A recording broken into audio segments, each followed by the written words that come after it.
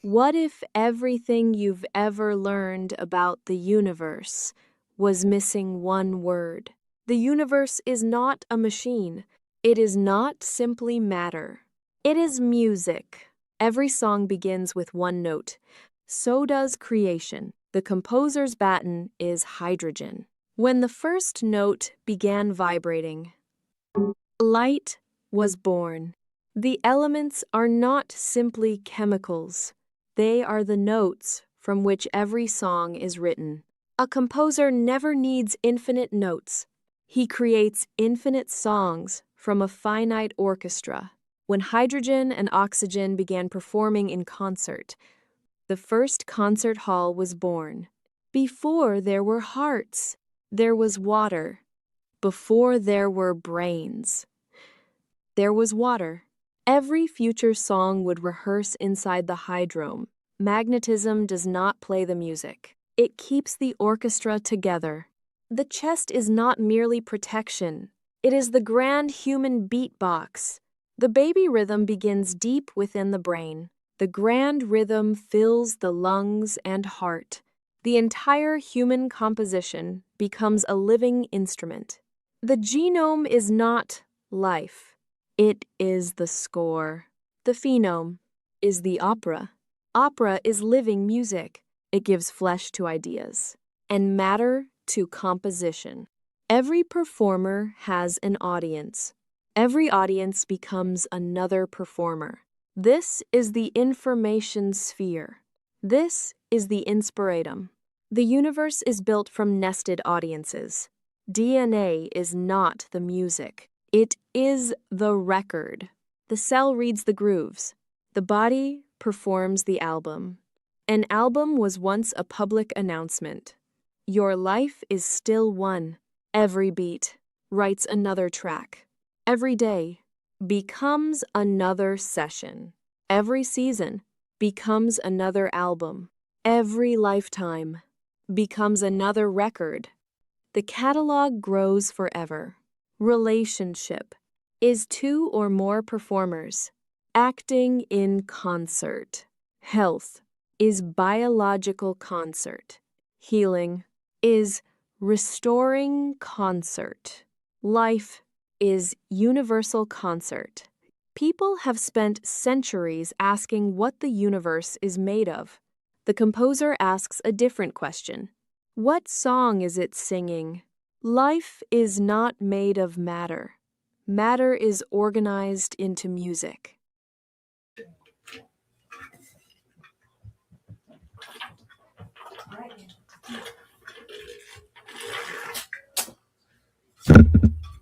My bad.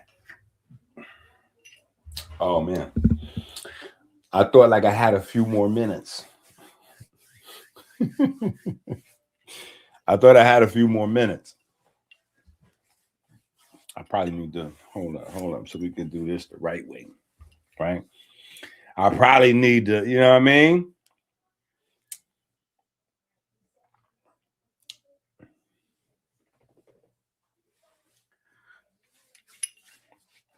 Yeah, I need to put this here the right way so we can get, you know what I mean?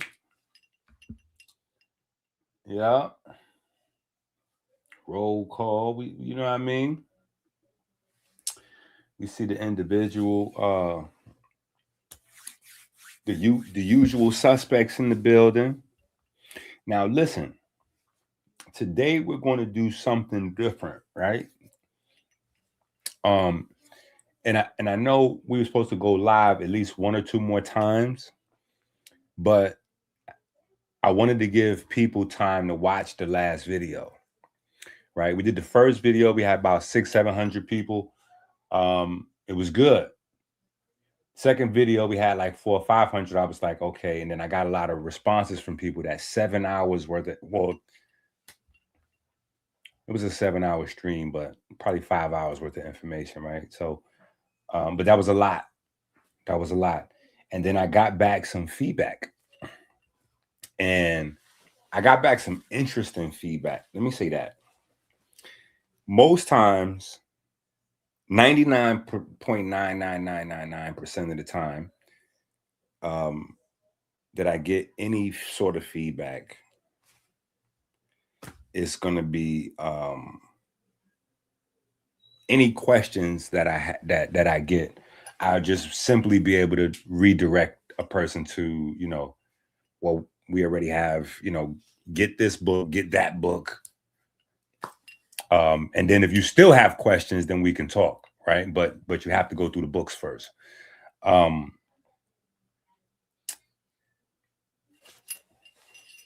Now, this is the book last weekend we were talking about. And the funniest thing is that this book was brought about by questions, right? And so we had 33 books explaining the spirit code in detail, exercise, food, everything, like everything. And oddly enough, I wasn't prepared to ask or to answer in terms of pointing to exactly to a book like Spirit Code Volume 4, you know what I'm saying? Or go get, you know, Comedic Naturopathy 27 or whatever the case may be. I wasn't able to respond to, can you prove with the Bible alone that the Bible teaches that God is music? I wasn't ready for that question. And the crazy thing is, again, I wasn't ready for that question in terms of pointing to a book. I was absolutely ready for the question, right? But I got that question, and then I also got, and this is offline. I got brothers that that they follow, but they don't really follow the YouTube like lives.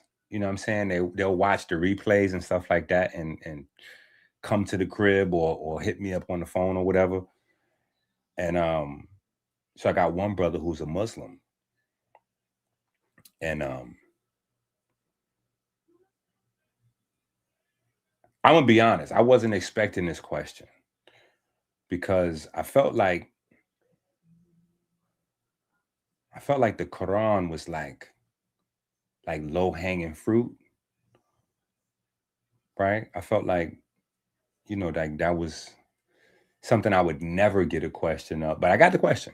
Can you prove in the Quran that the Quran teaches that God is music? You know, so I don't know what it is that I said last week that sparked people to maybe people are finally taking what I'm saying seriously, right? Maybe that's the case, but either way, so I sat down to answer those questions. I talked with the first minister a little bit, so she had some so anyway, I spoke with her a little bit. She had some commentary, so the book will be out soon, whatever. We'll talk about that later if we get a chance. We're going to talk about AB tonight, though. Rich abs, poor abs, the Adrien Broner case study, Deen sabotaging him, setting him up to possibly die on stream, all that. We're gonna get into all that, right? But what I wanted to say is congratulations to Paul. He's our first minister of birth, our first birthing minister. So we have Tika, our first minister, and we now have Paul. Congratulations to him on being the first minister of birthing. He has just, you know, completed the real-time study on that by having his first baby. And so that's what Paul's been up to. Congrats to Paul. We need to address him as, you know, the first birth minister or first minister of birthing. I don't know. I got to figure that out. Either way, however that title develops, it is his. So shout out to Paul. We got Hard One in the building. Hard One is a minister in training. He's going to be a minister sooner or later with us. We're gonna get hard one together. But you know what I think it is? I think that when I was talking about AB and I was talking about Deen, and so I think me talking about Deen so much, or saying Deen over and over in the context of the conversation, got maybe the scriptural people, the people of the scriptures, the Muslims, Christians, Catholics, Jews, Israelites, the people of the scriptures, it got them interested maybe because they the only people that really know what that means, Deen, right? For most people, when they hear me keep saying Deen over and over, they think I'm talking about the little light-skinned guy that's live streaming with AB, right? And that's not exactly the case. You know, in some instances, it is the case, but no, what I'm talking about is our series, Rich Abs, Poor Abs. Rich Abs, Poor Abs. And the one magical ingredient that you need to go from poor abs to rich abs. Now, let me show y'all what I did this year myself. Right? Because I know I have fat issues and sugar issues and just, I guess, all around hood nigga issues. I'm gonna just say that. I think that kind of encompasses it because, you know, we started the poor abs, rich abs thing long before anybody was thinking about Adrien Broner, right? So it just kind of fell into our lap. But as I'm looking at it, you know, as a case study, I'm looking and I could see so much in me, so much of my cousins, uncles, brothers, friends. Like it's my little brother I'm wrestling with right now. Y'all know I had two little brothers, you know what I'm saying? One passed from a fentanyl overdose, right? And then my other little brother, he was experiencing liver failure from alcohol, right? So when I'm looking at AB with his 10 kids, it's not just that I see certain reminders of me looking at him, his friends, his family. It's hood nigga disease.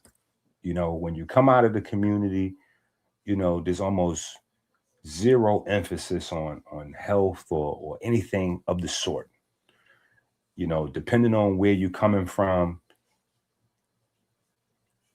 you, a lot of people don't even plan on long-term survival. It's so wow, right? So just making it to like 18 or 21, you know, you toast, you celebrate that. Like I made it. I'm 21 and free, right? Because that's the caveat. Like make it to 21, felony free or not, you know, just free, no encumbrances on your free will.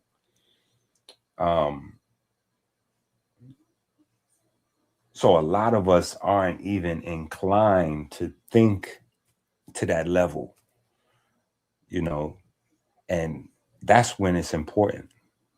That's when it's important because that's when most chronic diseases are forming. Now we know that most chronic diseases are forming in your childhood, not just habits wise. It's not just the habits. It's the actual. How do I put it? Right, in the technical sense, you would say like pathophysiology, right? But just in the brother Malcolm, you know, make it plain kind of sense, you know, to make it plain kind of sense, it's how do I want to say? I would say the mechanisms, like the systems that, let's take diabetes, for example, right? Type 2 diabetes.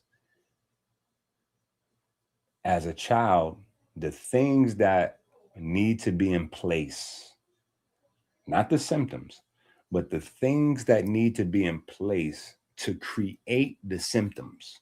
Remember that a disease or illness is a name given to a group of symptoms, right? And you have to somehow create each one of those symptoms. So each symptom has its own whole world of things that have to go wrong in order for that one symptom to appear, right?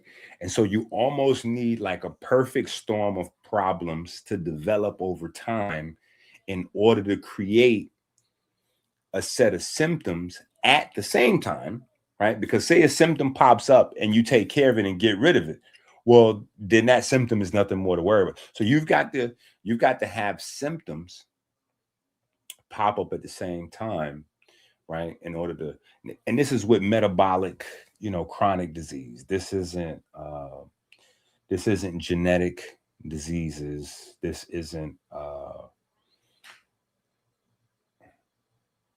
I don't want to say this isn't autoimmune disease, because some autoimmune diseases are kind of linked to metabolism and chronic illness. Some of them have their roots in genetics.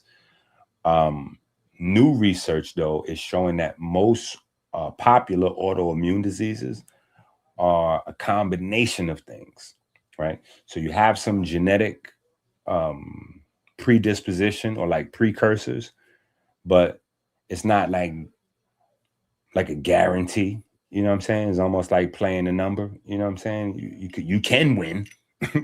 You can win, right? But it's not a guarantee that because you bought you played the number or bought a lotto ticket that you're gonna win.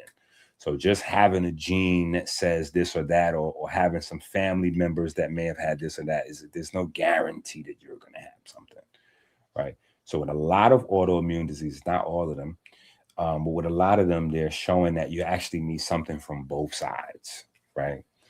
And that's what we want to focus on always. We want to focus on the controllables. What can I control? If there are genes that's acting crazy, how can I silence those genes? The gene doesn't have to speak. How can I put a gag order? Yeah. How can I get specific genes to sign an NDA? Yeah. We trying to get some genes to sign an NDA. We don't want these genes to be able to talk at all, right? And so there's the metabolism side, there's the respiratory side, and it helps when we stop saying lifestyle, right? When we stop saying lifestyle, and I've been guilty of saying lifestyle, you know what I'm saying? But as I learn more, and usually I learn more from people, right? I learned that there are traps, and usually the traps are set for the coaches, the trainers, the herbal salesmen, the product salesmen, like the health salesmen of all sorts, to kind of benefit some form of fashion. And that includes doctors or whatever the case may be. Usually when I say traps, I just mean like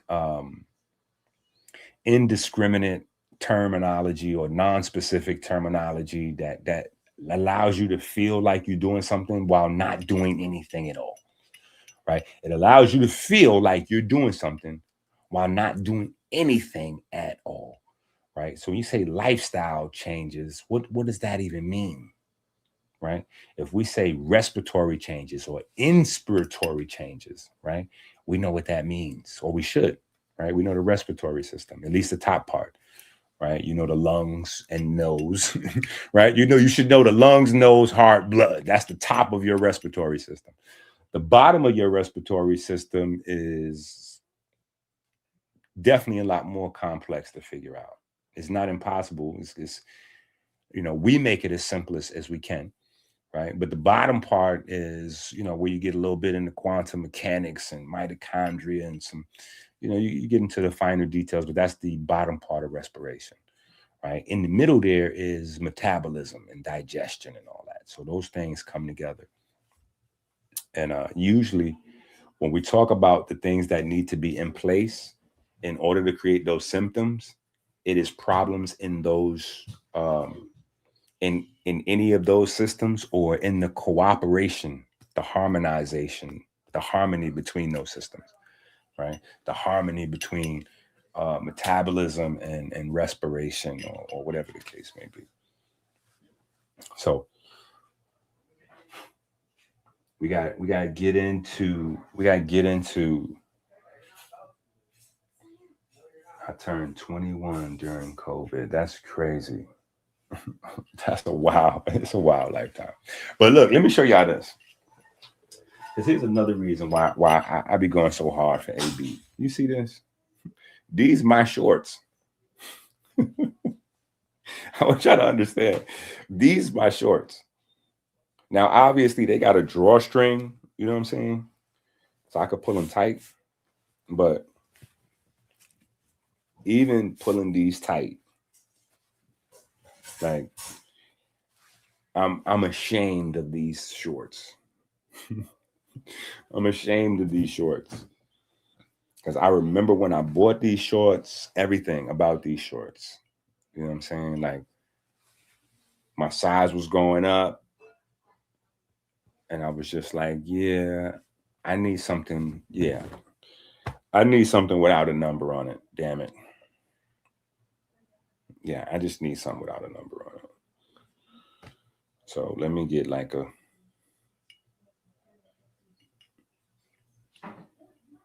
What you need, a large? Probably like a XL or double X. And you know what's crazy? The more time that I exercise and lose weight and then get fat again and then lose weight and get fat again, the more time I do that, your body actually gets, I'm not going to say better at carrying the weight because it's deceptive. It's like your body gets better at hiding the weight. It's almost like the fat gets smarter. Like the better, the smarter, the better you get at getting rid of the fat, it's almost like the fat cells themselves are learning to like defend themselves against you. So we're going to talk about that. In fact, now we do have books on that. We have some amazing books on visceral fat, the whole biochemistry, all of that. Right. But we're going to get into some crazy, well, not some crazy stuff, but we're going to talk about AB as our case study. And hopefully people can learn some stuff for themselves, their uncles, aunties, mom, dad, son, daughter, just some stuff that they can take away, real time, actionable stuff. But yeah, so I'm ashamed of these shorts and I'm proud of these shorts at the same time. Yeah. Because now I could use these shorts for, like, I don't know, maybe make an umbrella out of them. Maybe I could make an umbrella out of these joints, but these joints are huge. The size of these. Yeah. Not important. Not important. All right. So, but instead of doubling back into this book, like I said, all of what we discussed today, including our case study and pancreas health, we're going to talk about the pancreas. We're going to talk about liver health. You know, we're going to talk about the liver, the pancreas, all of that. We're going to talk about opioids, alcohol, the whole program. I do pray. They're killing me. Okay.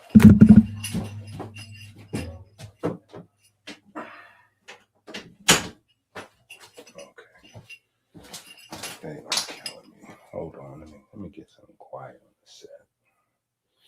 Let me get some quiet on the set real quick and all that. Travis made darkness feel cinematic. Drake made pain sound smooth and attractive. Post made loneliness melodic and passive. Uzi made sadness feel floating in magic. Big songs don't hit cause they lyrical only. They hit cause the brain get lonely. Simple hooks loop to the nervous system, know it. Ghosted the body singing for the mouth notice. That's dopamine science, electrical timing. Prediction and reward, the whole brain chiming. Every replay deep in pathways inside them. Now the song becomes your identity wiring. Travis made darkness feel cinematic. Drake made pain sound smooth and attractive.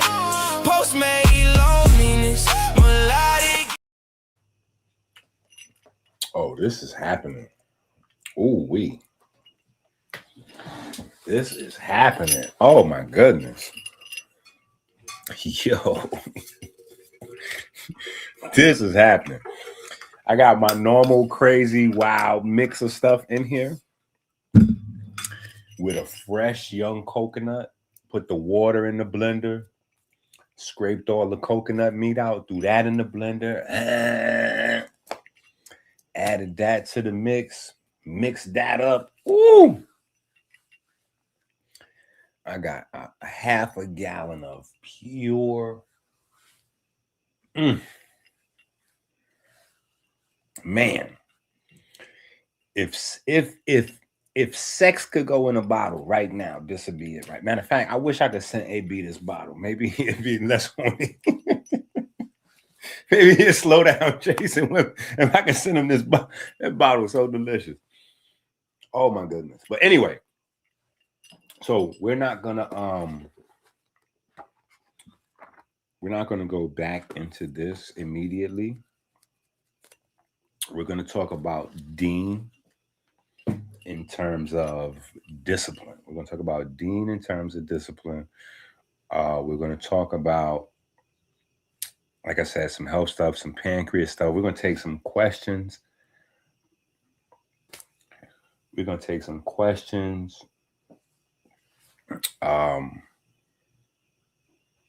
On the subject matter, right? We're gonna take some questions on the subject matter. People reading, studying with us.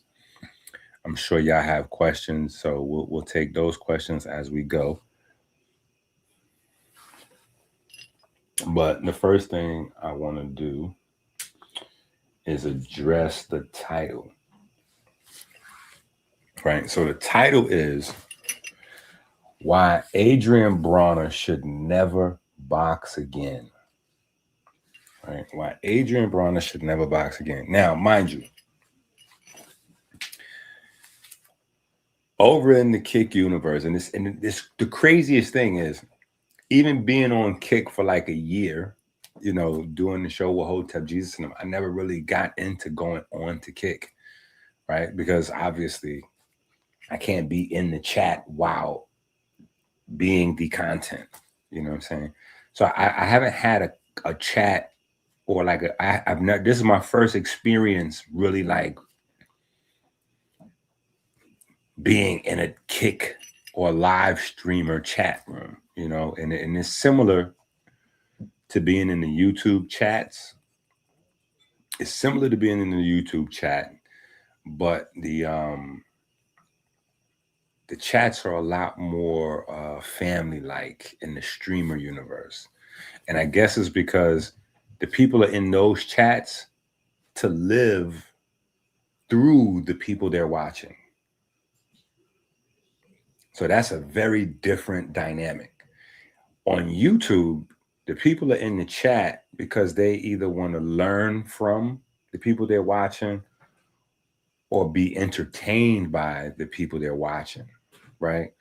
But you're not necessarily tuning into a YouTube video because you want to live through what I got going on, because people don't put their life like that on YouTube, right? So it's not to say anything yay or nay about YouTubers or kickers or whatever. Kickers? Kickers. We're just gonna call it kickers, you know, or Twitchers, because there's also Twitch.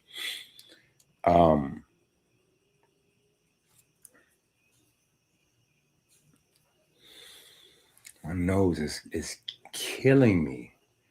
We had to cut some trees down, and I feel like the trees was fighting back. And maybe it just might be my guilty conscience or just like hurt my soul because I'm not a tree, but the city said, you know what I'm saying? And we got the power wires and it's a whole mess. You know what I'm saying? So we was out there, we cut down like 3-4 trees. Yeah, we cut down like 3-4 trees out there. You know, we was getting busy with the get busy.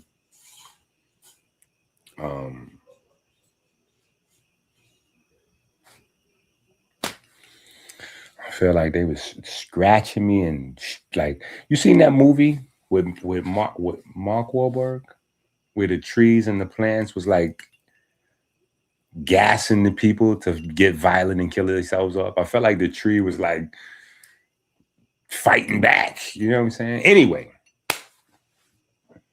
so we're going to get into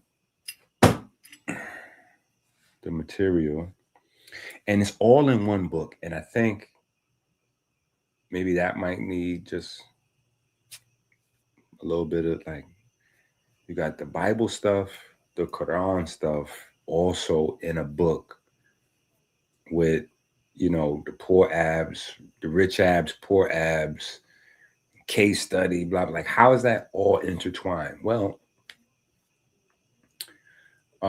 in the first part of the book, we kind of we go through more, you know, the first few chapters are more focused on the Quran than anything else. The next set of chapters kind of get into the Bible aspect of it. And then we get into our case study. Now, the important part about the first, I don't know, maybe 10 chapters or so, is if you don't understand the scriptural perspective on Deen, right, then a lot of the case study part won't make sense, right? So it just made sense in terms of flow-wise, right? The way your brain processes information and builds neural networks, for that to all be in one space. Because there are certain things like, and if we have time, we'll get into it tonight. Because I you know, we probably gonna get at least 3, 4, 5, 8 hours. I don't know. At least we're gonna get a good stream in. We're gonna get a good live in. So if we have time, we'll go into all of that. But we dig into some spaces that most Muslims have never they've never ventured. They've never asked these questions. And largely because they didn't know they were supposed to, because they don't have the right perspective on what the Quran is. And you know, there's this stuff that they're missing because they don't really understand that God is music. So if you don't understand God is music, there's a lot that you're missing. And there may be some things that you don't know are connected that are connected. You know what I'm saying? So even the health part, the Bible is all about health. The Bible is a health book. The Quran is a health book. The Bible and the Quran are health books. Now, I will say this. From my studies, the Bible focuses more on physical health. I'm not saying it doesn't get into mental, emotional, this and this. I'm just saying it's more grounded, pun intended. It's more grounded in the physical, where the Quran seems to make a heavier effort to focus on, I'm not going to say mental health. Yeah, I'm just saying mental health. Yeah, the Quran makes more of an effort to focus on mental health, you know. So intentions are very important. Moral decisions and your moral compass and why you do things. The Quran, even in some instances, people challenge Islam because it's almost like it puts more weight on intention of why you did a thing than the actual thing you did, right? So you could do a bad thing, But if you do it for a good reason, right, it almost balances out the sin, or in some cases override it. You know what I'm saying? So there are those objections, you know. But again, I think there's a you know, just there's certain things that we have to scratch and bring to the surface. And much of the research that we've been able to put out into the world, people don't people don't have a problem with it. Like, I don't want to toot my own horn, just be like, yeah, it's all 100% accurate. But, you know, people don't really have a problem with the information as much as they do the messenger, the deliverer. I ain't gonna say that they would prefer like an older white guy, you know what I'm saying? But they will prefer, like, you know, a Harvard grad or Stanford, you know, somebody that, you know, always has their tie on and the top button of their shirt buttoned. You know what I'm saying? And they would just prefer it like that kind of person to be delivering the information. They're more comfortable with it. And that says a lot. That says less about me than it does about them. Right? Because when I see a LeBron, you know, or even though, you know, Hove is out of his league right now, you know, trying to go back and forth with Drake or create a situation with Drake. You know, when I look at Jay-Z's story, it's still inspirational. You know, he can't mess with Drake, but Hove is still Hove. Right? It's like AB. He lost to McDonald, but we still talk about AB. Like, it's still AB. You know what I'm saying? Like, it's that L doesn't you know, taking a loss doesn't hurt your legacy. It defines your legacy. You know, how you move on from it is what makes you, you know, who you are. And sometimes we take L's early on before we even know, you know, coming out the neighborhood. And so when I look at these inspirational stories, you know, Eric Thomas, you know what I'm saying, the hip hop preacher, that guy puts a constant battery in my back. Pause if I need a pause there, but that's, yeah, when my battery is uncharged, boop, ET to the rescue. ET to the rescue. You know what I'm saying? Like, and just by circle of influence, you know what I'm saying? One of my achievements that I hold on to is that it's not really an achievement, but it is an achievement in a sense, you know, because one of my students, and two of my students actually, wound up being like the people that he went to get his life together. You know what I'm saying? In terms of learning, you know, how to eat better, incorporate plant-based, you know, not necessarily go full on vegan, you know what I'm saying? But just, you know, learn some things, learn some dishes and all that, and get some health information and some how-tos and all that from my team. You know what I'm saying? And so I wish one of them two suckers would have took me to meet ET, you know what I'm saying? Because that's in my bucket list. You know what I'm saying? Lay a verse down with Drake, 1v1 versus LeBron. You know what I'm saying? Get on stage with ET. That's my bucket list, right? But yeah, so inspiration. But when I see guys come from the neighborhood and they're able to achieve whatever they're able to get to, you know, that tells me that there's greatness in the neighborhood. So I would never look at somebody that dresses like I dress or talks like I talk and say, oh, you're not supposed to know this. You're not supposed to know this information. I'm going to distrust your information because it shouldn't be coming from you. You don't look like you're that smart. In fact, you look like me. So there's no way you should know. And so again, you know,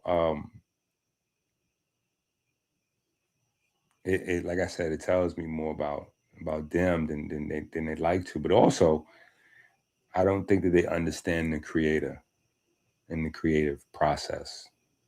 You know what I'm saying? Like the divine creative process, right? Because if you doubt yourself, you doubt the creator. And that's crazy. That's kind of wild. Yeah, if you doubt yourself, you doubt the creator. So that's kind of crazy.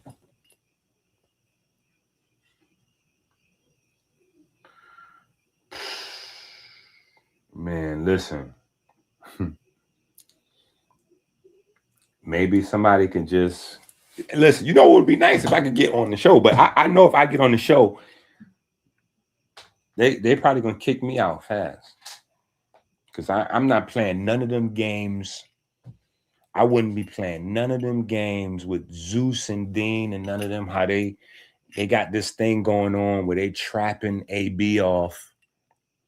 They trapping AB off and creating a situation for him to be drunk or you know, like promiscuous. All of the things that they're complaining about. They saying that AB is and I appreciate you, bro. I appreciate you. But they're saying that AB, you know, is an alcoholic and he just want to drink. They saying that AB is chasing all the girls and he's aggressive. La, la, la, la. No, that none of that's true. Well, it kind of is. Some of it is true because we watching the camera. But what I'm saying is he's being manipulated into looking this way, right? Because and people have short-term memory. You know what I'm saying? People have short-term memory. And so he wasn't chasing a bunch of women and acting a fool when he had a quote unquote girlfriend, a living girlfriend. He had a living girlfriend, boom. He was still being a player or what he considers to be a player, you know, but it wasn't like looking crazy, right? Because he had something, you know, it's always different when you got something laid up, right? You got something laid up. You know what I'm saying? You depending on your age and where you at, you might still be on the prowl a little bit, but you got something laid up, right? And so when you're moving around in a younger crowd, you know, in order to keep it flowing and look, you know what I'm saying, and be, sometimes you got to look, you know, you got to do certain things like that. But when he had his girlfriend there and when he was sober, the first week or so, matter of fact, you know what's funny? We don't even have, I could let AB I could let first week from the lock-in AB. We're going to let AB, first week AB from the lock-in explain this himself. How about that? Because the images of AB that's out now is crazy. Right? So let's look at some of these first week images of AB. Let me find these videos real quick. Let me pull up some of these clips. I'm going to show y'all AB first week. This is very different than the image that they trying to portray of him. And you have to watch when people destroy your character in public, because usually they're doing that to lead to something.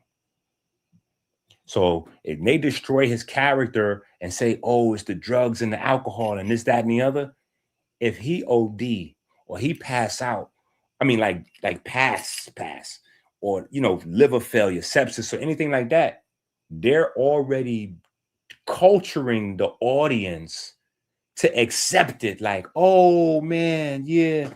Oh, what if he could have, you know, man, you know, rest in greatness. If he just could have just got it straight. Nah.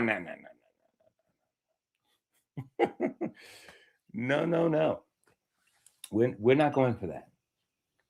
We're not going for that. Just for all parties that need to know, we're not going for that. We're watching closely. We're watching, and we're not going for that.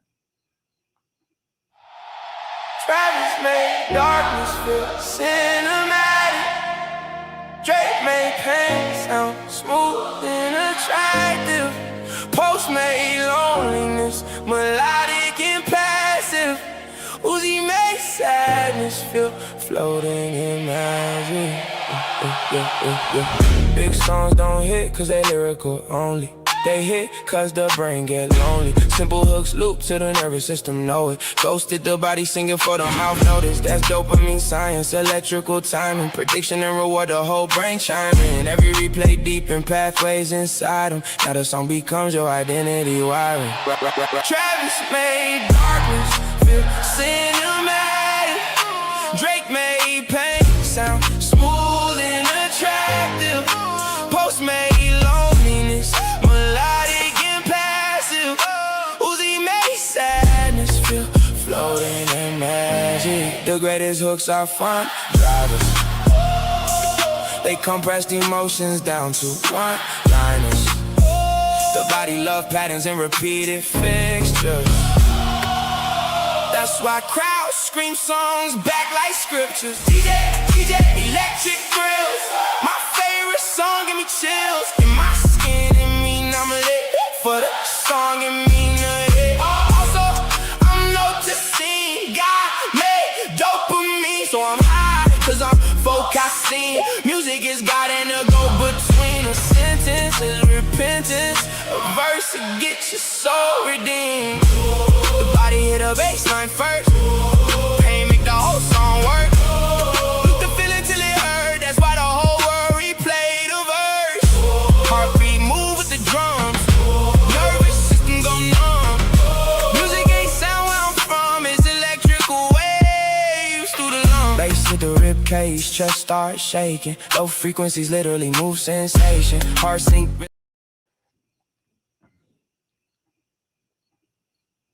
Okay.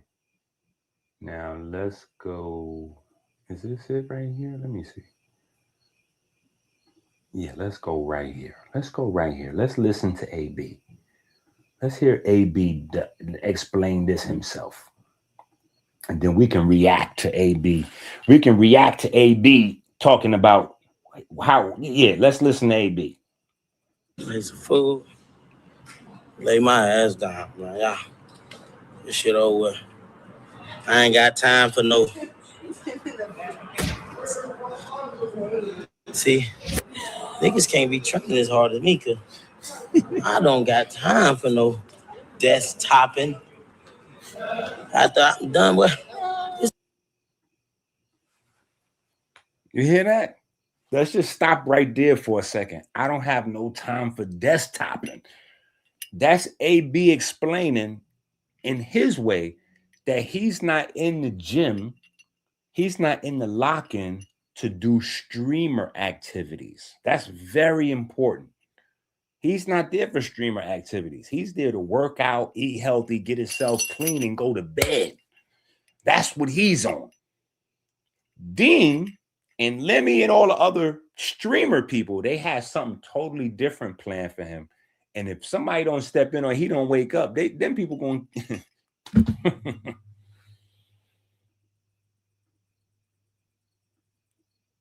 Lay some food. Lay my ass down, man. Yeah. This shit over. I ain't got time for no. See, niggas can't be training as hard as me, cause I don't got time for no desktoping. After I'm done with, it's time to eat, and I gotta lay my ass down, man. Got to. And get ready for the morning run. period. You know? Then after that, we're done for the weekend, but we gotta get that run in the morning. Period.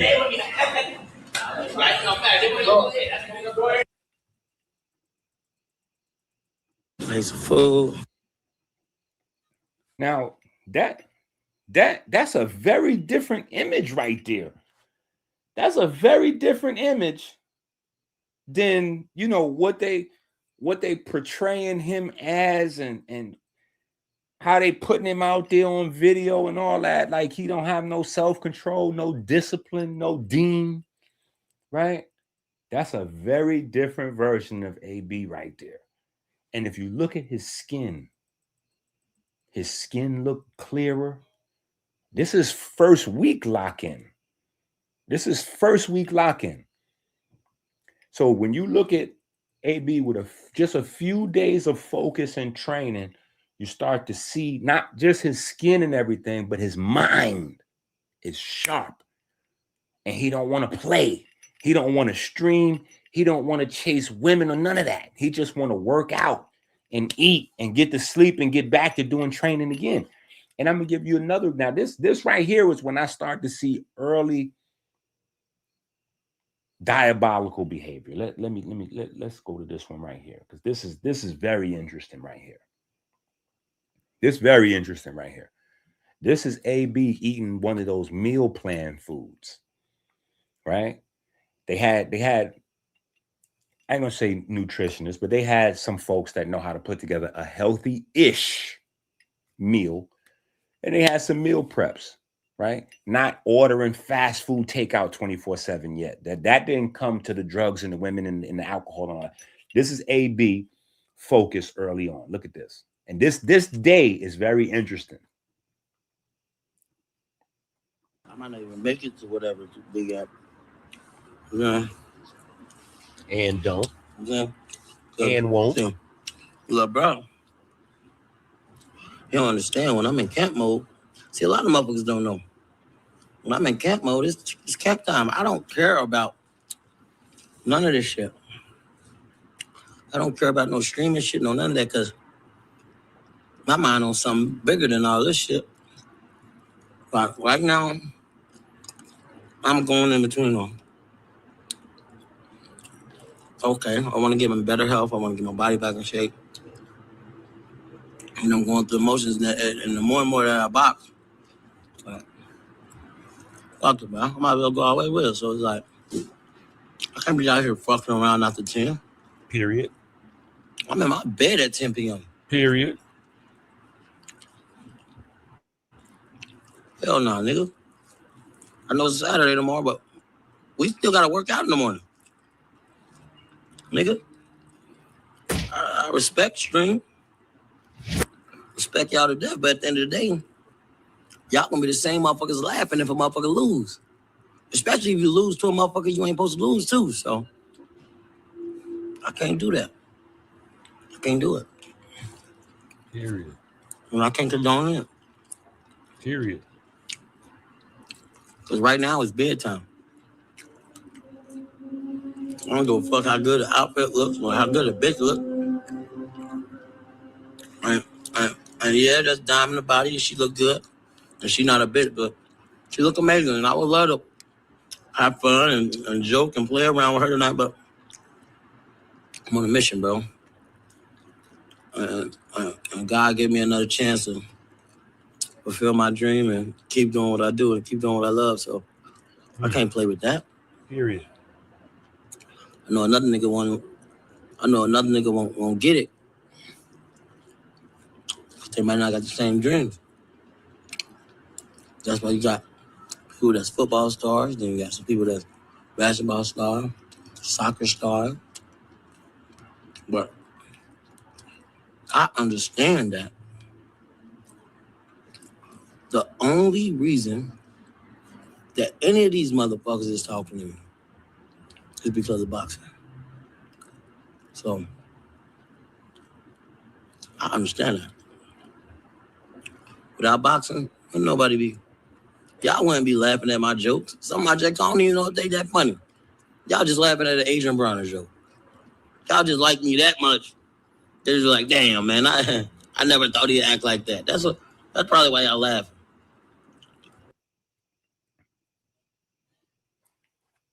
And the girl that just walked in the background, that was his girlfriend. Now, mind you, as a boxer, Adrien Broner has the hands and the feet. It looks like he Adrien Broner feet looked like he was alive in the Flintstones. You know what I'm talking about? He looked like he could put one of them feet outside the car and stop it. You know, the Flintstones, they use their feet to put the brakes on the car.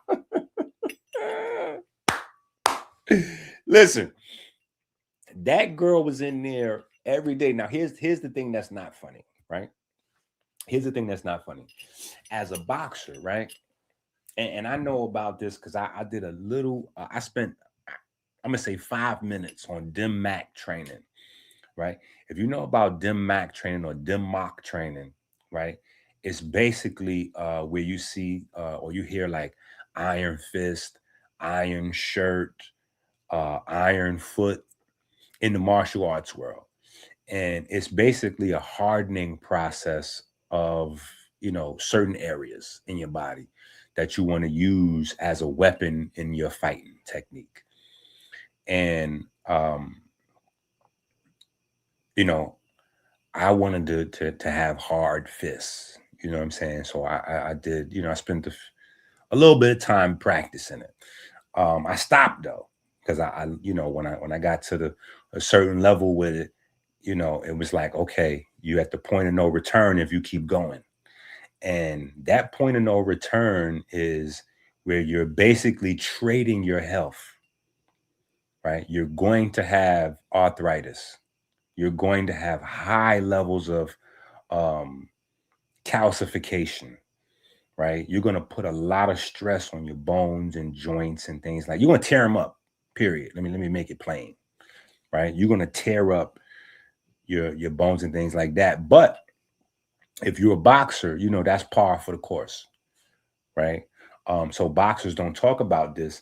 And we as fans, we're not supposed to know none of this, right? So that's another reason why I be like the Lone Ranger to the point where even some of the fans of AB that they know I'm with A, they don't, you know what I'm saying? They be upset because I be going too hard sometimes, but it's just because they don't understand, right?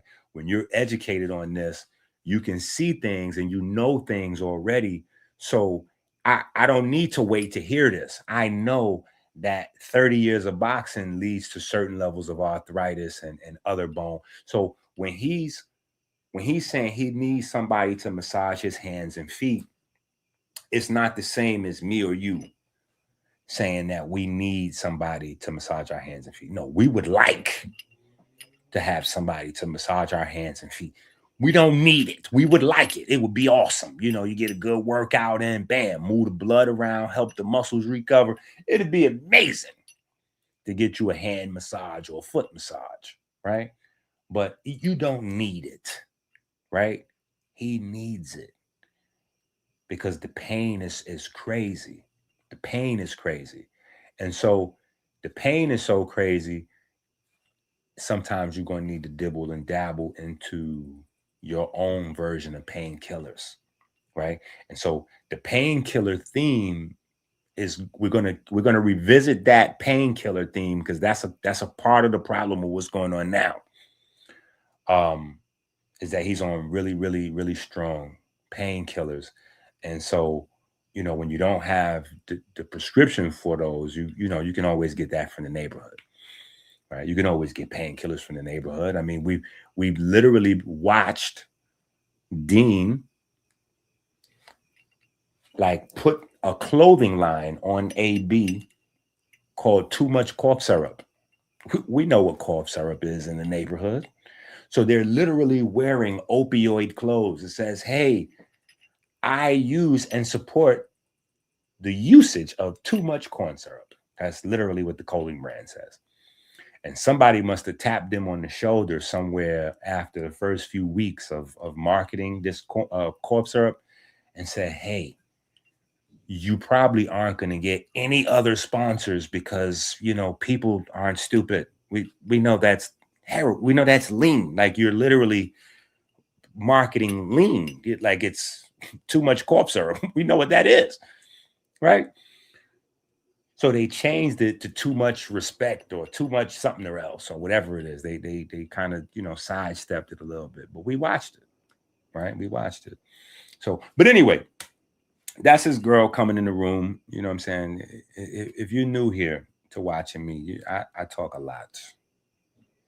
I talk a lot. Sometimes I can get lost, and you know what I'm saying? I have to bring it back.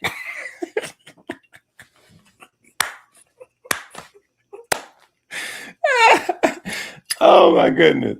So, but anyway, that's his girl coming in. You know what I'm saying? So I'm saying all that to say that AB probably, now mind you, I haven't went with him to the doctor. So anything I say is I'm not reading the diagnosis or making a diagnosis. I'm looking at what I see and I'm making a educated guess. Educated guess. You know, plus I know boxers, I've helped boxers. So, you know, other martial, I know people who've had, you know, arthritis, severe arthritis, and how they got it. Right. And am I saying that you need to be in a contact sport to get arthritis? No, I'm not. But your hands were not, your bones were not designed for you to punch rocks for 30 years. And that's literally what you're doing. Your skeleton is rocks, right? And the other person's skeleton is rocks. So not only are you, you know what I'm saying, when you hit, that's why there's really no winner in a boxing match. You know what I'm saying? Winning in a boxing match is an illusion. That's fake. That's pretend. That's not a real thing. There's no such thing as a winner in a boxing match. In a boxing match, and this is one of the reasons why I thought Floyd in the ring was the best. You know what I'm saying? AB was like my overall fan favorite. It's like people right now, there's a lot of people that might say Steph Curry is their personal favorite basketball player, even though they may acknowledge LeBron or MJ as the GOAT, right? But they say, nah, Curry is him, or nah, KD is him. You know what I'm saying? Like, that's my favorite. Similar with AB and Floyd and even Sugar Ray Robinson to go back in history. But Floyd had an outlook that you could see was a multi-generational boxer outlook, right? He always said it's about taking the least amount of damage in the fight. He's the only boxer that I ever heard talk like that. No, boxing is about taking the least amount of damage. I don't care what nobody say. It's about taking the least amount of damage, least amount of damage, least amount of damage. And it's a lot of damage you get. You know, it's brain damage, but it's also your hands, right? And when you start to damage your hands, you're not just damaging the bone, you're damaging the nerves that runs through your arms all the way back to the spine. And those same nerves are also responsible for other things, right? So you have nerves. A nerve may run through an organ, gland, and a limb. You know what I'm saying? Like, so once you start damaging bones and you start getting calcification, you're going to start having like nerves getting pinched and all kinds of stuff going on, like just little things that accumulate and just turn into, it's painful. So anyway, I'm saying first week AB had this girl dedicated to him, and we watched literally Deen recruit other people in the warehouse to call this girl like shithead. Like literally they were calling her doodle bot. You know what I'm saying? Which is basically like shithead. You know what I'm saying? Like just out of nowhere, like they just kept saying it and like every day until she couldn't take it and she left. You know what I'm saying? Like they forced AB to be alone. And while some people that are young, usually 20, 25, they don't really know much about the world, loneliness and depression is literally like Malone and Stockton when it comes to drug addiction or alcohol addiction or any form of addiction. It's not depression and anxiety, because depression and anxiety almost like poles are the same, you know what I'm saying? But it's that loneliness. Loneliness is the most, it's the craziest thing for a human because it's mental. It's a mental thing. And you could be around mad people and still feel lonely. You know what I'm saying? Loneliness is why do you think they punish people by putting you in jail? The idea was to make you lonely because lonely is when a baby is born, if the baby is not touched, the baby could die. That should tell you something about the human design. Humans are herd creatures. Lonely it'll drive you insane. It'll drive you to, so when a person's going through trying to recover, yeah, it's times where, they got to walk, on their own, but support is everything. Support is everything. And if you can catch somebody early in their stages of trying to like rehab themselves and remove everybody from around them that's supporting them, that's a guaranteed relapse. Go look it up for yourself. Go look that up for yourself. So when I'm looking at the show and they run off this girl and then he gets another girl. They run off that girl. He finds another girl. They start calling her the same name. Shit. She's out. Pew! She don't even stick around. So they're running off every girl that he comes around. So it's like you just gotta peep it. Anyway, we supposed to have been watching this video, right? My bad.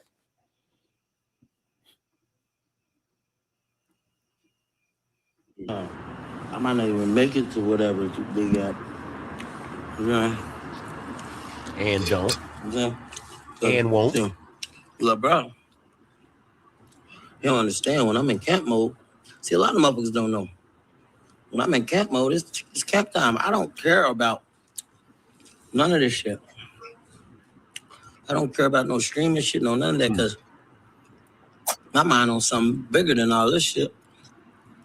Like right now, I'm going in between them. Okay, I want to give him better health. I want to get my body back in shape. And I'm going through emotions, and the more and more that I box, I might as well go all the way with it. So it's like, I can't be out here fucking around after 10. Period. I'm in my bed at 10 p.m. Period. Hell no, nigga. I know it's Saturday tomorrow, but we still got to work out in the morning. Nigga, I respect stream. Respect y'all to death, but at the end of the day, y'all gonna be the same motherfuckers laughing if a motherfucker lose. Especially if you lose to a motherfucker you ain't supposed to lose to. So, I can't do that. I can't do it. Period. And I can't condone it. Period. Because right now it's bedtime. I don't give a fuck how good the outfit looks or how good a bitch looks. And yeah, that's dime in the body and she look good. And she not a bitch, but she look amazing. And I would love to have fun and joke and play around with her tonight, but I'm on a mission, bro. And God gave me another chance to fulfill my dream and keep doing what I do and keep doing what I love. So I can't play with that. Period.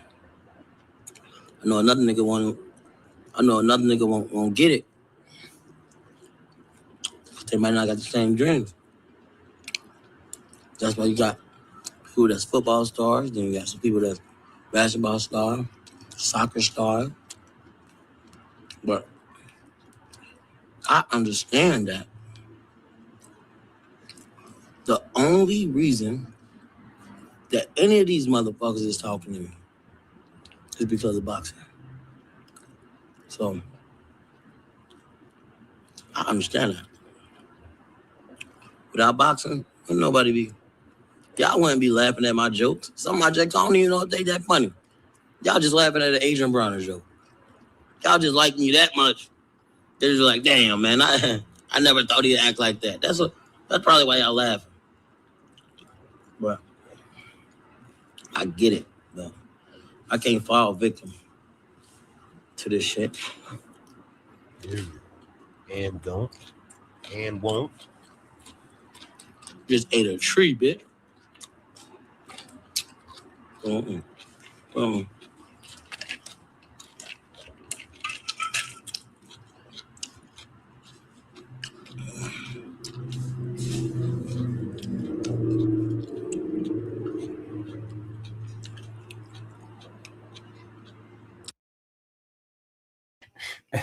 Yo, yo, that's the hood in him though. Like he proud to be eating his vegetables. You know what I'm saying? Like he proud to eat his vegetables. I ain't gonna talk a lot, but I'm just saying.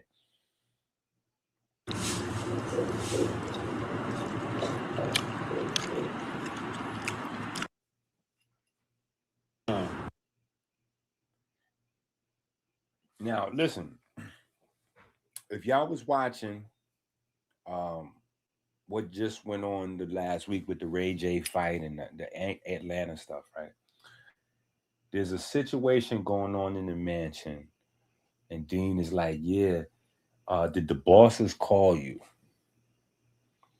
And AB is like flagging him off, like, yo, I don't want to hear that. And he's like, all right, well, let's come have a private conversation. And he'd be like, nah. You know, he started getting crazy. And the people watching, everybody is watching like, oh, that must be the alcohol or the drugs or whatever. He's like, nah, no more than private talks. I know what's going on. See, them private talks is where he gets talked into doing something that he don't want to do.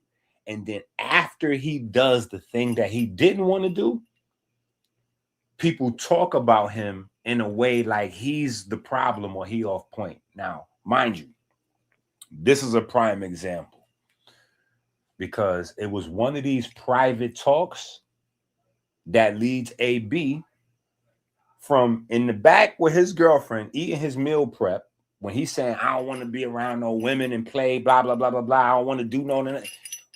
He has one of these private talks with Deen and the bosses. And then the next scene we see is this. Let me show you what the next scene look like. Here go the next scene. This is the next scene we see. This is the next scene we see. This is the next scene. Look at his outfit. Look at his clothes so you can see this the same. Look at this. Will you look at this? Will you look at this? This is the next thing we see.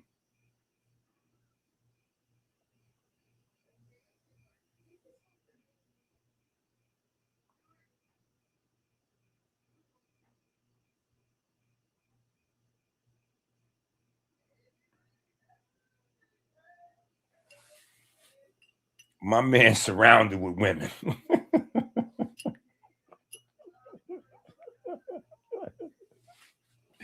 Now, let me ask you a question. If I got a girlfriend and you my homie, like my real homie, not guys in the neighborhood I might step out, hang out with, but if you my homeboy and I got my lady in the crib, do you bring 20 chicks to like if me and you roommates, I got my lady, do you bring 20 chicks to the like what are you doing? And this is supposed to be a lock-in with no temptation. Like we focused on rehab and training. What do you bring? You bring 20 girls in pajamas up to the crib, and half of them is like, you know, pay to play type. What we doing? Come on, man. That's a classic. Classic. So we just been watching this go on and on and on. On and on and on. And it don't gotta be like, oh, this scene cut to that scene. But if this is his mindset, I don't want to be around that. I don't want to play with that. Why would you bring them girls around? And then the worst part is they start saying, well, the girls should not be punished because AB is trying to withdraw from alcohol. So what we need to do is when we bring in the 20, 30, 40 girls to twerk and sell their body and do all that, we need to allow them to drink alcohol because that's what they like. So we need the girls to be able to drink. And, you know, AB is a grown-ass, you know, AB is a grown-ass man, so he know not to drink none. Now, that only sounds smart to a fool. Again, alcoholism is not a choice. It's a disease. You know what I'm saying? We all saw New Jack City. Thank you. We all saw New Jack City. Right? Yes. I already drank a half a gallon of water. Drink your water. Well, My special mix of water. Yeah, but it was too delicious. I went through. But my point is, though, that's only a fool would believe that. We all saw New Jack City, right? So even if you don't know the technicals, you know you saw New Jack City. What was the big lesson that we learned in New Jack City? You don't put Pookie back into the crack house. You don't put Pookie back in the crack house. We know if you don't know nothing about addiction, withdrawal, the power of influence and temptation, and how in the early stages, none of that could be around. In the early stages of kicking addiction, all that, you can't have none of that around you. That's why, you know, they usually go to a retreat somewhere or a treatment facility somewhere where they could be, you know, locked in. But for the idea of creating some income and streaming and all that while doing the woo-woo, they put together this idea of locked in. And, you know, like I said, early on, AB was locked in and focused until, you know, they kept coming with the banana in the tailpipe situation. You know what I'm saying? And so, you know, you could fool some of the people some of the time, but you can't fool all of the people ever. Especially not on a live stream where we all get to watch what's going on. We're all watching. Now, the person you might be putting the banana in the tailpipe, that person might not be able to catch what's happening in real time. But you gotta know that the people that's sitting at home watching, because we get to watch and catch what we catch, and then we get to talk to each other and compare notes and be like, hold up, did you see that they just put that bottle of, how's that bottle right? Oh, no. I seen that. And I seen this. You're like, wait a minute. I ain't see that. So you're starting to put together even a bit. You can't get away with, like, you know what I mean? It just don't work that way. You can't get away with sabotaging somebody as popular and as well loved as Adrien Broner on a live stream.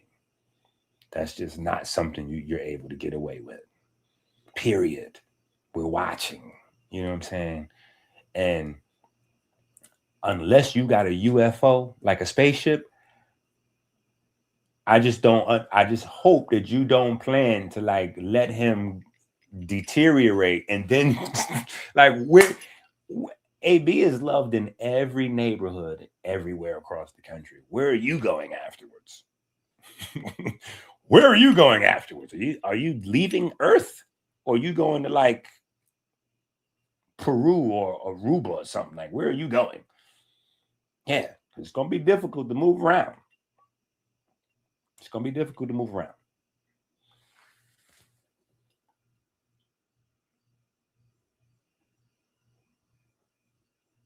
Okay, you haven't seen New Jack City. It's okay. You young. You a YN. Yeah, you a young netcher. You a YN. So you might have missed New Jack City. But all of us older folks, we saw New Jack City. I think everybody over 35 has saw New Jack City. And people in between 35 and 40, yeah, you might have a pass. Like you sure you might have seen it and didn't even remember seeing it. But definitely, if you're over 40, you definitely seen New Jack City. New Jack City is where Ice-T, you know, got famous. Chris Rock got famous as actors. You know what I'm saying? That was like their big movie. Wesley Snipes was in that movie. A lot of the black stars, you know, like a lot of what we see in terms of black actors, black Hollywood, even the blueprint that like 50 Cent is using with Power in those types of movies, that came from the New Jack City. You know, like that was one of the earliest movies, big budget. That was one of like the earliest big budget movies about like the neighborhood, you know. So that was, you know, like even with other movies like what was that, like Boys in the Hood or some of them, you don't really have anybody in those movies. You know what I'm saying? Those are like classic movies, but there's nobody in those movies. You know what I'm saying? It's like Ice Cube is in the movie, but at the time, you know what I'm saying? Ice Cube is a superstar in hindsight. You know what I'm saying? But at the time, he was doing his Master P thing. Like those wasn't considered like Hollywood. You know what I'm saying? But New Jack City was like Hollywood. You know what I'm saying? Like this was a big screen, you know, and so that laid the groundwork for a lot of what we see now. You know what I'm saying? But anyway, let's get to some of this work, because I know a lot of people had questions about, you know, some of the potential conditions that that we're seeing, right? And some of the stuff about what looks like drug use or recreational drug use, I should say that. What looks like recreational drug use and all of that. So let's walk through some of this stuff. Let me see what I have. How did I organize this to have the discussion?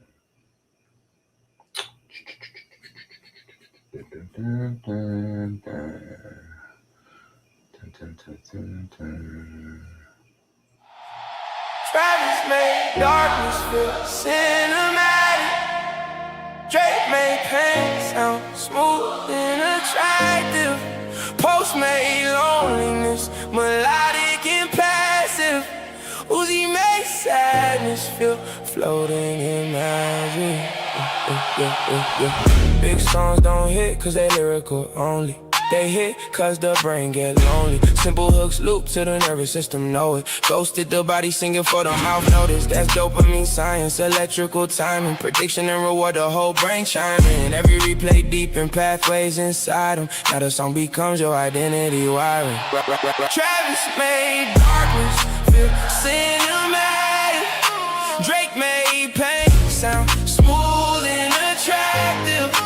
Post made loneliness melodic and passive. Uzi made sadness feel floating in magic. The greatest hooks are fun drivers. They compressed emotions down to one-liners. The body love patterns and repeated fixtures. That's why crowds scream songs back like scriptures. DJ, electric grills. My favorite song give me chills. In my skin, it mean I'm lit. For the song, it mean a hit. Also, I'm noticing God made dopamine. So I'm high, cause I'm focusing. Music is God and a go-between. A sentence is repentance. A verse to get your soul redeemed. The body hit a baseline first. Pain make the whole song work. Look the feeling till it hurt. That's why the whole world replay the verse. Heartbeat move with the drums. Nervous system go numb.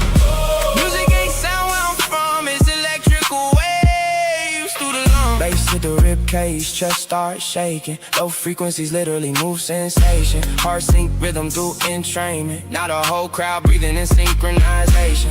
That's why arenas cross the spiritual fine line. 10,000 nervous systems on one timeline. One hook, one tempo, one guide. Music turns separate bodies to one hive. The best songs leave room in the production space. Let the listener emotionally function. Too many sounds create mental disruption, but emptiness let imagination touch it. Reverb make memories more like tuning. Vocal signatures, emotions are human. Distortion make the pain feel vivid.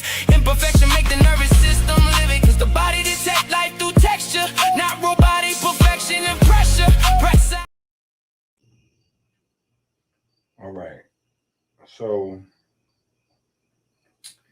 all right, the first thing I think I want to do, because there's a lot in this book. So y'all know everything is always meticulous. Everything is always meticulous. And so, you know, we all the way back in Kemet and the Rhyme Papyrus, and we all over the place. But you know, to save time, we'll get into that. You know, we're gonna get into all of it. We just may not be able to do it today. But the reason why we got to go through some of that history is because the very first book in the Spirit Code set, you know, we talked about what is real food. and we talked about the changes that Trump and RFK are making to the program and blah, blah, blah, blah, blah. And one of the changes is that he's moving us off a standard that was based around your BMI, right? Your body mass index, to a different standard. Now, the interesting thing is the new standard that RFK put us on. See, people don't know this. And this is the thing where I be having problems with these comedic scholars, is because like, I'll be like, yo, what is it that y'all are studying? Like, you're not studying comedic science, because the whole world around us is being built right out of these, you know what I'm saying? Like, it's coming right. So, but anyway, the formula that he's using now, it comes right out of the Rhine papyrus. And this is the standard that RFK put us on. And so people are, you know, kind of mad with me because I should be like against. I should be against, you know, if you're like, oh, if you're not supporting Democrats, you're not black. Like, it gets a little crazy. It gets a little crazy. You know what I'm saying? Like, you know, so when you're trying to navigate the politics based on your skin color, it gets crazy for both sides, you know what I'm saying? So, but the new formula comes directly from the Rhine papyrus. It's the BRI, right? It's the BRI, and it is pure geometry. It's pure geometry. It's pure, it's volumes. Literally, it's volumes. You know what I'm saying? And they're using circumference and height to give you, you know, what your potential to be healthy is, or your potential to wind up with metabolic disease is, right? And it is surprisingly accurate. But, you know, it you know, the history of it is a part of its beauty for me, right? So we go through that whole thing in the book. We'll have that. We'll have some future classes, and we'll discuss that. We'll go in more detail with that. Now I want to jump down to AB, right? I want to jump down to AB. So the first thing is when we're looking at the health, right? Now, again, we're making up, you know, our ideas. We don't have no real paperwork from his hospital to say this or that or the other. We're just looking, right? But the BRI is important because it gives us standing, meaning we have a professional standard. The BRI that RFK and them is coming in with is basically telling you, if your BRI is like this, basically, if your waist is this size, if your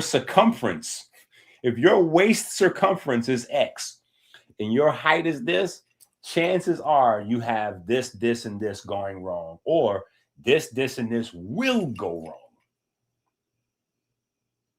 And so in order to avoid certain things, you want to change that body geometry.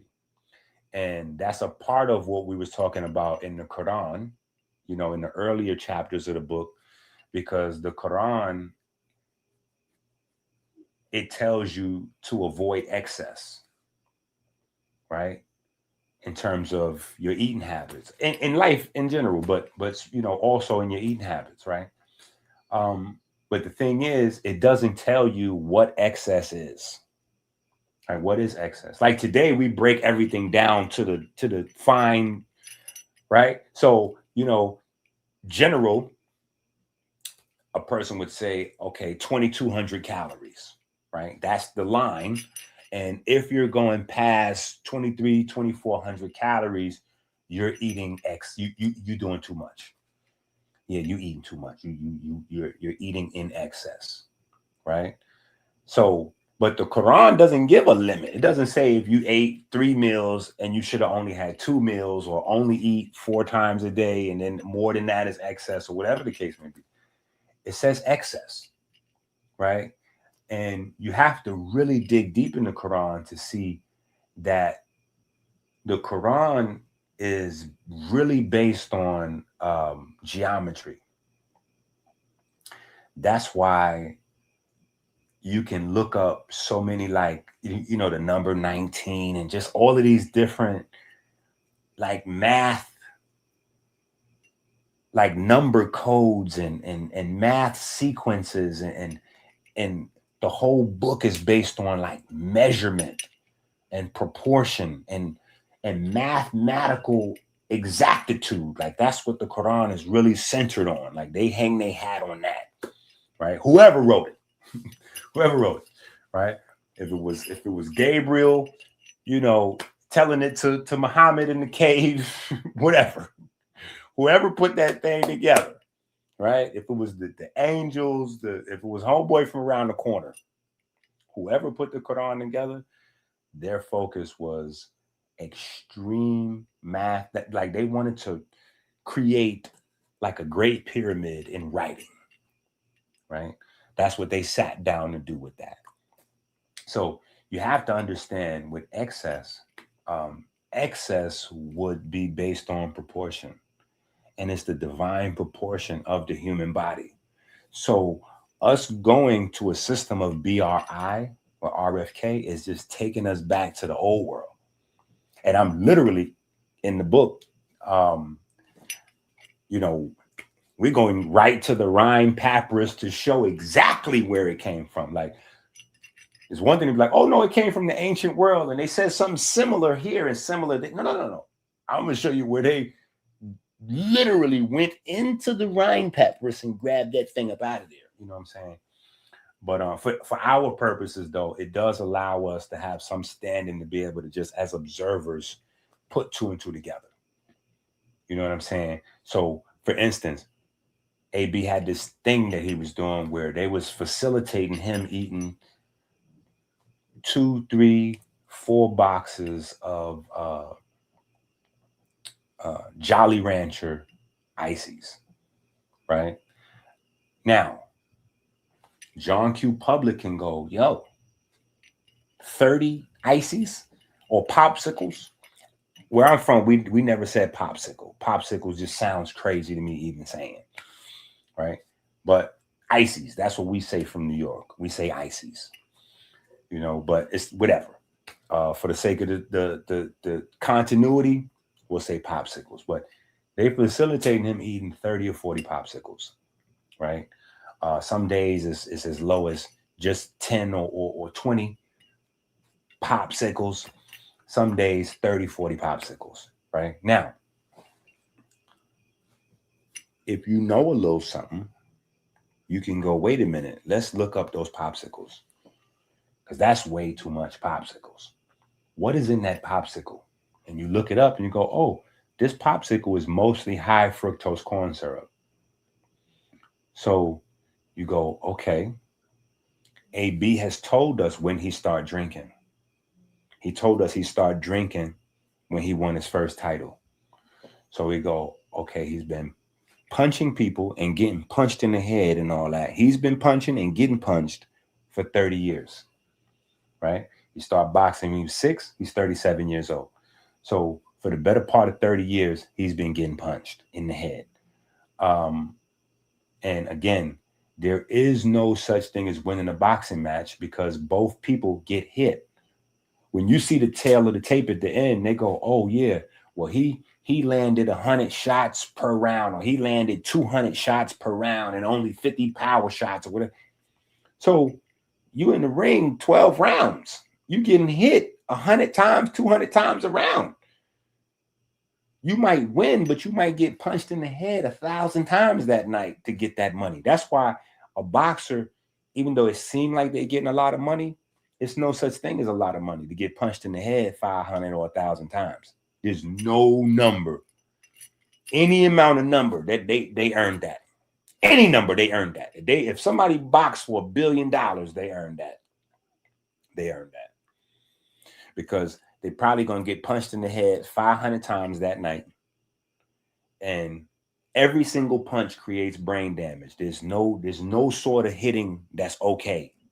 There's no headgear that protects. There's no football helmet. And you know, if a football helmet don't stop you from getting brain damage every hit, you know them little cotton-filled boxing masks don't stop you from getting brain damage. So, and then in order to get to a fight where that many people's watching you, you got to spar and go through training camps where you might get punched in the head 10,000 times in preparation for your fight. You know what I'm saying? So you got to factor that in. That changes the brain chemistry. That changes the thickness of the skull. That puts scar tissue in it. You know, we listen to all these boxers talk. If you can't hear Tank Davis talking and you can't hear the brain damage, if you can't hear the brain damage in Floyd Mayweather talking, if you can't hear the brain damage in Zab or Shane or any of these boxers, the problem is not them. The problem is you. You can hear the brain damage. It's only a handful of boxers where you don't hear brain damage. And those is the guys that ran away from money. Like Terrence Crawford, he's running away from money. It's all kind of money on the table for him to keep fighting. He's out of there. Why? Because you forgot. Terrence Crawford got shot in the head and all that before he even became a boxer. So think about that. He got shot in the head and all that, or the neck or something before he even became a boxer. So for him to take all this abuse and all that to get to where he got to, man, he grabbed that Canelo payday and was like, I got to find me a way to get me a few dollars without getting punched in the head. I want to be around for my kids. I want to play with my grandkids, maybe. Right? So he ran away from money. You know, Floyd's plan was to run away from the money. But Floyd, unfortunately, you know, 50 Cent made fun of him and all that. Floyd didn't really educate himself.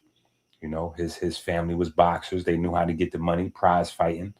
And so he focused on that, all of his attention on that. And that's what made him great, you know. But also in that scenario, you need to have like Mom Dukes or somebody holding it down, you doing your business, not quote unquote businessmen that you met that's only attracted to do business with you as a boxer because they only looking to grab what they can grab from you and discard you later on and move on to the next thing. You know what I'm saying? But we can hear the brain damage in these guys. You know what I'm saying? Andre Ward is another one. You know what I'm saying? Andre Ward ran away from all kind of money on the table. Nah, he got his bag. He got his brain still. He's gone. You know what I'm saying? And that's not to say that Terrence Crawford or Andre Ward don't have levels of brain damage. It's just, you know, they taking care of themselves and they managed to get up out of there before it started to really progress. You know what I'm saying? Like they made it and they made it. You know what I'm saying? So we can't act like we don't understand what's going on. And so when I'm watching him eating 20 frozen high fructose corn syrups, that's how you got to think of it. Like let's look up high fructose corn syrup for the people that don't know any better. Right? Because this is what we watched. We watched him eating 30, 20, 30 of these, and people like, oh, he's getting fat, and that's the other part. I think that's the part that I really needed to discuss with people is because the people in the chat, the mods and all that, they love me because they know I really love AB. So even when I say something in the chat that I'm not supposed to say, that I might get timed out or banned for, they understand two things. A, he's an old guy that's, in the world of live streaming, I'm old at 49. It's okay. I've accepted it. But he's an older guy that's just learning the etiquette of this. And his heart's in the right place. So, we're going to let him slide with a few. We're We're gonna let them slide. You know what I'm saying? But when I get to talking my health stuff in there, they go crazy. Everybody be flipping on me in there. And it's just, I understand that they don't know any better. You know what I'm saying? So they don't understand why I'm getting riled up. They're like, yo, it's just this. All AB got to do is lose weight. I'm like, whoa. Nah, bro, he can't just lose weight. That ain't that. It ain't, he just dropped some pounds and then he in the fighting condition. Nah, man, it's a lot that's going on up underneath the hood of that car. Yeah, it's belts that's worn out, the alternator shot, ain't no spark, the spark plugs ain't sparking. Like, nah. Just because you can get back and forth to work with this car don't mean this car is ready to go at the Indy 500. You ain't ready to jump on the Formula One. You can't do that with this car. This is a beater. This will get you to work and back if you're lucky.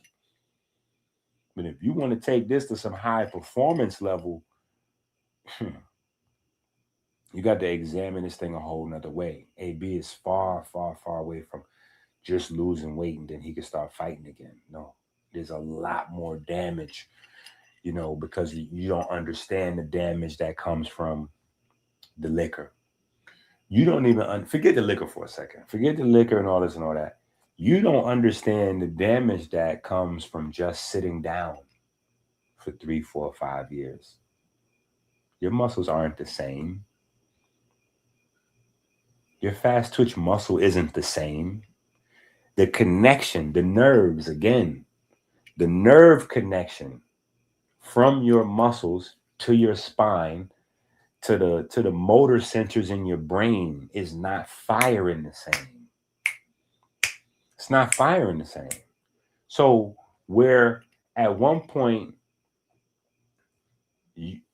and AB's best thing was his ability to he was like Neo in the Matrix. That was AB's main talent. AB's main talent was his nervous system and his brain. That was his thing. He could see you within a fraction of a second getting ready to punch, and he could get out of the way of your punch and then be coming back with his counter all before you even got your joint out the holster, right? Well, he can't rely on that nervous system anymore because, again, when you have the calcification of the bones and it starts affecting the nerves and all that, that's going to slow down the reaction time. The reaction time is how fast you can see it, process it, develop a plan on what you're getting ready to do, and then execute that plan. So in martial arts, which boxing is a part of, you want things to become habitual. And we got books on this. We got books on this, right?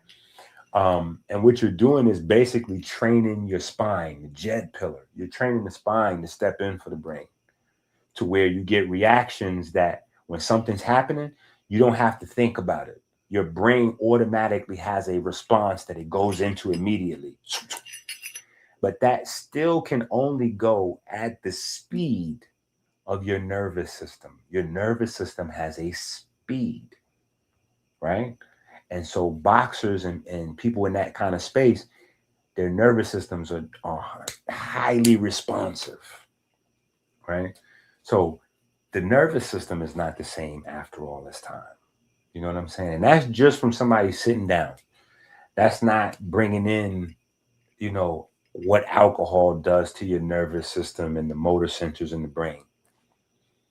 Because alcohol and sugar, high sugar diet, for a person that doesn't drink at all, if you have a high sugar diet, it'll atrophy your brain.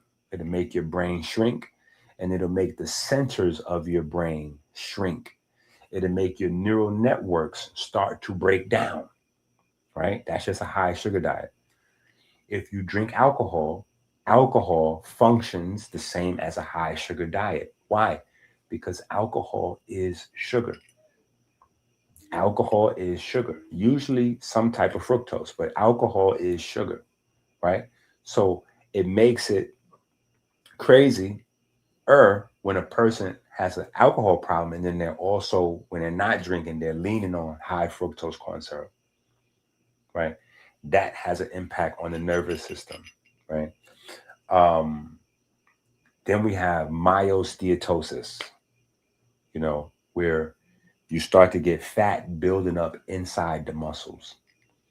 So the muscles, like your VO2 max, I guess people should be more familiar with the VO2 max. Your VO2 max drops tremendously, right? And VO2 max is also speed. It's timing. See, you got to really understand not only that God is music, but God as music, everything that's in creation, everything that exists functions like a orchestra in concert. It's all timing. It's all timing. And so there's a speed for a person that's in shape. And the better you're in shape, think about it, it's already geometry, in shape. A person in shape, there's a speed, an efficiency level that the average person doesn't have in terms of taking in a breath, that breath going through, mouth, nose, preferably nose, into the lungs. From the lungs, there's a transfer that happens from the lungs to the red blood cells, right? Now, the tissue, right? The membrane, right? The permeability of that membrane is going to determine how fast the blood can oxygenate. This is very important for athletes, right? How fast can you saturate your red blood cells with oxygen and then shoot them out? Boom.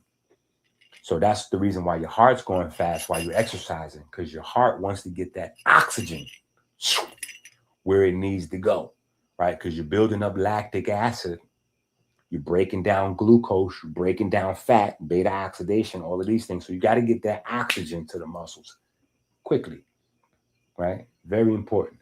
So the speed at which you can get the oxygen in, lungs, red blood cells, right? That's pigment now. Now we at the pigment game. Hemoglobin, right? Now the hemoglobin has to get to the myoglobin. The myoglobin is the pigment in the muscles. So the hemoglobin is going to get the oxygen from the lungs. The heart going to help shoot it out. Then the myoglobin is going to grab the oxygen from the hemoglobin. Now the oxygen is in the muscle tissue, but the oxygen can't really do much in the myoglobin. The myoglobin is just there to grab the oxygen. The oxygen has to be transferred all the way down to the mitochondria, right? So it's hemoglobin, myoglobin, mitochondria. Simplification, right? At the mitochondria is where you're getting busy, right? That oxygen is going to couple with carbon and help you clear out, all of the carbon buildup, because you're breaking down glucose and fat to get energy. That's leaving a lot of residue there. The oxygen is going to clean up. And now that fast circulatory system that got the oxygen in is also going to be fast to get the CO2 out, right? The speed that happens, right, is going to determine your endurance. It's also going to make sure that your pH stays steady, which is the reason why extreme athletes like David Goggins and all them people, they have to worry about organ failure, right? The organ failure is because they're building up too much acid. Their body can't flush out. They're not getting enough oxygen to match the breakdown of the sugars and the fats. And when that runs out, the proteins, the muscle tissue itself, right? So that's where the organ failure can come in. The pH begins to drop because your pH is primarily gas, it's not food. Even though I know Dr. Sebi made everybody believe your food is the main thing that determines your pH. It's not. It's gas, oxygen, and carbon dioxide, right? And when you're running the body like hard, you can produce small increments of carbon monoxide in there, and they get wild, right? So that's where like hypoxia and hypercapnia kind of, anyway, we'll keep it simple as possible, right? So anyway, what I'm saying is, and we'll come back around to that, but what I'm saying is there's a lot more than just losing weight. It's not, oh, he's 200 pounds, he can just lose some weight and like it's like before. Nah. His muscles is different. His nerves is different. His bones is different. His brain is moving a lot slower. It's not the same. He got to do a lot more than just lose some weight to get in fight condition. So this is where people in the chat be flipping on me over there, because I'm like, yo, I don't want to see him fight again. I'm in here rooting for him to get back to training and all that, but not so that he can fight again. Why? He has found a way to get money without getting punched in the head. Why would he? Boxing is a hunger sport. Nobody has millions of dollars and then goes to box. That's the same as when we look at kids and we go like, wait a minute, what are y'all suburban kids doing? Y'all got nice parents, your family got money. Why would you leave that to come to the neighborhood and join a gang or try to sell some crack or something? Like, what are you doing? You're going backwards. No, this is a poverty hunger thing for people trying to escape the neighborhood and get to where you at. You already there. You don't go backwards. So if he had found a way to do blonde hair and wear weird outfits and play with zestiness and all that to get him a couple dollars without getting punched in the head, listen, that's what he should be doing. So I'll be in the chat saying, I don't want to see AB fight again. I just want to see him use what he's built up over this time in terms of his training know-how to rehabilitate himself physically, get his health back. The same things that he was talking about. Because for me to write all these books, you understand, it's long periods of time where it don't matter what I know. I'm going against the things that I know to produce this material, especially since it's my calling. Like, you don't understand, because most of y'all don't believe in God. Not really. Right? Yeah, y'all don't really believe in it. And I'm not talking about atheists and agnostics. I'm talking about the people that say they're Muslim, Christian, this Jewish, Hebrew, Israelite, whatever. You don't really believe in God. You know what I'm saying? So, but I do. You know what I'm saying? So when I'm on a mission from God, like that's my priority. So if I got to stay up 3 days in a row to whatever, like that's what it is for me. You know what I'm saying? So a part of being able to produce at this level. Matter of fact, let me show y'all the video clip. Directed by Chase. So don't blame me. This is Chase. Travis made darkness feel cinematic. Drake made pain sound smooth and attractive. Post made loneliness melodic and passive. Uzi made sadness feel floating in magic. Big songs don't hit cause they lyrical only. They hit cause the brain get lonely. Simple hooks loop to the nervous system, know it. Ghosted the body singing for the mouth notice. That's dopamine science, electrical timing. Prediction and reward, the whole brain chiming. Every replay deep in pathways inside them. Now the song becomes your identity wiring. Travis made darkness feel cinematic. Drake made pain sound smooth and attractive. Post made loneliness melodic and passive. Uzi made sadness feel floating in magic. The greatest hooks are fun drivers. They compressed emotions down to one-liners. The body love patterns and repeated fixtures. That's why crowds scream songs back like scriptures. DJ, electric thrills. My favorite song give me chills. In my skin, it mean I'm lit. For the song, it mean a hit. Also, I'm noticing God made dopamine. So I'm high, cause I'm focusing. Music is God and the go-between. A sentence is repentance. A verse to get your soul redeemed. The body hit a baseline first. Pain make the whole song work. The feeling till it hurt. That's why the whole world replay the verse. Heartbeat move with the drums. Nervous system go numb. Music ain't sound where I'm from. It's electrical waves through the lungs. Bass to the rhythm. Okay, so look at this video.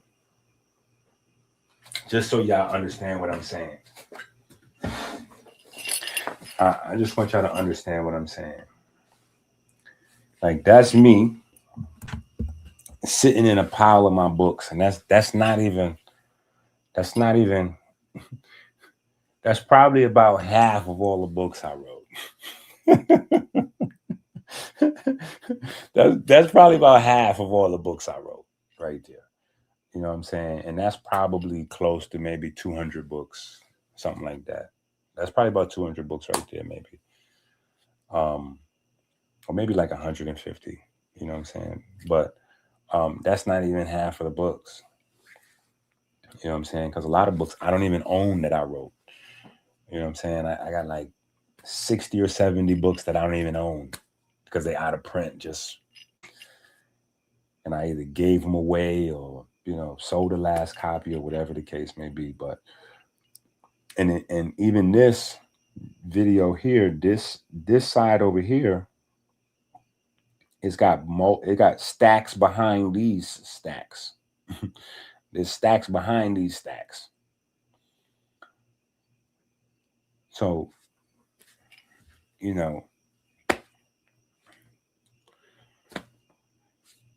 at that level of production, you know what I'm saying, you're neglecting certain things that you should be doing, which is how I wind up wearing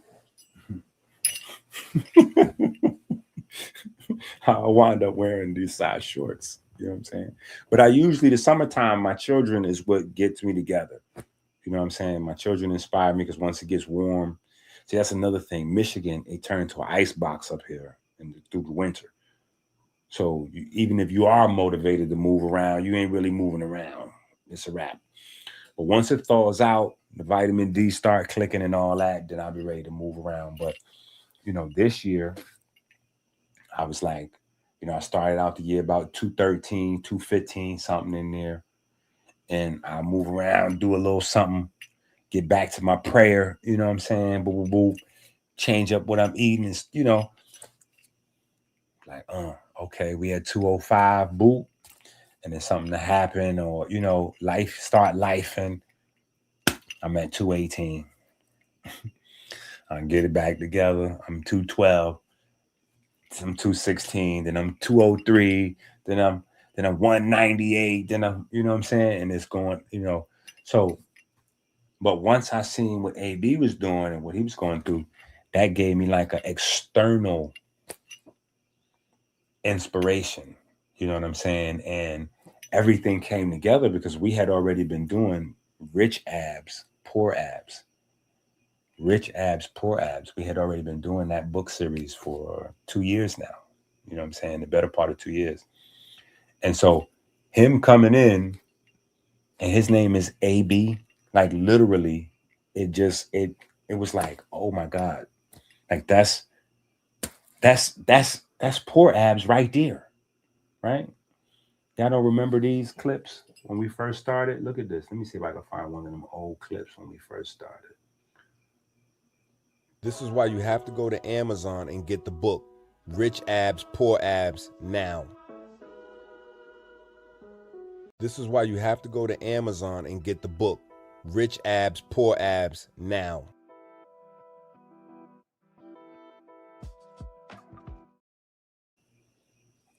Yeah. You know what I'm saying? I think that was 2023 maybe, or 2024, right? 2023 or 2024 we started that. So it just kind of fit, you know what I'm saying? And watching him trying to get his thing together, I was like, boom, okay, I'm on it. I done dusted off my jump rope and whoop, whoop, whoop. So as I'm losing, getting my, you know, it hurt my heart even more to see that he was having setbacks because I'm getting me together. And he having setbacks, and then most of his setbacks are not genuine setbacks. That's what was really like hurting my soul. Like they're putting him in harm's way. He's trying to rehab, and they're bringing in the girls with the liquor and the whoop whoop whoop, and the girls out there in Cali you know, the bodies is synthetic, so they look super exotic, even though it's not really exotic. They just went to Dr. Miami, you know, they got the Instagram package. You know what I'm saying? So it was difficult. So it was all difficult. You know what I'm saying?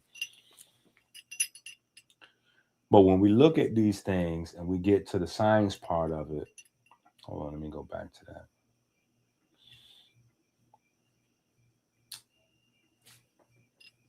Let's look it up. High.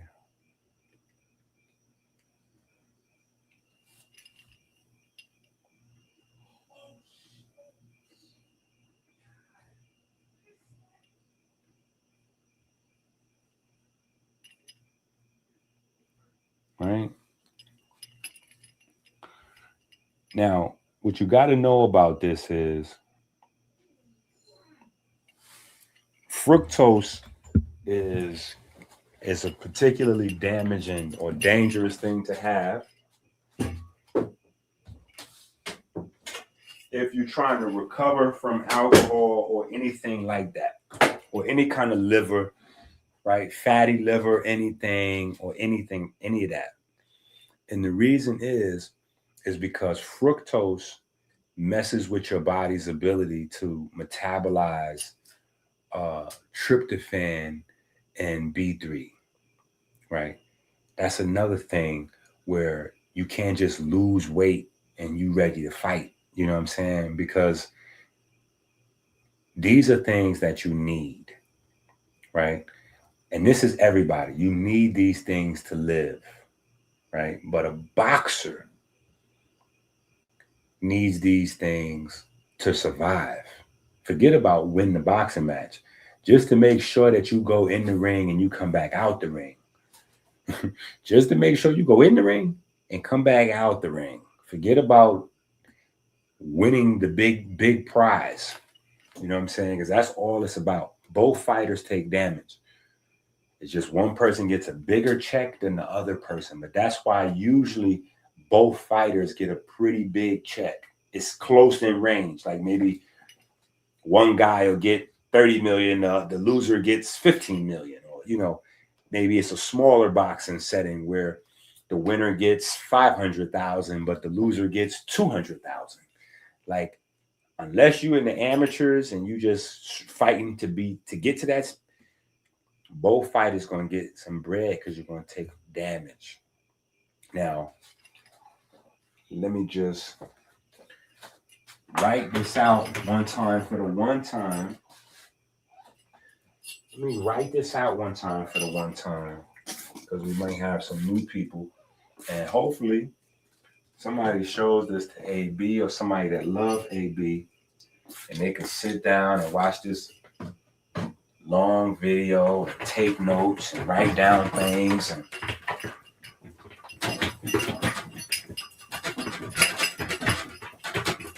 or maybe hire me some security and send me up to the gym, and I'll get AB together, right? Because we're going to talk about the pancreatitis, and we're going to get to everything before this video goes. We're going to talk about the herbs that GT don't know about. As I argue with GT, and GT is hard-headed, boy. GT think he know everything about being vegan. Like, no. I'm almost certain that GT probably learned being vegan from one of my students, because we opened up the Baltimore, DC area. You know, I spent a lot of time down there, and Ohio, forget about it. I'm the god of veganism in Ohio. Yeah, Cincinnati, that was our regular stop.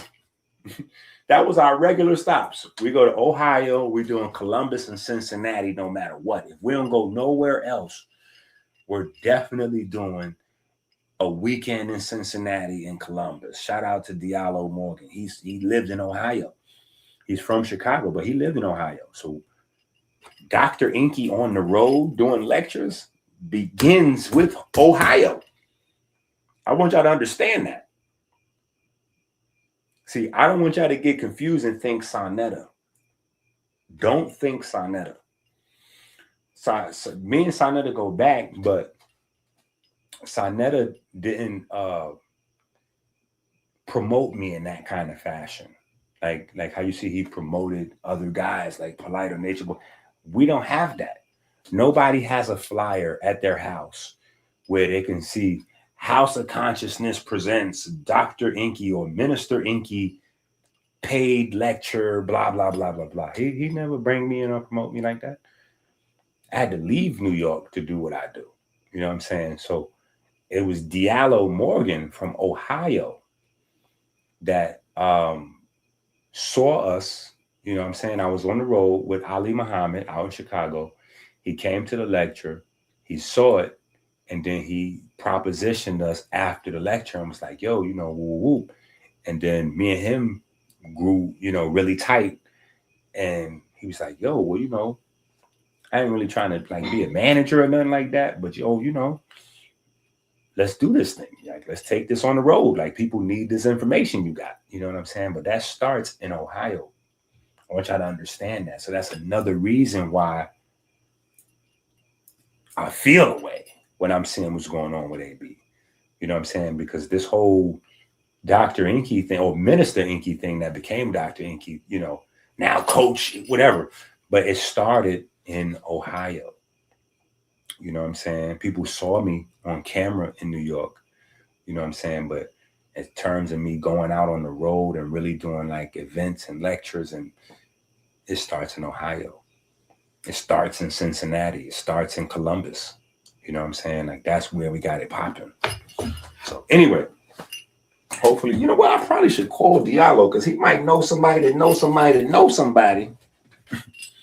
Yeah, I gotta call Diallo and see what's up. But anyway, so here's the thing, right?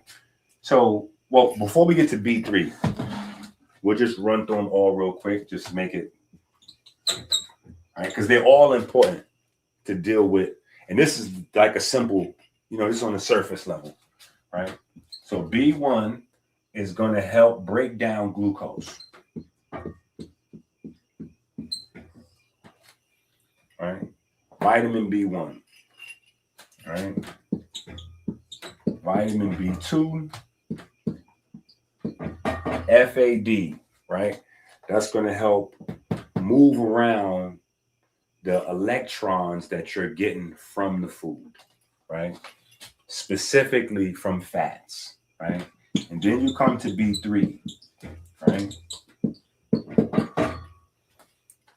That is going to help you move around the electrons that you're getting from your carbohydrates, right?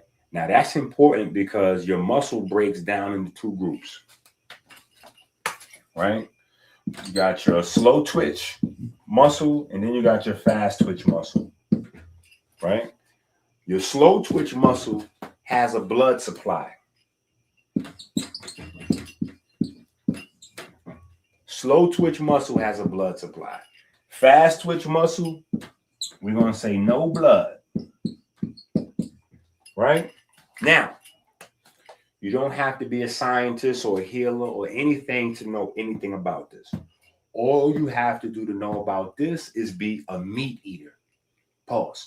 If you're a meat eater, then you're used to two terms that will explain this better for you, right? You're used to what? Red meat, slow twitch muscle, and you're used to what? White meat, fast twitch muscle, right?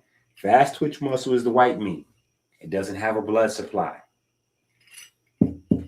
Red meat is the bloody meat. It has a good blood, it's a good blood supply, right?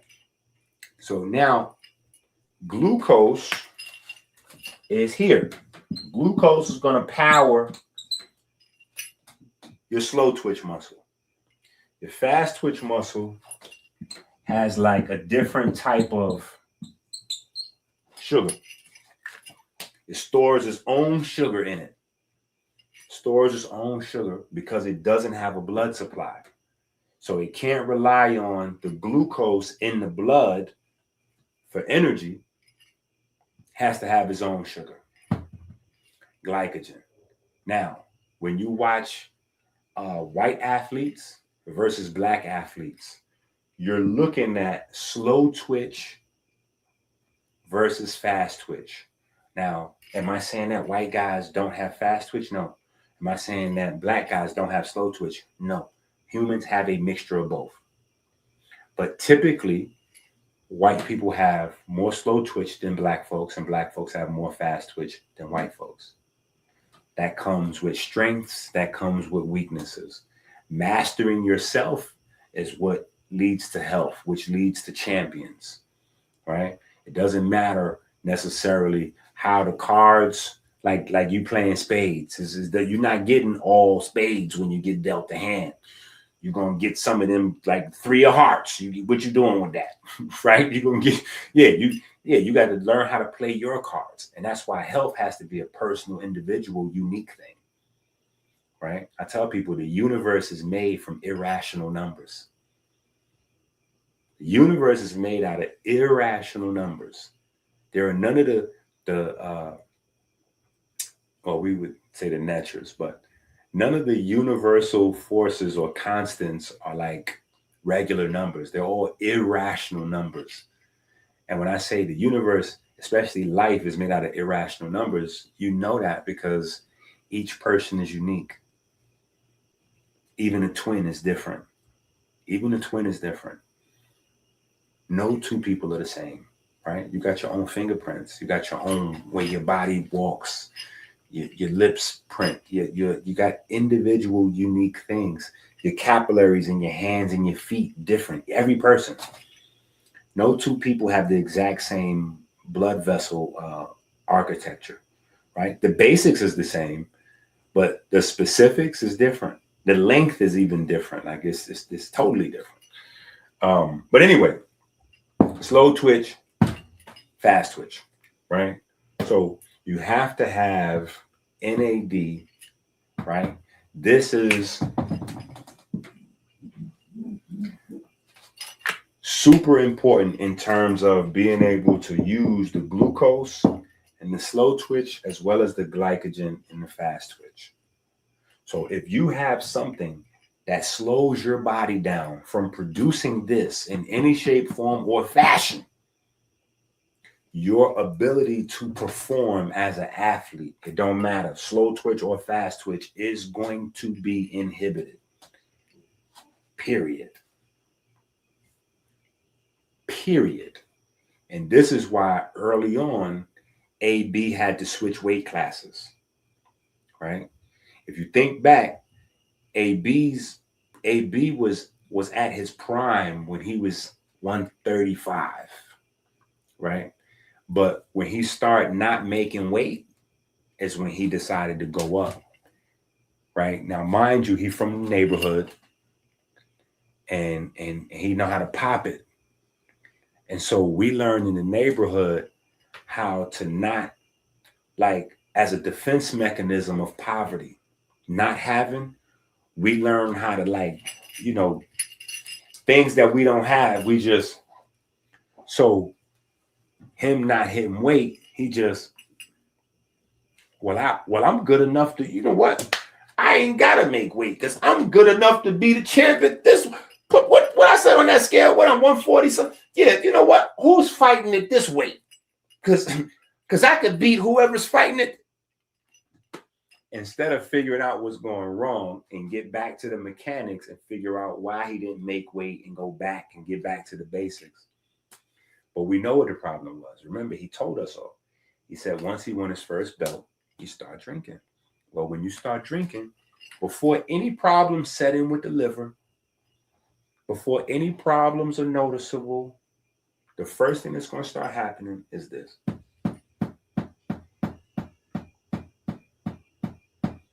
You're going to start noticing this slows down. And when this slows down, this is also going to mess with what's called the phosphocreatine system. Phosphocreatine. Phosphocreatine is how your body like makes energy. In the meantime, while it's waiting for the mitochondria to do its thing, Your body has like you ever ate, think about this. You ever be hungry, but the food's going to take a long time. So you got to eat something in order to wait for the food to come. Well, your cells work that way, right? It's going to take a minute for the food to break down and the glucose electron, the hydrogen to be broken down into electrons and protons, and then the electrons and protons have to be carried and shuttled into the mitochondria, and the electron transport chain got to do its thing, and then the ATP got to. So your body has a whole nother system that doesn't have to go through any of that process. Phosphocreatine system. And this is making energy, small amounts so you can do what you need to do. You can perform while you have these two guys at work, FAD and NAD, doing their thing with the mitochondria to get the ATP out. That's going to get you what your real energy. All right, the real energy that's going to give you what you need to get through 12 rounds or 4 quarters of football or basketball, or God forbid you one of them mutant maniacs that's out there playing soccer. Yeah, soccer's insane. Soccer's insane, right? Especially if you're good at playing soccer. If you're just out there beating people up like a hockey player, like if you're just out there just waiting to, that's different. But if you're a good soccer player, that's crazy work. So this is a problem. You're gonna notice this early on, right? And we could walk through, all of the B vitamins, because the B vitamins are your energy vitamins. Those are your energy vitamins, and they work closely with creatine, right? And that's another thing that alcohol is going to mess up, the creatine levels, right? And there's another thing I was trying to explain to GT. See, it's vegans like GT that actually messes it up for people. And I'm explaining to you why. I'm actually the person that discovered the secret, because I used to be one of them vegans like GT. GT, for y'all that don't know, GT is AB's coach. And, he promotes, well, we can heal your body. He running off the old 1980s Dr. Sebi clips.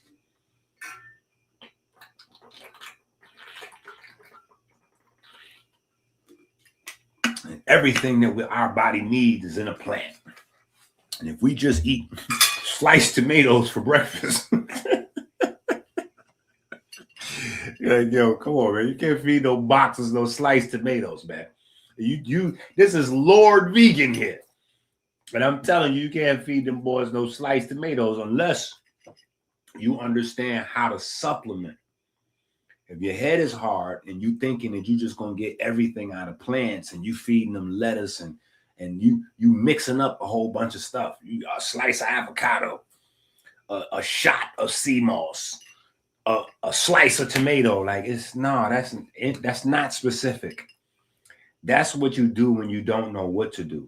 When you don't really know what you're doing, you try to mix up a whole bunch of fruits and vegetables in hopes that this will cover everything. Because I done gave them a little bit of everything, so they should have all what they know. That's not how it goes. All right. And when you're dealing with people that are switching from meat to a plant-based diet, the number one thing that makes them go back to eating meat again is their energy drops, and they don't understand it.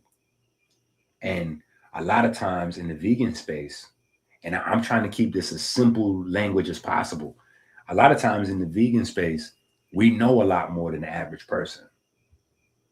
And we take that for granted, because a lot of us, we done sat down and we done watched whoever, you know what I'm saying, Sebi or Africa, or one of Sebi and Africa's babies, right?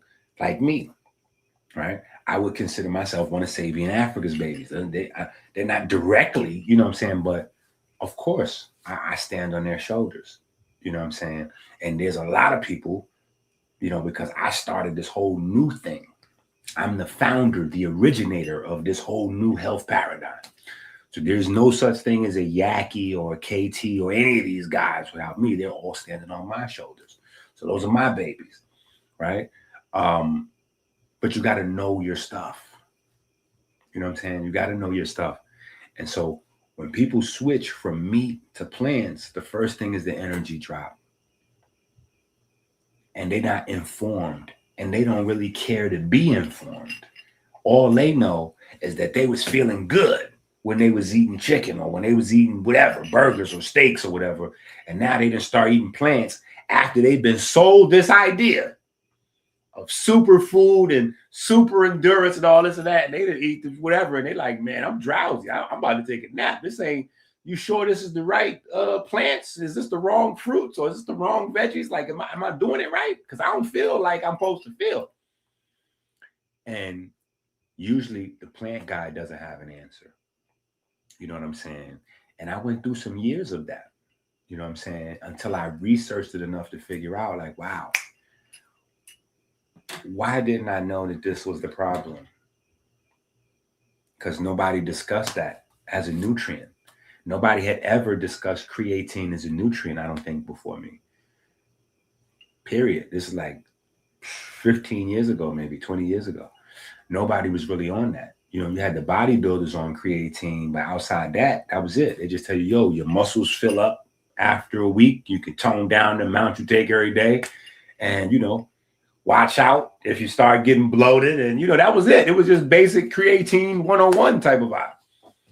But I did the research and found out that creatine is in all of the meat, right? Because we're eating muscles, right? Remember I said red meat, white meat, right? So when we're getting chicken and steak and all this and all that, these are the muscles of the animals. So in their muscles, it's loaded with creatine. So when you're eating chicken and steak and this and that, you're always getting in a dosage of creatine with every meal, every burger, every steak and chicken and whatever. You're getting in some portion of creatine with your fish. Pescatarians, you're getting creatine from the fish, right? You're getting, because you're always eating muscle. Well, when you go to plants, no creatine. That's a wrap. No creatine. So now you have to go supplement creatine, right? Or you have to let them know in advance, GT. You got to let them know in advance, hey, it's going to be a good 2 to 4 weeks before your energy rebounds. And the only way your energy is going to rebound is if we do specific exercises that helps your mitochondria to divide. Yeah, when you need more energy and you exercising, your mitochondria divides and makes more mitochondria. And so you'll, in a couple of weeks, doing the right exercises, you'll make so much more mitochondria to be able to work on this side, right? ATP production, that you will make up for the creatine that you was getting from whatever, the chicken and the steak and all that, right? That's why historically boxers, they like steak. Let me get a little bit bloody, right? The red meat is what get them the energy. They don't know why, because the red meat is what's loaded with creatine and is what's loaded with these B vitamins in there. So that's where they like, oh yeah, let me get the bloody steak. But you don't need the bloody steak if you know what you're doing. If you know what you're doing and you understand this, you don't need the bloody steak. Now you could go vegan and you, oh, okay, but we're going to get you on this. Or we're just going to make sure if you're, you know, like a basketball player, for instance, we're going to make sure you on a LeBron program, right? And what I mean by that is most basketball players, well, they start getting their life together late August, early September for the new season. The LeBron program is LeBron takes a week off. It doesn't matter if he goes to the championships, he play until May, or if he's out in April, you know, first round of the playoffs, or he'll make the play. LeBron takes a week off and then he's back to work.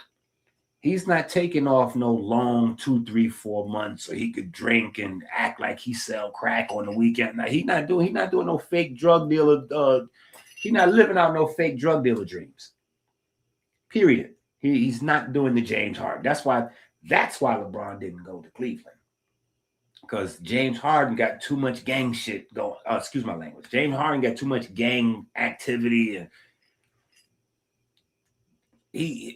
James Harden is in big U paperwork. LeBron's not going to no team like that. Y'all are confused. LeBron don't put them type of people in his circle. That's not to say that he would think he's better than Wu, but he's not going to put them type of people in his circle because you can't focus and be locked in like that, right? Taking us back to Adrien Broner and Deen. Once Deen started coming around with the girls, what else did he bring around? He started filling up the gym with a whole bunch of gangbangers. So he's coming in with the liquor, the drugs, and the gangbangers. What kind of training camp is that? That ain't no training camp. You can't focus and know. You got, and AB don't know these dudes. So I got jewelry and my money in the bag, and you filling up the place with your gang bang members and all. Like, what are you doing, bro? What are you doing? That's not even streaming. What are you doing? Like, streamers ain't moving around. You don't see all the 40 gang members on Kai Cenat thing that? Yeah, you don't see no 40 gang members on Kai Cenat streaming, none of that. Nobody's doing that. Period. Because that's not... So as he trying to make it look like AB is the one that's not focused, and nah, AB ain't brung no whole bunch of gang members and women and none of that up in that place. What AB was bringing around was Ryan Garcia. See, that's who AB was bringing in. AB was bringing in Ryan Garcia. AB is bringing in Zab Judah. AB is bringing in Shane Mosley. AB is bringing in these type of people.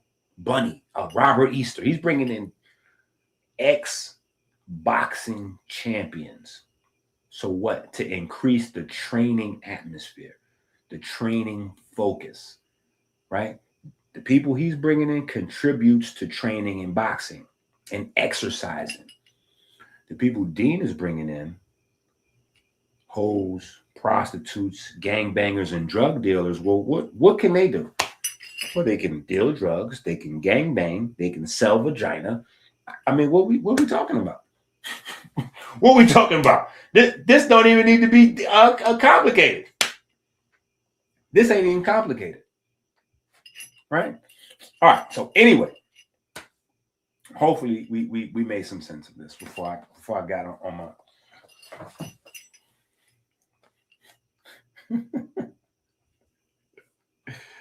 Anyway, we live. We going. So let's go to Jolly Rancher. Now that we understand that Jolly Rancher, that high fructose corn syrup, I just want to be thorough as possible. Now that we understand high fructose corn syrup, how it affects the muscles from working, right? Just the muscles, right? We ain't got into nerves. We just at the muscles, right? Now we understand high fructose corn syrup. Now we need to look at these things here. Boom. Boom. Now we need to zoom in on this so we can see these ingredients. Yeah, we're going to see these ingredients. What y'all looking at? Boom. Okay, now where is the ingredients? Boom. What did that say right there? Now, for y'all that don't know how to read an ingredients label, the order of the ingredients tells you what's the most items that's in it. It's water, and then it's high fructose corn syrup, and then it's corn syrup. So when we see AB eating these popsicles, when you say the word popsicle, you're contributing to his disease because you're making something that's poisonous sound like it's a treat for kids. No. If you give kids high fructose corn syrup, you should get your ass whooped.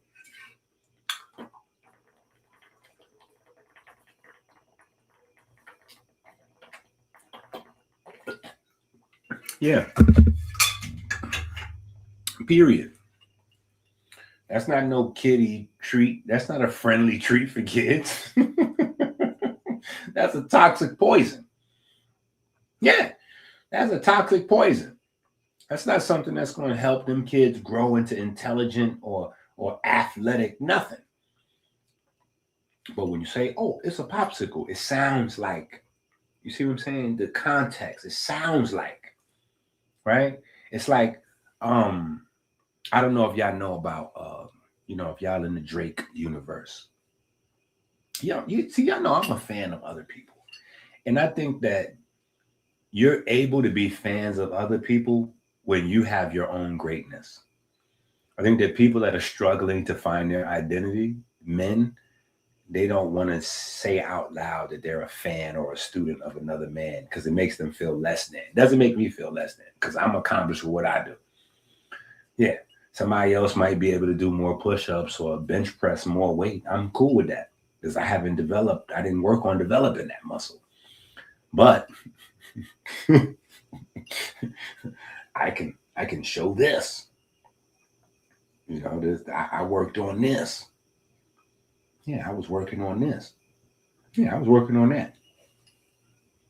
Yeah, I was working on that. So I'm cool. You can lift 200 pounds. Well, I wrote 200 books. probably 250. I don't know. It's up there. It's more than 200. Right. But that's my point is I can appreciate others. You know what I'm saying? So anyway, if y'all in the Drake universe, y'all know this guy, What's the Dirt, right? And What's the Dirt's having another argument with some other person because they online pretend like they got some exclusive woo. And so they're like, nah, you got to be authentic. You got to keep it real. If you don't got the, you know what I'm saying? If you ain't got the reference tracks or something, because Jay-Z's supposed to have some reference, it's a mess. But I be into the messiness. See, y'all don't understand. That's a part of my medicine. In order for me to focus on, I need a certain amount of ratchet in my life. I need a certain amount, you know what I'm saying, to balance me out.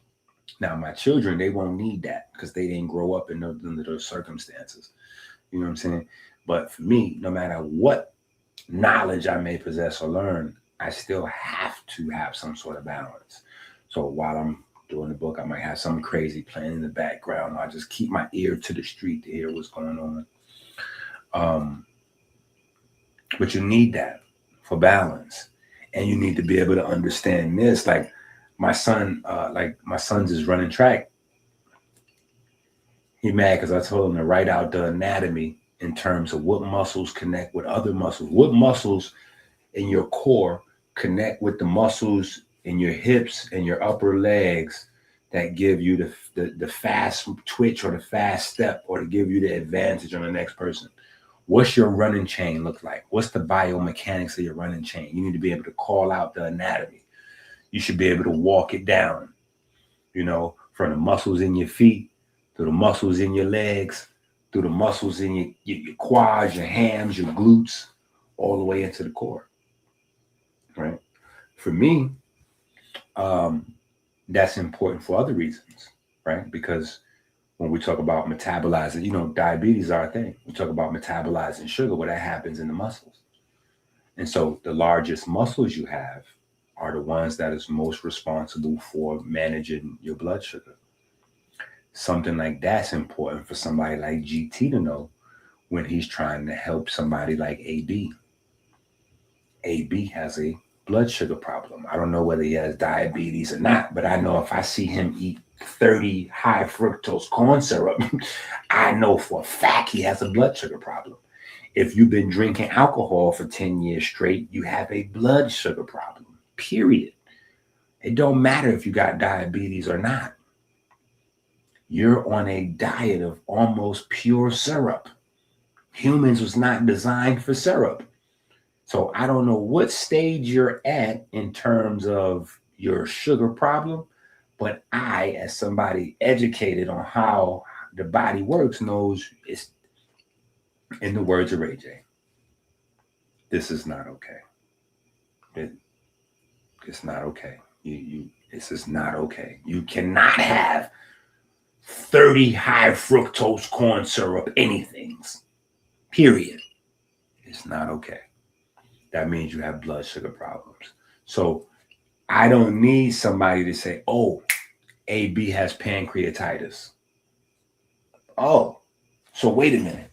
Y'all needed to hear from an old bald head guy wearing a white jacket that a guy eating 30 of high fructose, frozen high fructose corn. You needed to hear from that his pancreas is got inflammation in it, because that's what they're saying with pancreatitis. His pancreas has inflammation. Of course his pancreas has inflammation. His pancreas probably got steam, smoke coming off of that thing. It's probably smoke. Yo, his pancreas probably got smoke coming out of it, because his pancreas got to try to manage the alcohol and the popsicles and all that. And then I'm watching him make his plates. And I'm saying, yo, nah, where is the fussy? Where's Fussy? Where's GT? Where's somebody? Where he's making these plates, because the plate tells me he got a blood sugar problem. He's squishing, sauces, multiple sauces. He got to sauce that thing down. He'll put his food in the microwave, right? And he'll heat it up a little bit, take it out, and cover it up with 2-3 different sauces. Then put the food back in the microwave, let the sauces, and then take it out and put. I said, oh my goodness. See, we teach that condiments is some of the most dangerous thing that you can eat. You got to watch them condiments. First of all, condiments is liquid calories. Liquid calories the most dangerous, because your body don't really register them. They just go right to the fat. You know what I'm saying? But also, everything bad is in the condiments. The red number 40, the yellow 5, 6, 7, all that's in there. Everything you can imagine that's not good is in there. And the crowd favorite, high fructose corn syrup. High fructose corn syrup is in the in fact, high fructose corn syrup is ketchup now. High fructose corn syrup is ketchup. Ketchup is not a tomato thing. Like you gotta buy $5. You gotta spend $4, $5, $6 to get like real tomato-based ketchup now. When you go and you get, and listen, I got the ball on the budget too. But see, in my house, we just won't have ketchup. That's how we go to roll. If ketchup gets too expensive, we're not gonna go, oh, ketchup's so expensive, we can't afford the good ketchup, so we'll just get the $1 Joe. No, we won't have ketchup. That's how that's gonna go. We're not getting ketchup. Yeah, because things get tight. My children will be mad as hell. I will get spicy mustard. Like that, spicy mustard don't go on everything. We'll just get used to the taste of the food again. That's what we're supposed to be doing anyway. Yeah, I thought you liked that. If you like the food, then you shouldn't need to sauce it up anyway. Just eat the food. That's the thing with most of these people eating meat anyway. You got to put 10 pounds worth of sauce on it. You really don't like the ribs. You ain't never tasted the ribs. Yeah, just eat the rib by itself. No barbecue, no sauce, no sugar, none of that. No honey, nothing. Just the barbecue, just the rib. Oh, you don't like ribs like that? Then you don't like ribs. Yeah. If you don't like ribs without the sauce, you don't like ribs. If you don't like chicken without the this, that, you don't like chicken. Right? So when I see him putting 10 pounds worth of sugar in his food, I know he has a blood sugar problem. That may not be fully manifested as diabetes yet. Sometimes it takes time. But inflammation in the pancreas, if he's lucky, it turns into diabetes. Listen to what I'm telling you. If he's lucky, the inflammation in his pancreas turns into diabetes. If he's lucky. Because diabetes, we can get that together. If he's unlucky, the inflammation in his pancreas turns into pancreatic cancer. And pancreatic cancer is so tough, you don't even wish that on your ops. You don't even wish that on your ops. You don't wish pancreatic cancer on nobody. Because you can put the dream team of healers together, medical doctors, surgeons, herbalists, nutritionists. You still may not make it away from pancreatic cancer. Pancreatic cancer is Mike Tyson in his prime. Pancreatic cancer is it's over. Knock you out in the first, because you can't, your pancreas, first of all, your pancreas is a organ that's two organs, right? So your pancreas is two organs in one. That's one thing you need to know, right?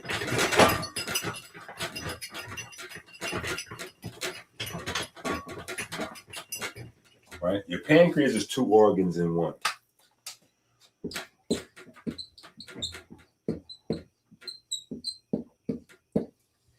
And what happens, like I said, if you're lucky, you get the diabetes, and then the diabetes will slap you around and enough for you to realize you got to get focused and get on point, and then you get your health together, right? But your pancreas is two organs, right? Now, people that just know a little bit about a little bit, they'll tell you the pancreas got what in it? The beta cells, right? And the beta cells is what handles the sugar, right? Because the beta cells produces insulin, right? And that comes from your pancreas. And so, yeah, boom, boom, boom. That's a very limited understanding of the pancreas. The reason is, it shows like potential illiterate, like you're not really that literate either, right? Because if you understand just words, like if you're good at reading, you don't have to know anything about anatomy. But if you're good at reading, like if you're literate, you would automatically know. You would just ask the question, like, wait a minute, beta cells? Like that's a second group of cells. What's the first group, right? Just off of words, you go, wait a minute, that's beta. Where is the alpha cells, right? You go, oh, wait a minute. So inside the pancreas, there's alpha cells and beta cells, right? So these two cell groups have two different functions. So this is why the pancreas is known as two organs in one, because you have two different type of cell tissue in there, right? 95 to 97% of your pancreas is made out of alpha cells. 3 to 5% is beta cells. And this is where it gets dangerous, right? Because inflammation destroys these cells. Inflammation destroys these cells, right? Now, if you could do the math, you see the problem, right? If I get a wave, like let's say I got 100 people that live in a city, 100 people that live in a city. And out of that 100, 95 of those people are green. 95 of those people are green. 5 of the people in this city are blue. And there's a wave of destruction come through the city. Chances are the 95 people, they're going to be all right. Even if they lose 5, 10 people, they good. If the beta cells, if they lose some people, oh, you're going to lose function. You don't have enough cells of beta cells to lose any. You don't have enough beta cells to lose any. You lose any beta cells, you're in trouble. Because now you're going to lose insulin output, how much insulin you can put out there. And if you lose how much insulin you can put out there, that's going to determine how much blood sugar you can handle. And that's in John Q. Public. That's not a person that's consuming 30 lollipops and bottles and like popsicles and bottles of liquor with, in between the bottles of liquor and the popsicles, you having plates with, ranch and ketchup and all kind of, madness, barbecue loaded up. Like, nah, bro. Nah. No. So the inflammation is destroying these cells, right? So now here's the problem. Here's a problem. When you get that inflammation in your pancreas, this is another thing that's painful. This is painful. This is pain. This physically hurts, right? So if I add in the pain of the inflammation in my pancreas, along with the pain from my bones and my joints, my hands and stuff, you could see his hands, the wear and tear on it, but you just don't know enough at home probably to understand what's happening with his bones and his nerves up under there. Well, what they going to do? They're not going to focus on this inflammation. See, that's the thing with where sometimes holistic folks, we go at the doctors because our approach is just different than theirs, right? They're not going to focus on the inflammation, right? See, a holistic or naturopathic perspective is, well, what's causing the inflammation? And let's stop that, right? That may not fix the cells or make them regrow or none of that, but it can at least halt the damage right where it's at. Like, let's stop the inflammation. Whatever amount of insulin I'm still making, I want to keep still making that. Yeah, and try to build back up from there or figure out how I got whatever I got to do from there. But so the inflammation is kind of left to keep going. And then they may get you with the painkiller. And the painkiller is like, okay, it'll kind of numb you, but you still dying on the inside. Like, you need to stop the inflammation, right? And then the question of whether you can grow back beta cells, we've already answered that question, right? We've already answered that question, and we got stuff in place for that, right? And again, the world would probably have known, but COVID, right? Mount Sinai research team, they was the ones who found the science on how to regrow the beta cells, right?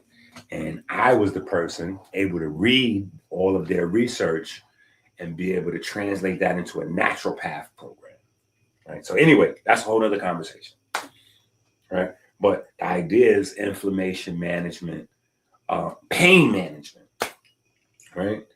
So the pain management comes in, right?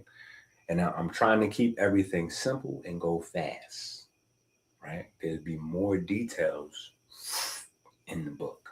I'm trying to keep everything simple so we can go fast because we already been here for almost 3 hours. All right. So hold on, let me show y'all this.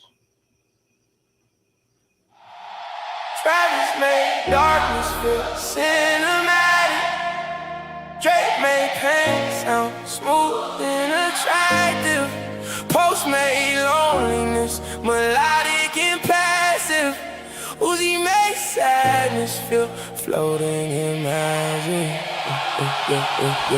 Big songs don't hit cause they lyrical only. They hit cause the brain get lonely. Simple hooks.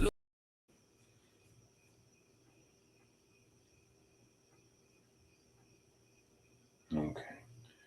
Now this is one of the main things you're going to get prescribed in this condition, right? This is a painkiller that they're going to use heavy duty. Heavy duty. This is a heavy duty painkiller that they will use. Now, what's the problem with that? It is a opioid. It's an opioid. So, how did we get the opioid crisis in America? Textbook.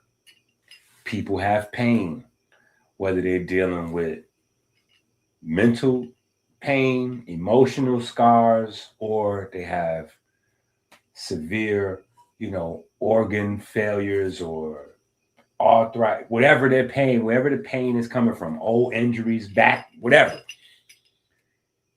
People were getting prescribed these opioids like they still are. And when they can't afford the opioids, or when their doctors refuse to up their dosage, they start to add in some recreational opioids because there's no dosage on the street. You can get what you want to get, right? And that's where we get back around to the cough syrup. That's where we get back around to the lean, right?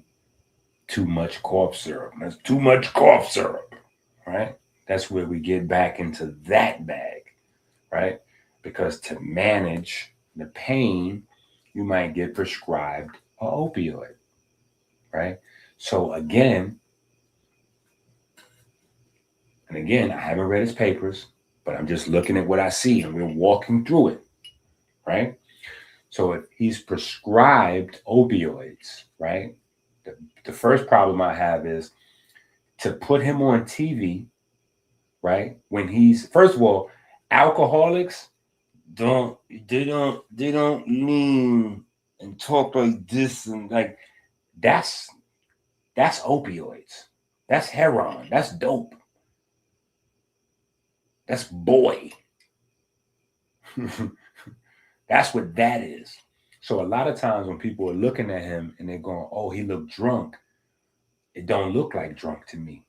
It looked like opioids, right? But to put him out there like as if he's some sort of crackhead or dope or heroin addict or dope fiend, when he's somebody that has health conditions being prescribed painkillers, right? Being prescribed painkillers, and the painkillers is making him like that. So when people was looking at him and he's waking up early and they're like, yo, come on, it's too early to be drunk because his words are slurring. That's the opioids, potentially.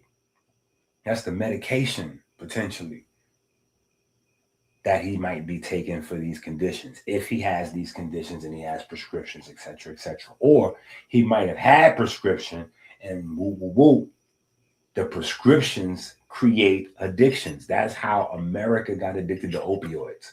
It wasn't no whole bunch of, like they like to make it look like on TV, a whole bunch of black guys with gold teeth, with, flashy clothes, just popping out, selling heroin in all of the nice white neighborhoods. That's not what happened.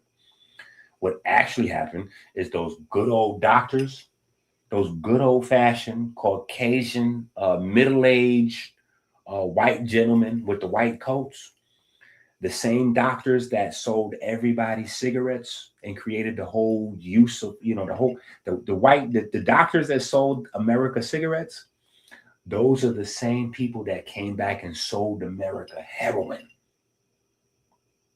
They created the cigarette price crisis, the tobacco crisis. They also came back after they said, oh yeah, we made a mistake. Cigarettes, no good. Yeah, they sold you heroin and your kids.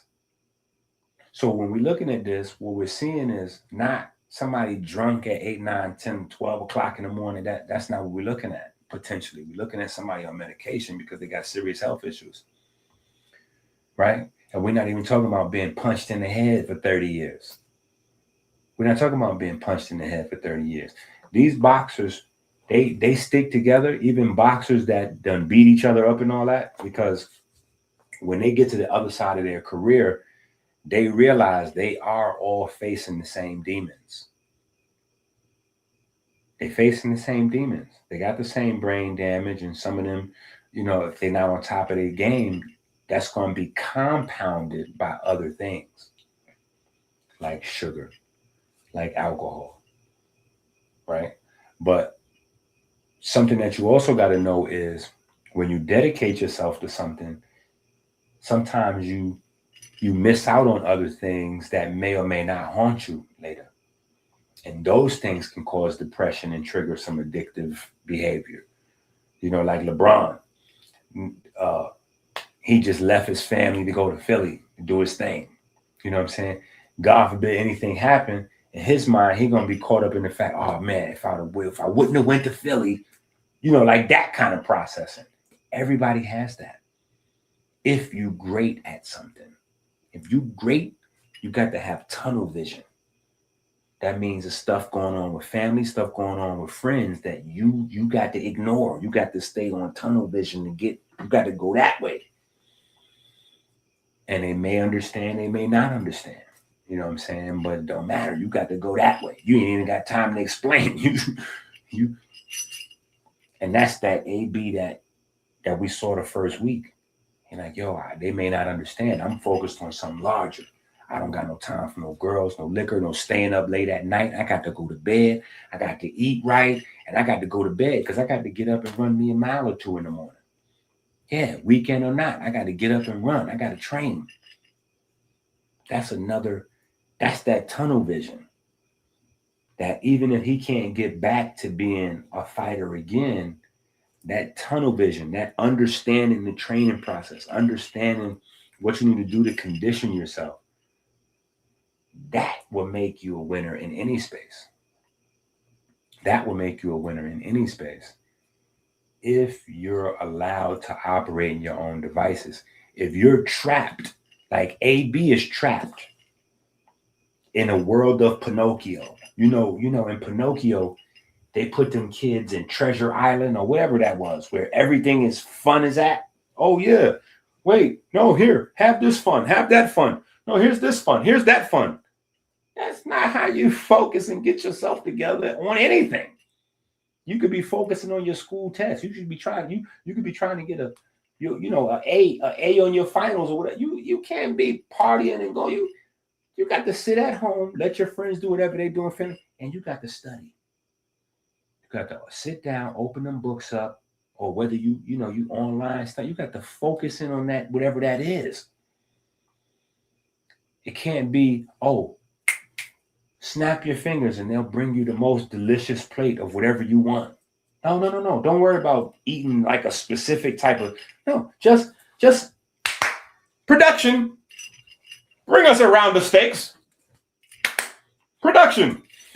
Bring us a line of whores. We want to, production.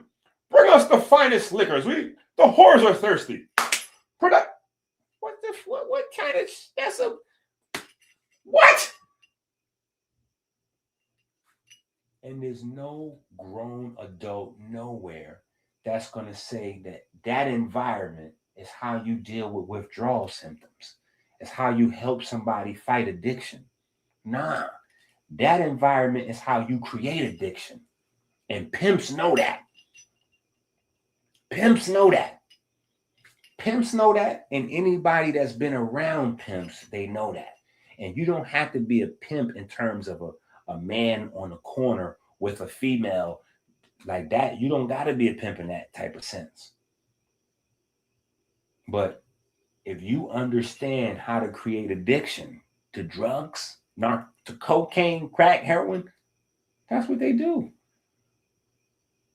Drug dealers do that in a small sense, and governments do that in a large sense.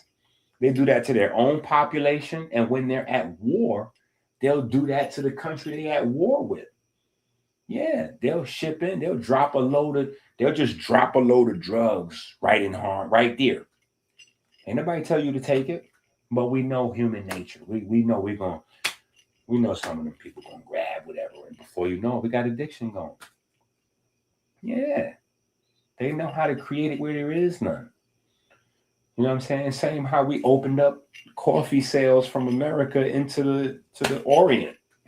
Them people wasn't drinking no coffee. We put coffee over there. Now they hooked on coffee. You know what I'm saying? Because coffee is lightweight. It's not addictive, but coffee is like right there. It's right there. It's right there. Coffee is 5 seconds away from being classified as a drug. Right? So, anyway, we'll keep walking. We'll keep walking. Dropping drugs in the war is crazy. No, that's old school strategy. That's what they did to China and all. It's old school strategy. That's just strategy right there. Yeah, that's strategy. You know what I'm saying? Because you can, you know, that's how banks. That's how banks. You know. Anyway, we ain't gonna get into politics of it, but listen, the old school. You know what the old school say? Ain't no factories and drug plantations in the hoods of America. You know what I'm saying? So we leave it there. You know what I'm saying? That is all imported. And the import, you making money. The export is making money. Everybody's making money except the people at the bottom that are the users and the bottom low-level dealers.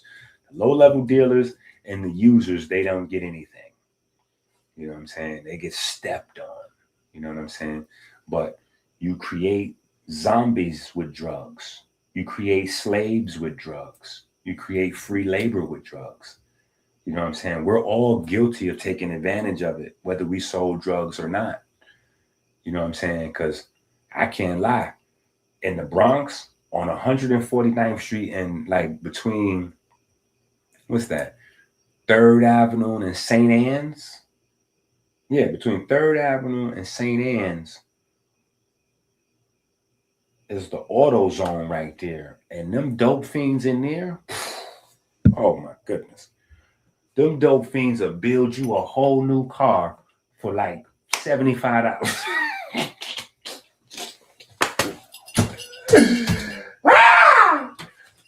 Listen, $25, they'll put you, they'll build you up. They'll take your engine apart and rebuild your engine for you in like 2 hours for $20. Okay.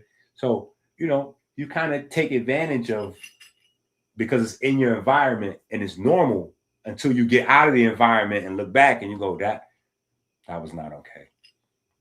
That was not okay. You participated in yeah, that was not okay. But in the environment at the time, that's what you know. You know what I'm saying? So yeah, the crackhead, well, the crackheads is a little different. Crackheads you really can't trust. The heroin addicts you could trust. I know that may sound crazy. If you're not from certain places, that sounds crazy right there. But yeah, the heroin addicts, they're not gonna steal nothing out your car. They're not gonna steal your car. You know what I'm saying? They kind of focus. You know what I'm saying? The crackheads, you can forget about it. Yeah, you got to watch them do something. You know what I'm saying? So it don't be worth it. Back to the information.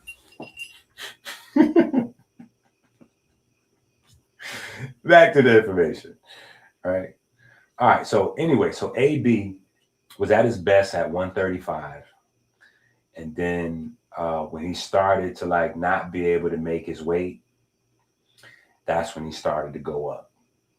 You know what I'm saying? That's when he started to go up. I think it was, Vincent Escobedo. Vincent Escobedo is when he missed weight, and that was a big one. That was a big one.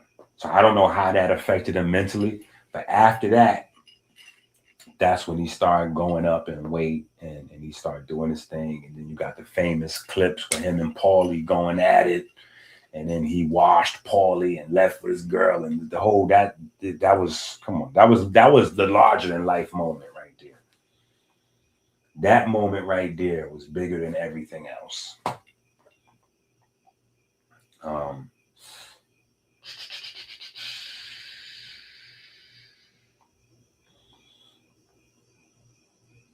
Okay, so let's talk some other numbers real quick. Let's talk some numbers real quick. Let's get into this. Let's talk some numbers. Let's get back to some numbers in terms of some health science numbers. That's important for athletes, right? Let's get into this real quick.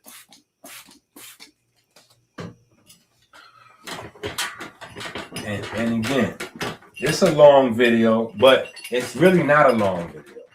It's only a long video because you're not really used to no real knowledge going into your brain and all that. I get it. See, my people, they used to we do this. This ain't nothing. We were streaming before streamers were streaming because we normally do 6, 7, 8 hours, just like, because in order to get this level of information, you're going to have to sit down for a few years in a college somewhere. So we don't compare this to academics video clips or Vlad TV video clips. Yeah, and I keep it so real. Remember, the homeboy was the op, and I had hit him 2 times in the back, and I threw the gun right there, and then everybody was snitching. No. You just explained the whole crime of it. Them 15-minute clips and this type of don't compare to that. Even though we all on the same YouTube or Black YouTube, this is just totally different.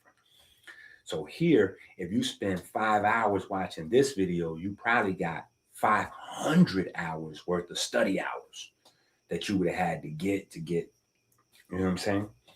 So here's what we need to know. And I see y'all in the chat. Here's what we need to know. And I don't know where all these people coming from.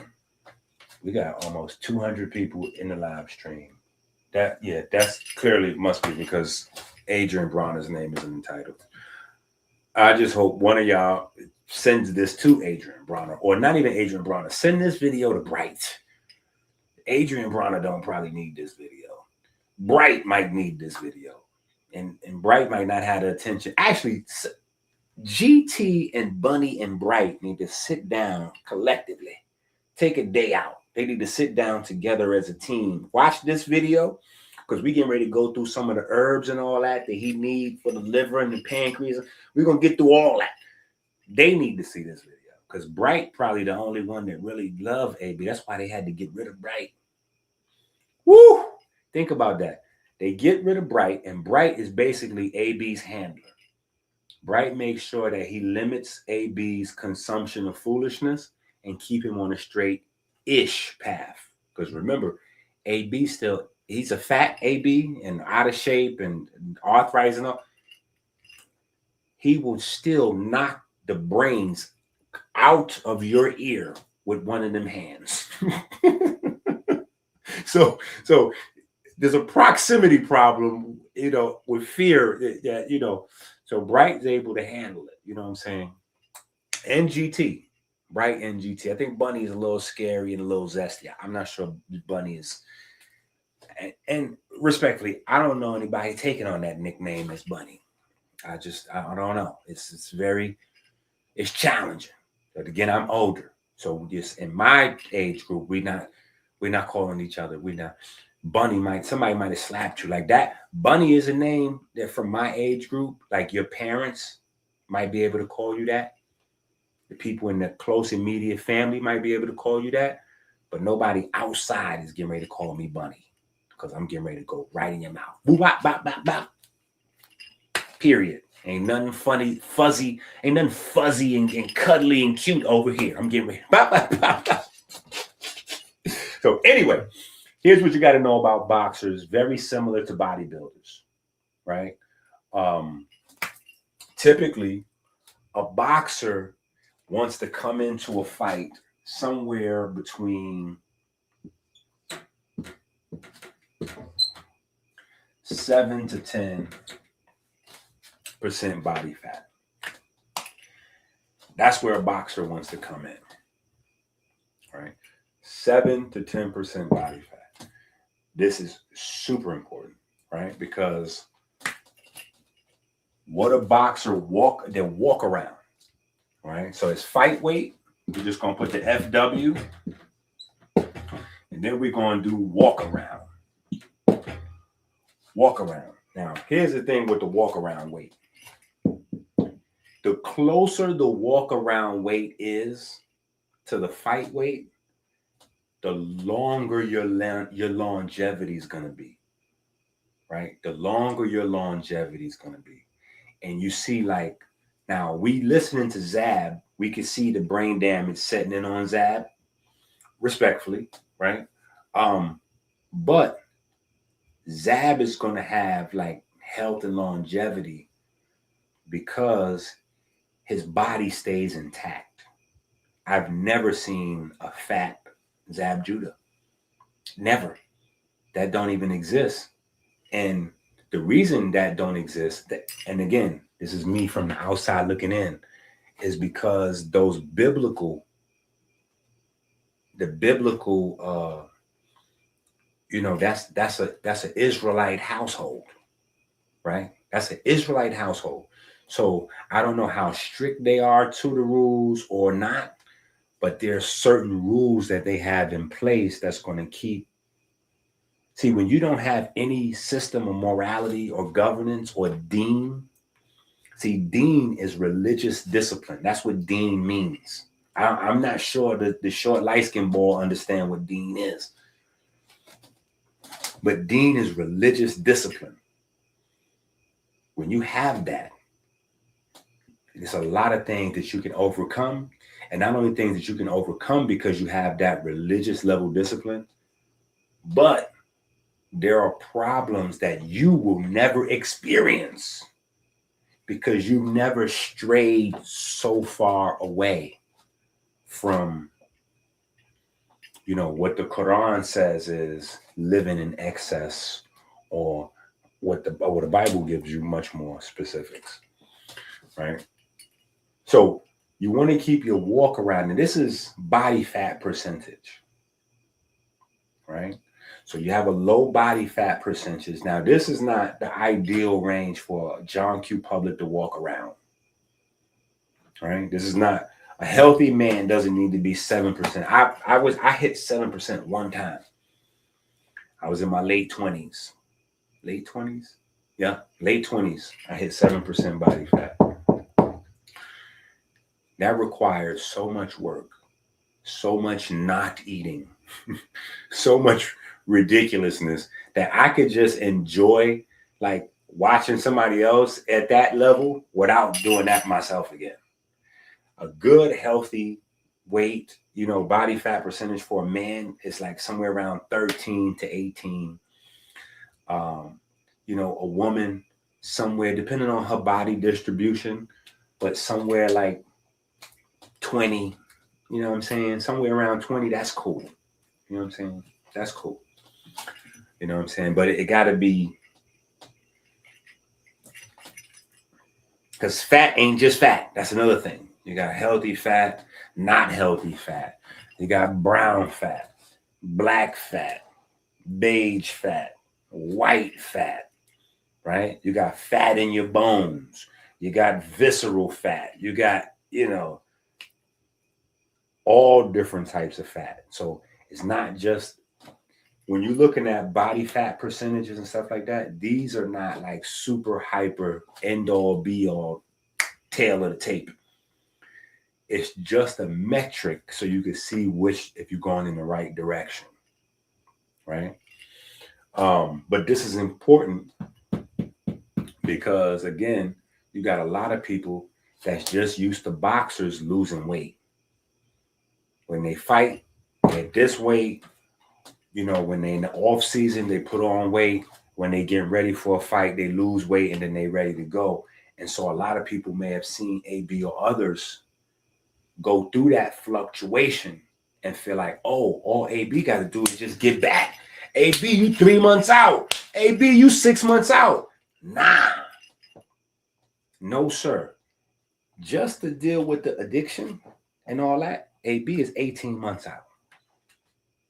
AB is 18 months out. AB don't need a 30-day thing that. He don't need a 30-day program. He needs a 30-month. He needs an 18-month program of a real lockout that's ran by AB people, not Deen people. That need to switch up. They're like, yo, they might kick AB out of the warehouse. AB need to leave the warehouse. AB need to walk out the warehouse. He need to quit. He's got enough going on right now where if Bright and GT and his whole crew was to say, nah, we out of here, bro. In fact, we getting ready to tap in with Aiden. Yo, Aiden got a warehouse too. Let's tap in with Aiden and let's create a real lock-in at another warehouse. Yeah, what you think is going to happen? You think Clarissa going to want to go over there with Deen? You think Clarissa Shields is going over there for whores, gangbangers, and prostitutes? She's not going in that environment.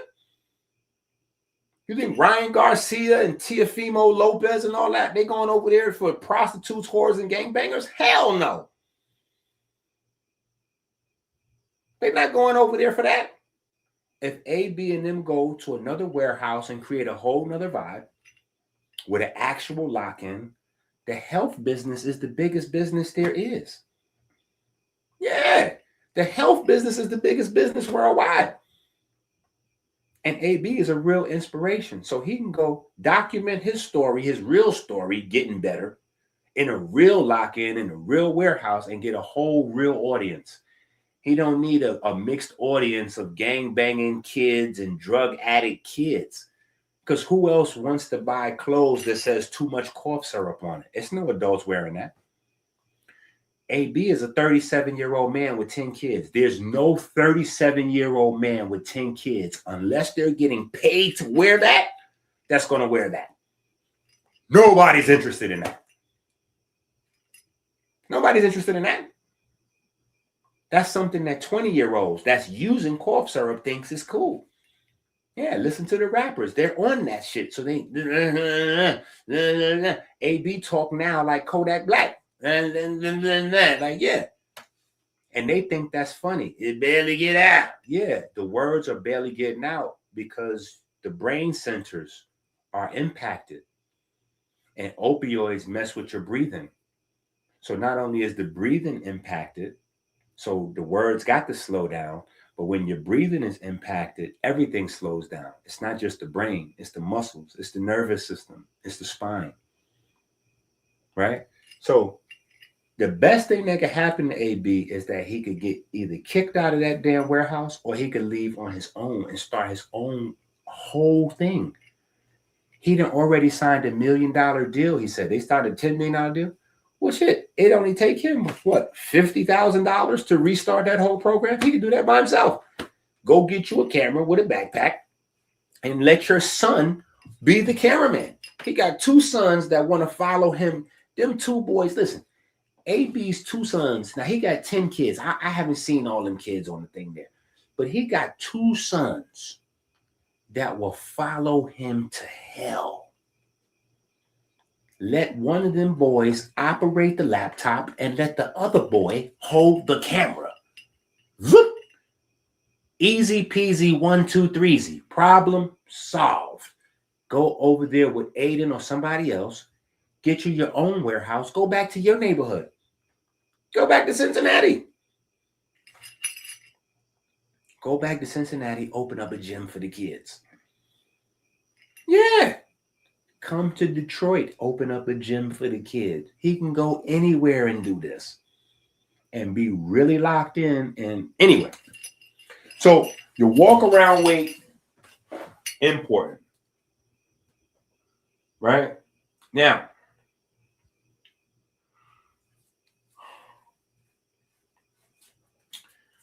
here's what we need to know, right? Because I'm skipping through some stuff in the book. A lot of this is not important.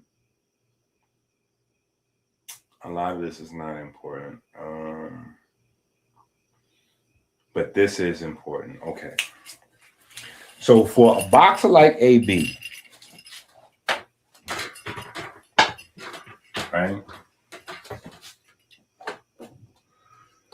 Now we're talking about AB at his prime, right? So we're talking about, we're going to say 140 pounds. Now we're going to say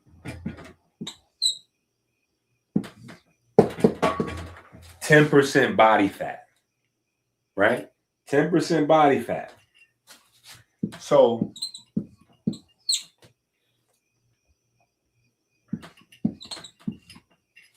we're going to say that AB was walking around as a machine.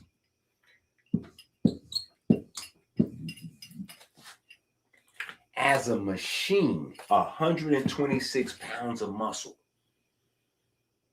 A machine. That's who y'all saw in the ring. When y'all see him keep doing that move, where he coming back and going over, that's fast twitch all the way. That's the first muscle group you lose. That's the first muscle group you lose. The fast twitch. You ain't doing that no more. That's a wrap. You're not doing that no more, right? Because you're not going to be able to react to when you see maybe he's using looking at maybe he can see in the boxer's eye, right? That the boxer's observing him, and he has a way of creating the belief in a boxer that he's getting ready to throw a certain punch or whatever the case may be to set him up, to let the opening sit there. So the boxer goes for the opening that he put there. And he already knowing what the boxer's going to do because he set him up. And now everything opened up for him to go into what he goes into, right? He's not going to be able to do that because the reaction time is going to be so slow that that opening is actually still going to be sitting there when that punch comes. Pow! Right? We've seen the clips of if you're a real AB fan, you've seen the great AB and you've seen the Don King AB, right? So it starts here. Before we even get complicated and get into bones and nerves, it starts here, right? Because you lose the activity of the fast twitch muscle. Your fast twitch muscle atrophies, right? And you lose the ability to get down to this 10%, right? You have what's called myosteatosis. Myosteatosis is crazy. Now, how did I find this out? Because I was trying to figure out what was going on with me. And this is years ago. You know what I'm saying? Because, again, I got fat boy issues, right? But, and kind of like a boxer or athlete, I manage my negatives with, going through training, exercise, right? So I know, okay, yeah, you're getting fat, you gotta. But I also got stuff I like to do. I like to pop it, talk crazy, and I like to get on the basketball court or whatever and back it up or, whatever. And I got children. I like to be more of an athlete than my kids. I like to whoop my kids. You know what I'm saying? Period. And that don't matter what age you is. I want to be able to whoop you. Like even now, when I go with Chase to track practice, like I had to tell him the other day, last week, I was like, bro, it's over. He was like, what you talking about, Dad? I was like, I can't keep up. It's over. I'm not even going to try to whoop you no more. Like it's over. You know what I'm saying? Because we get on the track and I'm running side by side with him, right? But my heart is feeling like it's getting ready to come out my mouth. And I'm only running side by side with him for probably, 10, 20 yards.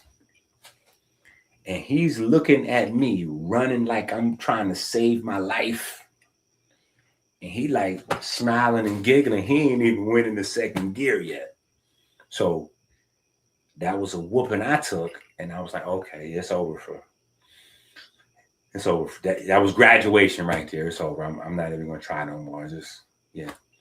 But no matter what it is, I like to whoop my kids. Whether we swimming, racing, playing basketball, whatever. You know what I'm saying? And that's how I stay. So at some point in my 30s, I realized that the bounce back wasn't like bouncing back like it was supposed to be bouncing back. And so I had to keep trying to figure out what's going on. And I'm thinking visceral fat, which is an issue, right? There's a thing called visceral fat, and it's an issue, right? But you get a nasty type of visceral fat that goes in your muscles. And again, go to the supermarket. This is what the cheap meat, when you look at the cheap meat got fat mixed into it. Like if you eat steaks, if you eat beef, this is closest you're gonna get to understanding your muscles. If you eat beef, you go there and you about to get a good whatever filet mignon or whatever, however you do it, right? The good piece of steak. It's just gonna be meat. If you got some fat around the edge, that's around the edge, but you buying meat, period, right? Thick, just meat. Your muscles are that way. That's high quality muscle. As you get older and you get out of shape, fat starts to invade the muscle, right? And you ladies that's watching, y'all better forget about it. Y'all got to do 10 times the exercise because you got fat all in the muscles. So y'all scared to lift weights or do push-ups, you might as well just load up on medications now because it's a wrap for you. Yeah, the fat's invading your muscles probably as we speak right now. Yeah, probably as we speak right now, fat's invading those muscles. All right. So you get, let me see how to spell it. I always mess this up. Myosteatosis. Myostatos. Now, let's see if I messed that up when we look that up. Let's look that up together. Of course, we break it down in the book, but I like to trust you. Y'all know how we do by now. Y'all know how we do by now. Okay, let's look over here. Woo. All right. So myosteatosis. Myosteatosis is the abnormal buildup. Okay, now we done went even higher. We got over 200 people watching the live stream. This might be Saint HJ. Saint HJ, you know we still love you even though you did us dirty. So if Hotepistan, if Hotepistan has sent the view, listen, somebody in Hotepistan, find AB. Get AB on here. We need AB on here. But I appreciate all 200 plus people who's watching. Hit the subscribe on the YouTube so maybe you come back. But anyway, myosteatosis is the buildup of fat inside and between the muscle fibers. So again, it's no longer about, oh yeah, he can just lose the weight and then he's ready to box again. No. Those muscles are no longer the same muscles. Now, somebody like a Zab Judah, I gotta use Zab Judah again for example. Zab Judah is an excellent example. He has maintained the same physique almost in the ring and out of the ring this whole time we know Zab. And I'm from New York. So Zab been outside. You know what I'm saying? So I done seen Zab outside places. You know what I'm talking about? Like, yeah, Zab was outside, I was outside. I was outside places and seen Zab some places. Zab always looked the same. Period. So he's going to have a very low level of myosteatosis. Not only has he always looked the same, but he's always kept his activity level up. He's always kept his activity level up. So he hasn't really allowed fat to penetrate into his muscle tissue. Once fat starts getting into the muscle tissue, think of muscle as copper wire, as electric, and think of fat as insulative material. It blocks electricity. Your muscles have to It's a electric current that runs through your muscle. See, when they tell you that your muscle fires and that, you burn fat and all those things are anatomically incorrect. It's stupid to say because your body doesn't burn fat. There's no such thing as that. Anybody saying like Fussy, they had this big personal trainer on there who didn't know nothing. Oh my God, I want to just choke his ass. Stop saying so much stupid stuff on there. Stop saying so much stupid stuff on there. But we did a whole book basically straightening out Fussy. You know what I'm saying? And people like him because unfortunately, we live in a world where these big steroid using bodybuilders, they come tell you, oh no, it's all about macros. Yeah, as long as you can eat anything you want, as long as you hit your macros. Like, no, macros is stupid. Okay, stop telling people that. Macros are stupid. The things that make you live a long time, they ain't got nothing to do with macros. It's the stuff all that's surrounded and built into the macros. But if you're only thinking macros, you're not really thinking about nutrient density. So for somebody Deen's age, Deen is 25 with no kids. Deen can work on macros. Deen can live and be healthy and get to wherever he need to get to on a diet designed for macros. But a 37-year-old man with 10 kids that's dealing with addiction issues, and particularly, liver issues, pancreas, blood sugar, all those things, no. Macros shouldn't even be a discussion for him. He don't need that. He needs to be discussing micronutrients, nutrient density. He needs to be focused on the amount of minerals in his food. He needs to focus on the amount of vitamins in his food. He needs to focus on the amount of active enzymes that are in that food. He needs to focus on the amount of antioxidants that are in the food. He needs to focus on the amount of phytonutrients that's in the food. He needs to focus on the amount of fiber that's in the food. He needs to focus on the amount of water that's in the food. None of that shows up on macros. That's why dummies that say, oh yeah, as long as you eat your macros, you're good. No, it's the stuff that's in between and around macros that determines your health. Yeah, that's only people that's on GLP-1 this and testosterone and Cipia, whatever and all that, all them different growth hormone and all that. If you on all that, sure. If you're in the 50-cent state of mind, which most bodybuilders are, get rich or die trying, and you're gonna get rich based on building a bunch of muscle, sure, go crazy. Macro it out. Yeah, macro it out. But it's not possible to be healthy that way.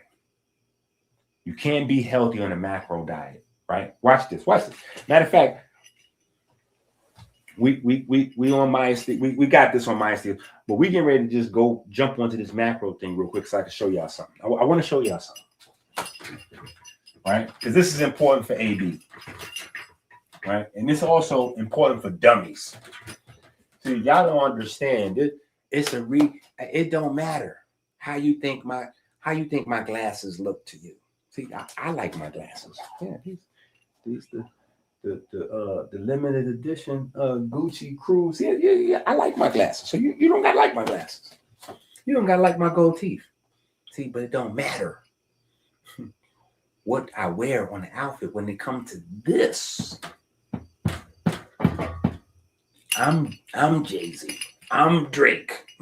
I'm LeBron. I'm LeBron and Jordan at the same time when it comes to this. And this is what you need to know that's dangerous for AB. This is what we need to know when it comes to AB.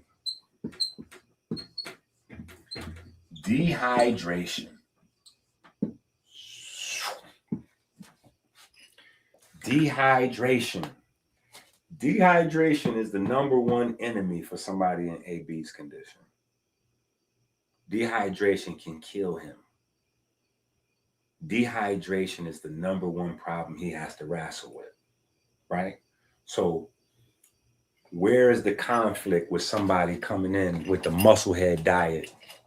Well, the number one thing on the muscle heads, what the muscle heads say? The muscle heads say you got to get in lots of protein. Woo! And when you get in lots of protein, oh, you got to cut them carbs out. You got to cut them carbs. Yeah. Because see, you know, and they go into a whole bunch of, now listen, if you don't know anything, right? Your eyes will fool you because you're going to keep looking at this guy's muscles and you believe that muscle leads to healthiness. All you got to do is look up the GOAT of all bodybuilders, Ronnie Coleman, and you could see if muscles leads to longevity or healthiness. Go look at Ronnie Coleman. Let's look up Ronnie Coleman together. Let's look up Ronnie Coleman together. Let's just look at Ronnie Coleman together so we can see the GOAT. Ronnie Coleman is the greatest bodybuilder of all time. And I was into bodybuilding at the time when he was the GOAT. And not like thinking I was going to be a bodybuilder, but he inspired me to work out and exercise.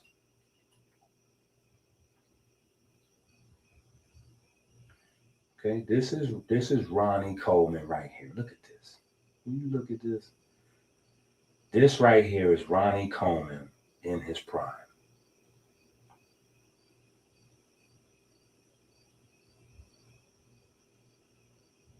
This is crazy right here. You see that? This is him in his prime. Right? Literally the greatest to ever do it in terms of bodybuilding. Right? But bodybuilding and muscles, right? Big muscles doesn't lead to health. It doesn't lead to longevity. Right? So what you need to do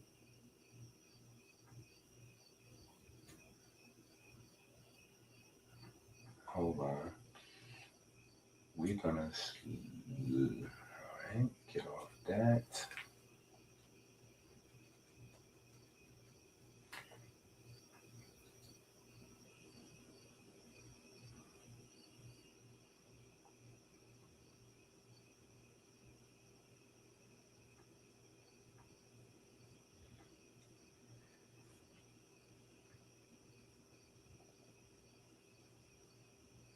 I can't walk anymore.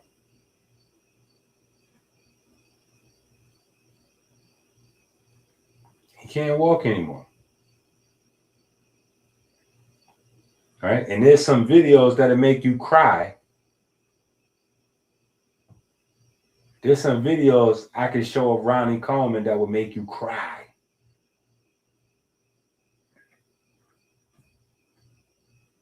But I don't want to do that to the legend. I don't even want to see it because I probably cry faster than y'all would cry. Because I love Ronnie Coleman. You know what I'm saying? I love my heroes. You know what I'm saying? But I'm able to learn from them. Right? So there's no health. You don't see no bodybuilders is the masters of longevity. If muscles led to longevity, bodybuilders would be the long-livingest people. But they're not. It's no 90-year-old, 100-year-old bodybuilders, respectfully. Right? Bodybuilders go. In fact, another young kid just died. Another young kid just died on steroids. Bodybuilders is dropping like this. Go to Greg Doucette page. He always shows the bodybuilders that die. Greg Doucette, if you confuse and you think that bodybuilding leads to longevity, let's go to Greg Doucette.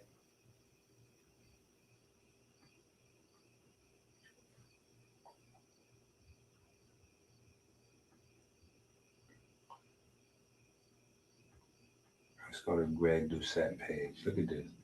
This is Greg Doucette's page. Greg Doucette is a hater. Greg Doucette is a hater. He used steroids, but he still never won. So now he takes pride in busting up other folks. Right? But this guy right here, he just passed away. I was just checking this out earlier. This is a bodybuilder that just passed away. And you see that what he titled it, we lost another bodybuilder 2 days ago. So bodybuilders do not translate into longevity. Bodybuilders do not translate into longevity. That's not a thing, right? And here's one of the reasons why is because they don't really understand. And we break it down all the way to the history of everything. Medical school started where? Here in America, when? 1765. The biggest thing to let you know that they didn't know what they was doing at the time was water molecules wasn't fully understood until the 1800s. And if your body's made out of water, then that means when they started medical school in the 1700s, they didn't even know what your body was made out of. So fast forward, you still got kind of these caveman ideas circulating today where you can have a no carb diet and be healthy. No, the no carb diet, the low carb diet is called dehydration. No carbs equals dehydration. Why? Because carbs is not only your sugar stuff, but carbs is also your fiber.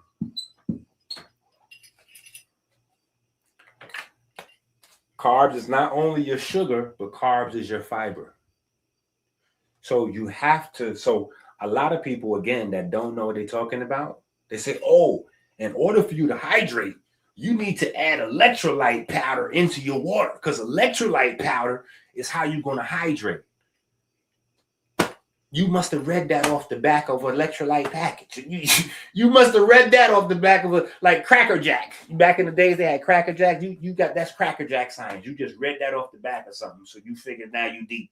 Oh, no. What's going to happen is when your energy get low, you're dehydrated. And so you got to add electrolyte packages of powders into your water. No, that's not what you need. That's not what you need. You need sugar and fiber. You need sugar and fiber. Remember when I talked to you about the fast twitch muscles, right? The fast twitch muscles, the glycogen that's in there. Remember we talked about glycogen earlier? The glycogen in the fast twitch muscle, because they don't have blood, so they got to have their own sugar supply. Well, each gram of glycogen that sits inside your muscles holds on to 4 grams of water.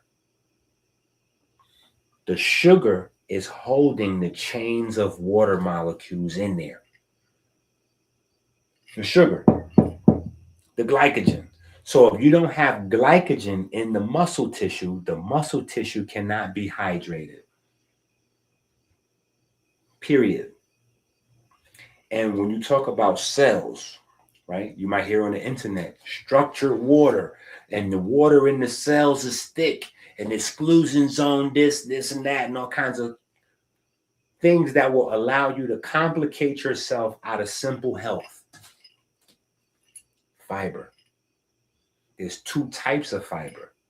So there's one fiber that's associated with doodling, and we think that all fiber is that. No, the other fiber is what allows the water to gel, what allows the water to get thick, what allows the water to structure inside the body and the cells and the tissues. So you have to have fiber and sugar, both types of carbs. Yeah, you have to have carbs for hydration. Electrolytes are minerals. Electrolytes are minerals. Electrolytes are like B vitamins, right? The electrolytes are there for energy work, right? So the water has to do stuff, right? And we get more detailed, obviously, in the book and all that, but I'm trying to keep it super simple as possible. The calcium, the magnesium, all of those things are for electricity. That's what they're for. Electricity gradients. Whether you're talking about the cell membrane, the microtubules, the mitochondria, enzymes, all of those things require specific minerals in order for them to do their thing. They got to create electricity and do their thing.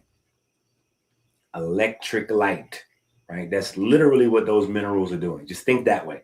Electric light. Electrolytes go into your cell and help your cells produce electricity and light. That's what those are for, right? But that does not, it does, those things help with the job that water has to perform, but it doesn't help your tissues hold the water. You need the sugar and the fiber for that, right? Protein flushes your body of water. Protein doesn't help you get hydrated. So you're on a high protein dry you up. Yeah, high protein dries you up because when you're eating protein, first of all, animal protein, right? When you eat animal protein, your body has to denature that protein, break it all the way down to amino acids because your body really doesn't use protein, right? Your cells wants to build its own proteins. So say, for instance, you eat some chicken. Your body has to break that chicken all the way down into single amino acids again.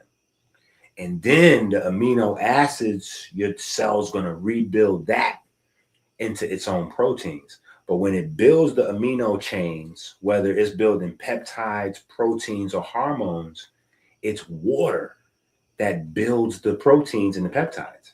It's water that folds, right? The secondary, tertiary, quaternary, all of the folds that make and build the protein after, you get the amino acid chain. That's water using. You need water for that. So this diet program is self-defeating. When you have a protein diet with no carbs and all that, your body can't even metabolize all of the protein because it's water that allows you to metabolize the protein. When you're trying to lose fat, it's water that helps break it down. Like your body needs water for everything. Your body is made out of water. I don't know how y'all let these goofballs separate this idea in your mind, because they will tell you out one side of their face, your body is made out of water. And then they'll put up a little sign that goes, oh, your muscle is 80% water. Your brain is 60% water, so they can sound deep. But then when they're breaking down your nutrition, the water is not in their conversation. You're like, oh, you need the protein, and you go on the no carb and the low carb, and then the keto people come out of nowhere, right? Because we ain't even discussed the fat. The keto people are like, yo, you don't need carbs at all or protein. You're just going to go on a straight diet of fat, and that's going to get you to the promised land. Like, no. Strip it all down to the basics. Let it make sense. Your body's made out of water. So in order for you to be healthy, you need to be loaded with water, period. And don't let nobody tell you, oh, we heard that somebody drank too much water and died. They was doing a contest. Normally, you cannot drink.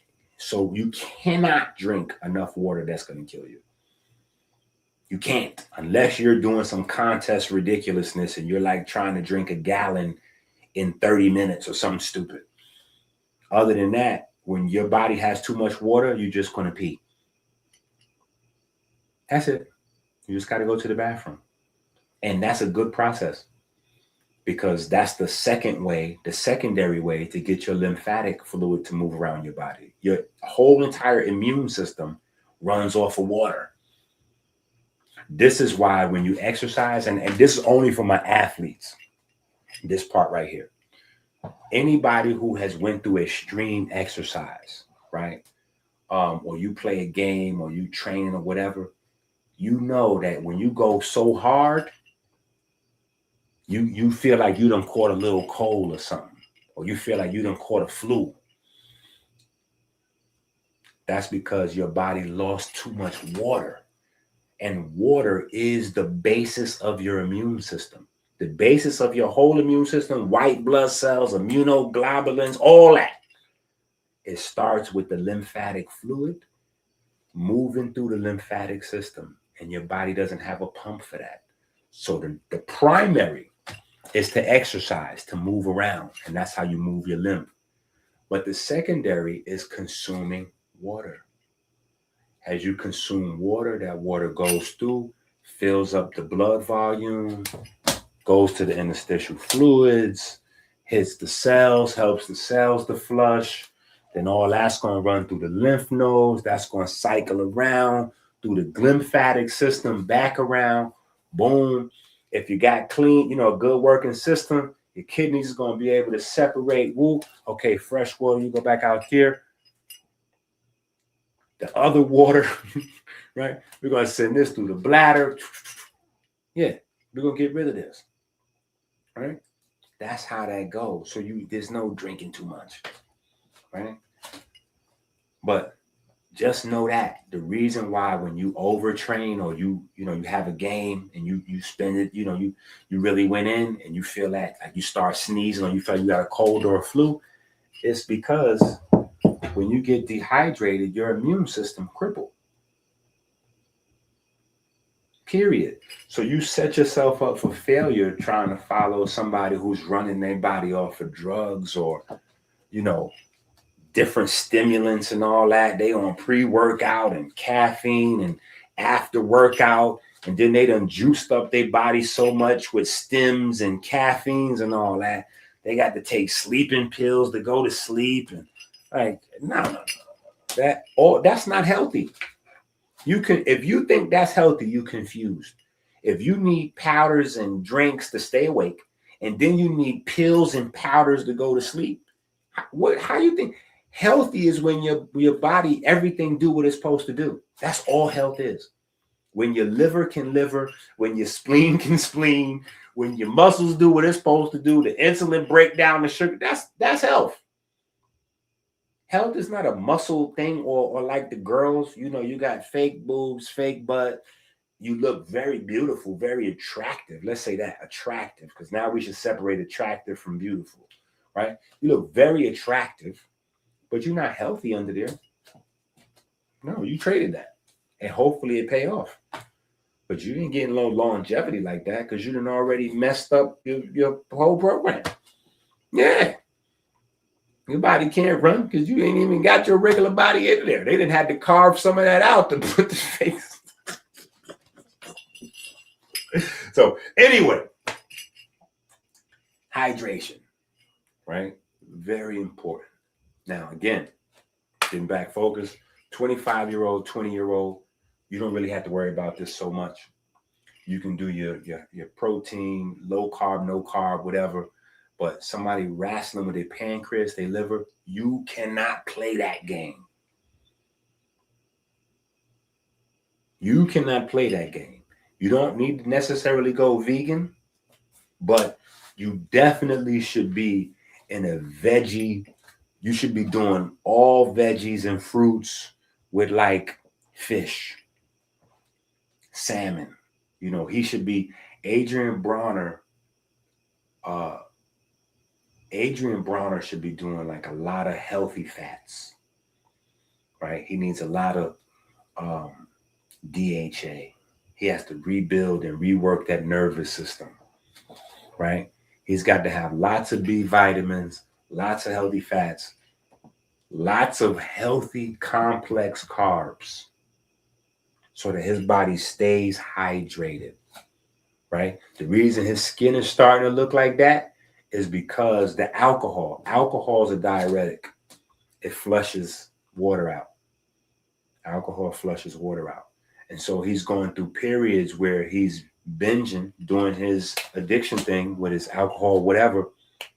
But when he's cleaning up, he got people around him that's telling him, oh, you had his protein meal, whatever, and low carb, no carb. So in his quest to be healthy is dehydration. And when he's eating unhealthy is dehydration. So he's going through a chronic stage of dehydration. Chronic stage of dehydration. And that's where you can play on the mind and start talking that, oh, it's parasites in you. Yeah, it's parasites making you not want to drink no water. It's parasites making you not want to eat some fruit. It's parasites making you. GT, you got to stop living in the 70s, bro. You got to stop living in the 70s. And please, for the life of me, you have to stop watching goofball niggas like Yaki. Yaki is making $1 zillion telling y'all that it's parasites in your toes. That's why your feet not working. It's parasites in your stomach, so your stomach not working. It's parasites in your liver, so you stop that. That's the same as saying it's a devil somewhere. So you could be zero accountability for what's going on. Something else is the cause. Oh yeah, these little creatures that's in you. It's not that you're making unhealthy choices. No. It's these little creatures that's in there, and they're leading you to make no. Sometimes you're too tall to act small. Listen to me. Sometimes you got to be too tall to act small. And it's no parasites doing all this. Yeah, parasites is real. I taught on parasites for years. In my early days, I made a name with parasites. I had a YouTube show called Orthorexia TV. When I was doing Orthorexia TV, it was primarily dedicated to parasites. So I learned everything I could know about parasites. And when I got to the other side of understanding parasites, I was like, wow, I have to start teaching people against this. This is not real. Now, if parasites scare you up, right, and you start making the right choices and taking herbs and bitters and all these things because you believe parasites are in you, and you start noticing health changes after you taking all these herbs and all that, the parasites worked, but not in a way that you killed parasites. It's you changed your habits. Right? Because if we look up those plants that these kill parasites, if we look up those actual herbs, we'll find out that they have a lot of nutrients in there. And so your body's getting a lot of nutrients from these herbs that you wouldn't have got unless you were scared that there was little worms in you or whatever. But it's not that. Okay? It's not that. You gotta come off of all of the foolishness. You can't build on a weak foundation. You can't build on a weak foundation. So for longevity, for healing, for somebody to recover, it can't be on fake, it can't be on fake time, right? It got to be on solid. You got to put the cornerstone. The cornerstone got to be, right? My Christians and my Masons understand the importance of a cornerstone, right? The cornerstone got to be solid, right? So the cornerstone to health is hydration. And in order for your body to hold water, it has to have the right carbs and the right fiber. Any sort of diet that does not include fiber and carbs is not for a person's long-term health, period. Anybody telling you could do that is lying to you. They're lying to you, especially if you're paying them. So like you paying a trainer or you're paying somebody to purchase something that whoop, and they telling you that, oh, they got you. They got you. And they're going to dress it up. They're going to dress this up in a way that they can lie to you while also putting the truth out there, and you don't understand what's going on. Because you're going to see these big ripped muscle bound guys, and they're gonna be like, oh no, I'm on a no carb, woo woo. I might have a cheat day once or twice a week, but no. See, you sneak and stuff in. Your cheat day, yeah. Your cheat day is what allows you to work out the rest of the week. Yeah, because on that cheat day, you're gonna load up with carbs. So what's that's gonna do? That's gonna allow you to hydrate yourself for the next 2-3 days. So now the muscles is ready to work. Now the muscles ready to work because you done had a quote unquote cheat day, but you playing. See, grown folks don't need that. They need you to tell them that sugar and fiber is what holds on. So you want to have a high quality carb. What's a high quality carb?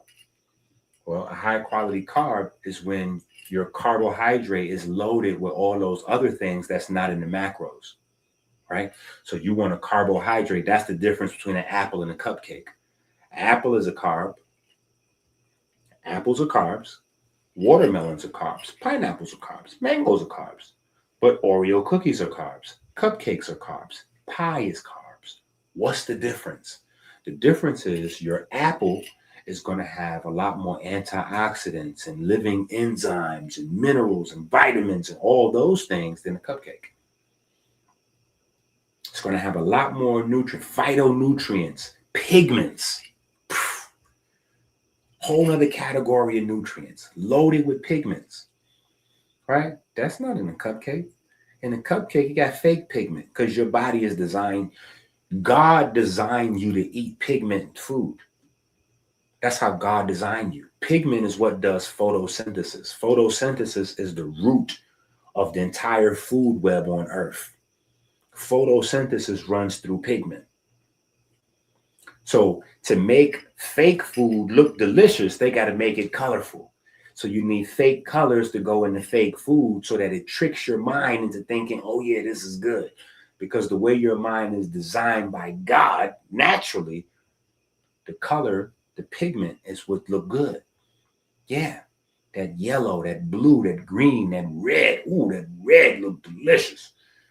Get that mix. Ooh, that pink. Oh, all them colors. Oh my goodness. The oranges, that's deliciousness. So in the fake food, they got the fake that with the fake colors, the fake dyes, right? Fake deliciousness, right? Fake deliciousness, right? So hydration got to be the key. And the liver cannot regenerate itself. Now, the liver will regenerate. A lot of people are like, oh, well, your liver could come back.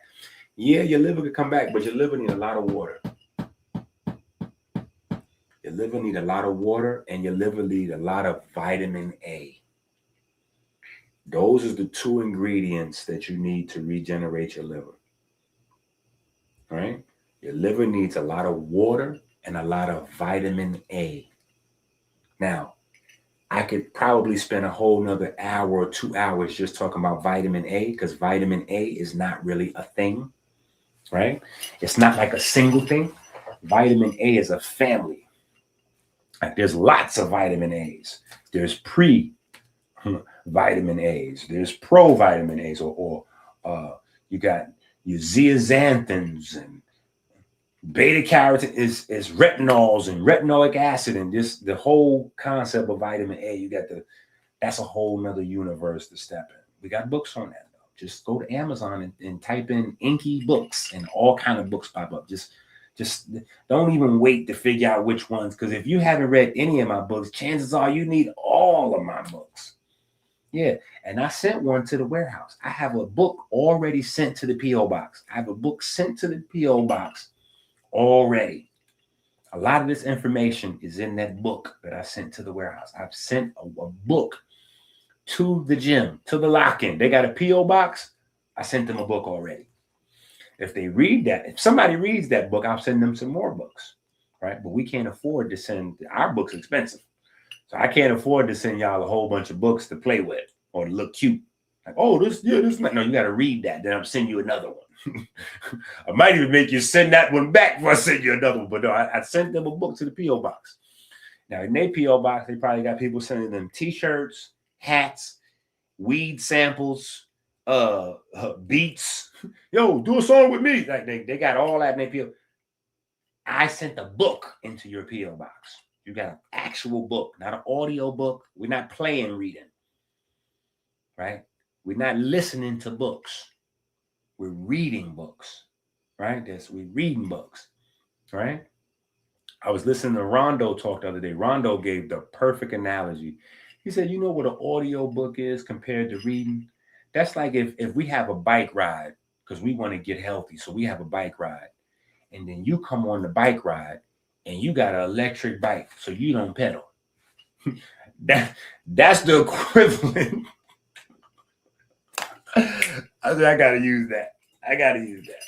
But shout out to Rondo for trying to use his position as an NBA player to start a book club and make America read again. Because we on that, make America read again.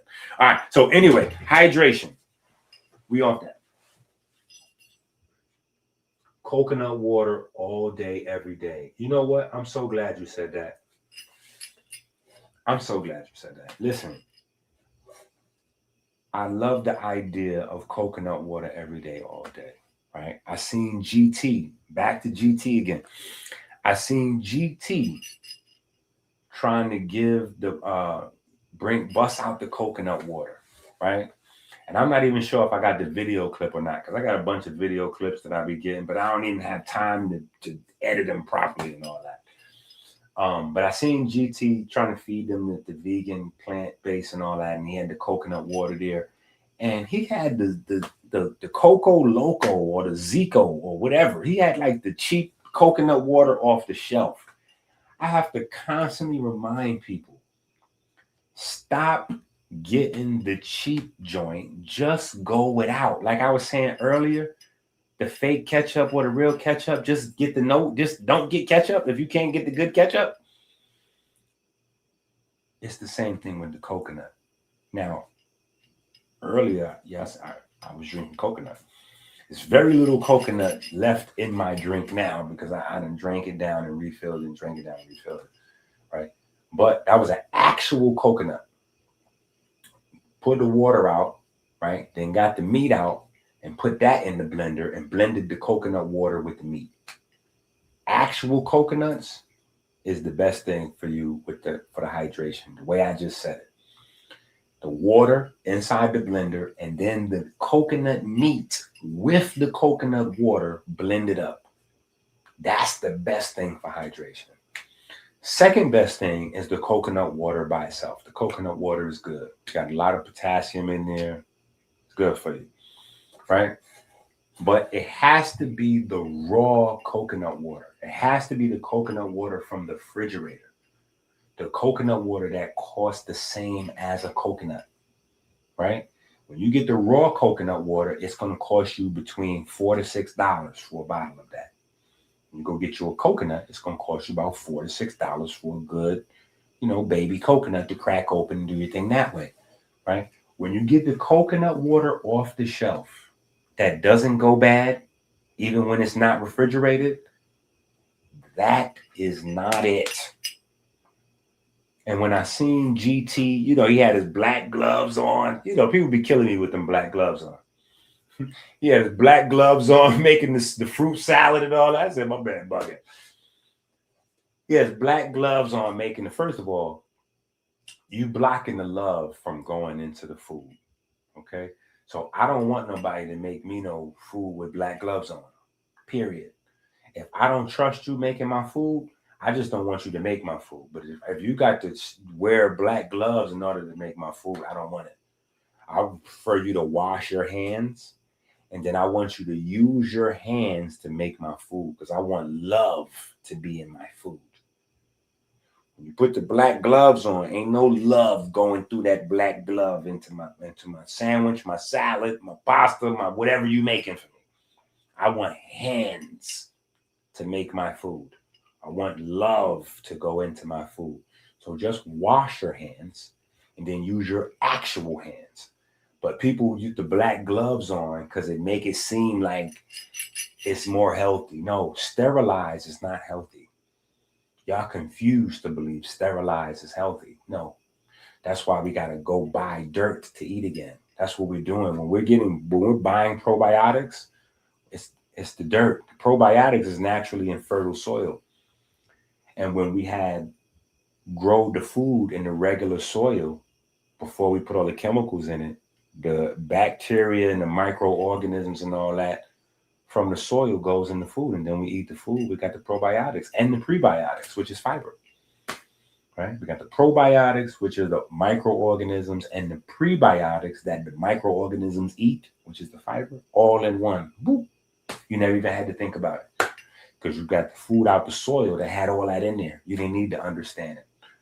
It's only when you got to chemically sterilize the soil and now the microorganisms don't exist in the food.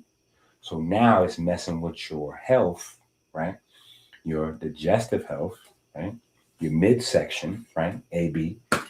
AB needs probiotics. AB needs probiotic treatment. Anybody who's dealing with digestive issues, metabolism issues, just fat belly. If you have a case of the fat bellies, if you have the case of the fat stomachs, you're gonna need you some probiotics.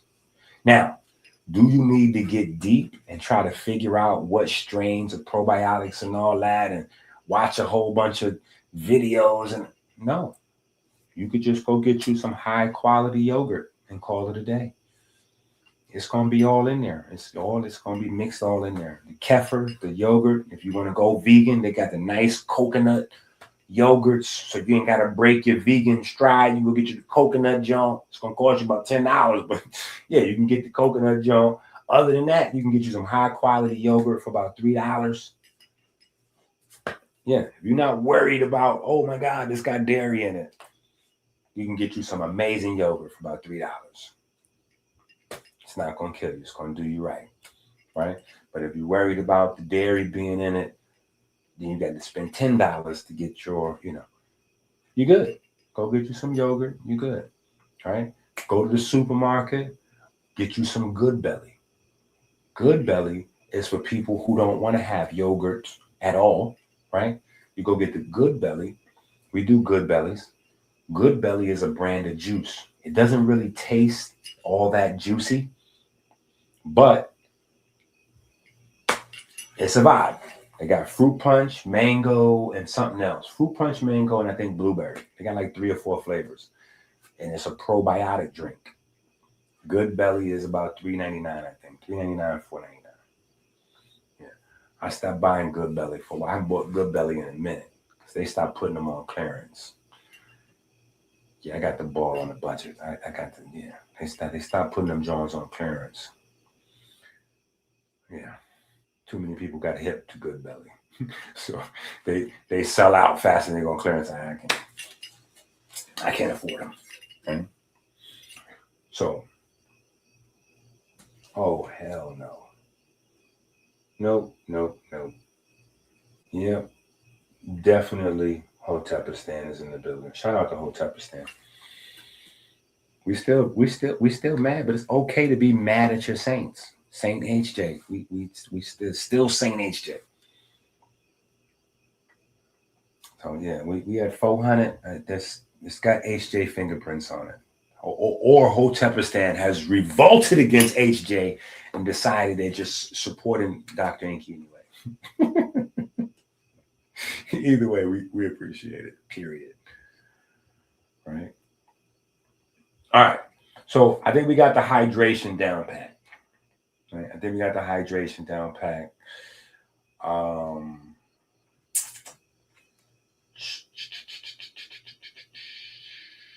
I think we talked about wear and tear of the muscles and all this kind of stuff already.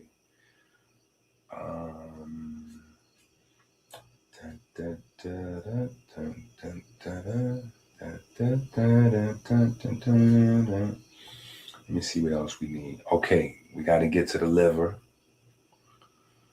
the pancreas. Okay, the kidneys. All right, so we're not going to go through every organ in here, but the book will be available soon. Let me show y'all what the book cover will look like. Let me show y'all what the book cover going to look like. No. Is that you right there? Nope.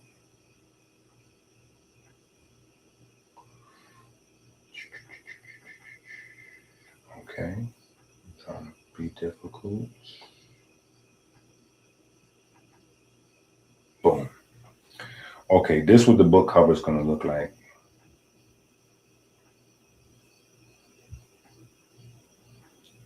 So y'all know what the book is looking like when it comes out.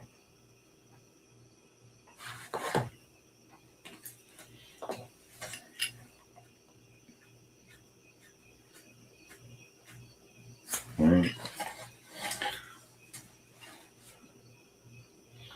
That's what the book is going to look like, and it'll be out in a day or two. You know how we do this already. It'll be out in a day or two.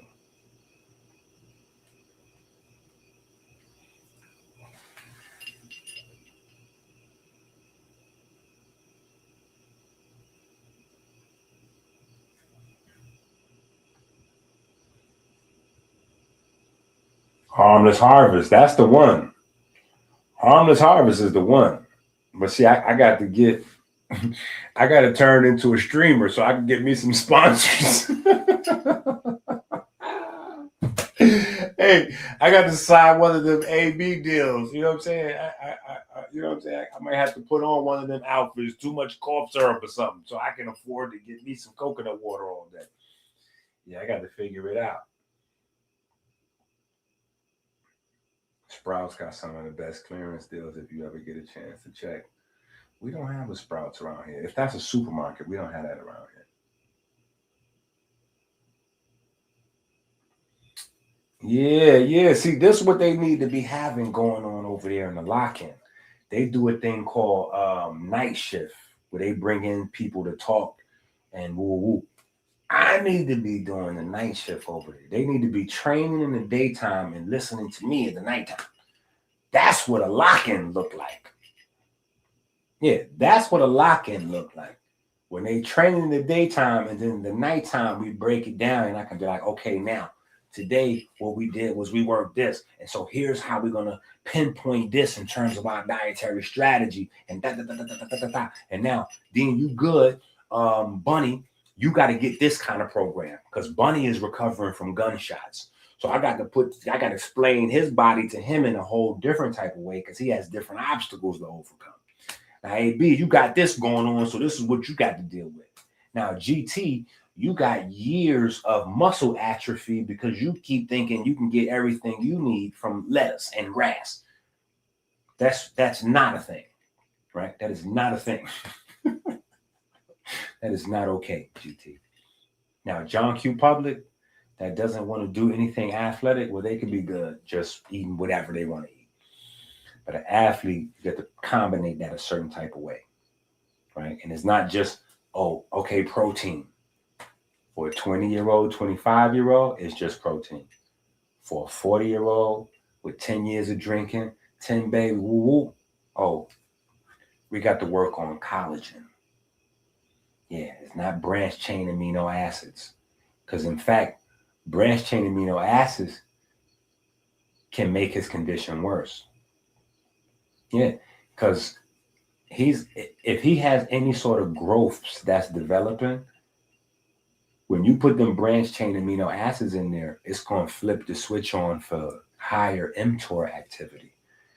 And without getting too deep into it, mTOR is what makes everything grow in your body, right? And that's good if you're like, oh yeah, everything grow. That's what I need. Bigger muscles, I get stronger. Yeah, but if you have any growths, potential cancer, tumor, etc., you making them grow and accelerate as well, right?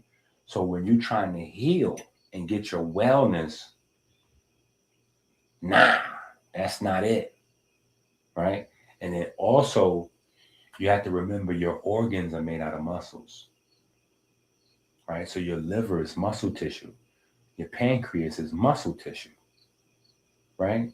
And so those things, like your soft tissues, your knees, your shoulders, your ankles, all of those things need collagen to build those things up, right? Collagen to build those things up. So all these things, they got, you could talk like a muscle head and be like, yeah, you get your protein levels in. Well, how much breakdown of what? Let's say we going on the program of the muscle head and we supposed to get in 80 grams of protein for the day. Well, as a 37-year-old man, how much of that 80 grams of protein or 150 grams, because, they going crazy with protein now. I heard one dude saying that you need to have 200-300 grams of protein a day. I almost fell out of my chair laughing, right? But whatever the day's goal is, say it's 100 grams of protein, right? That's a good amount if you're an athlete, you're building up or whatever. What amount of that 100 grams of protein should be BCAAs, right? Because when you break it down, when I break it down, let me show you what I do. When I look at the protein, this is how I look at the protein.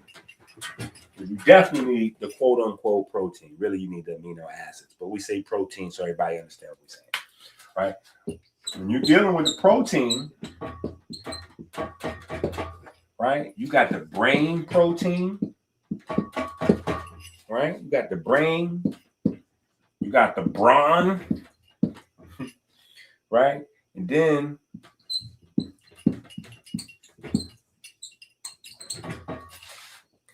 you got the electric, the brain, the brawn, and the electric, right?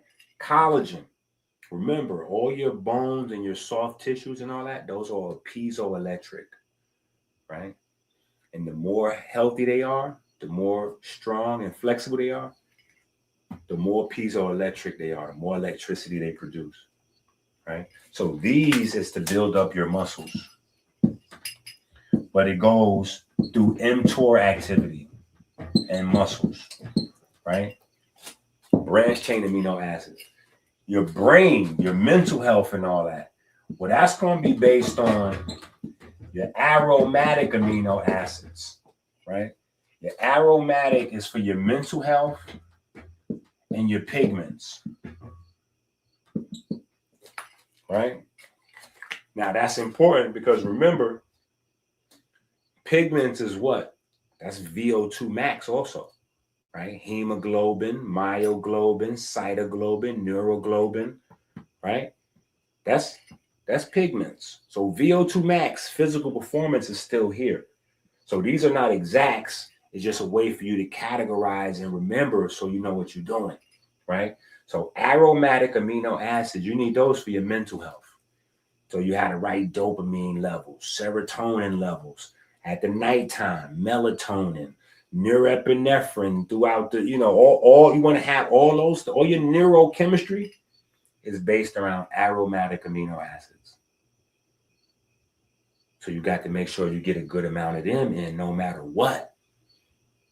Whether you're an athlete or not, whether you having 20 grams of protein a day or 2,000 grams of protein a day, everybody that has a brain has to get these in. You got to make sure you prioritize them, period.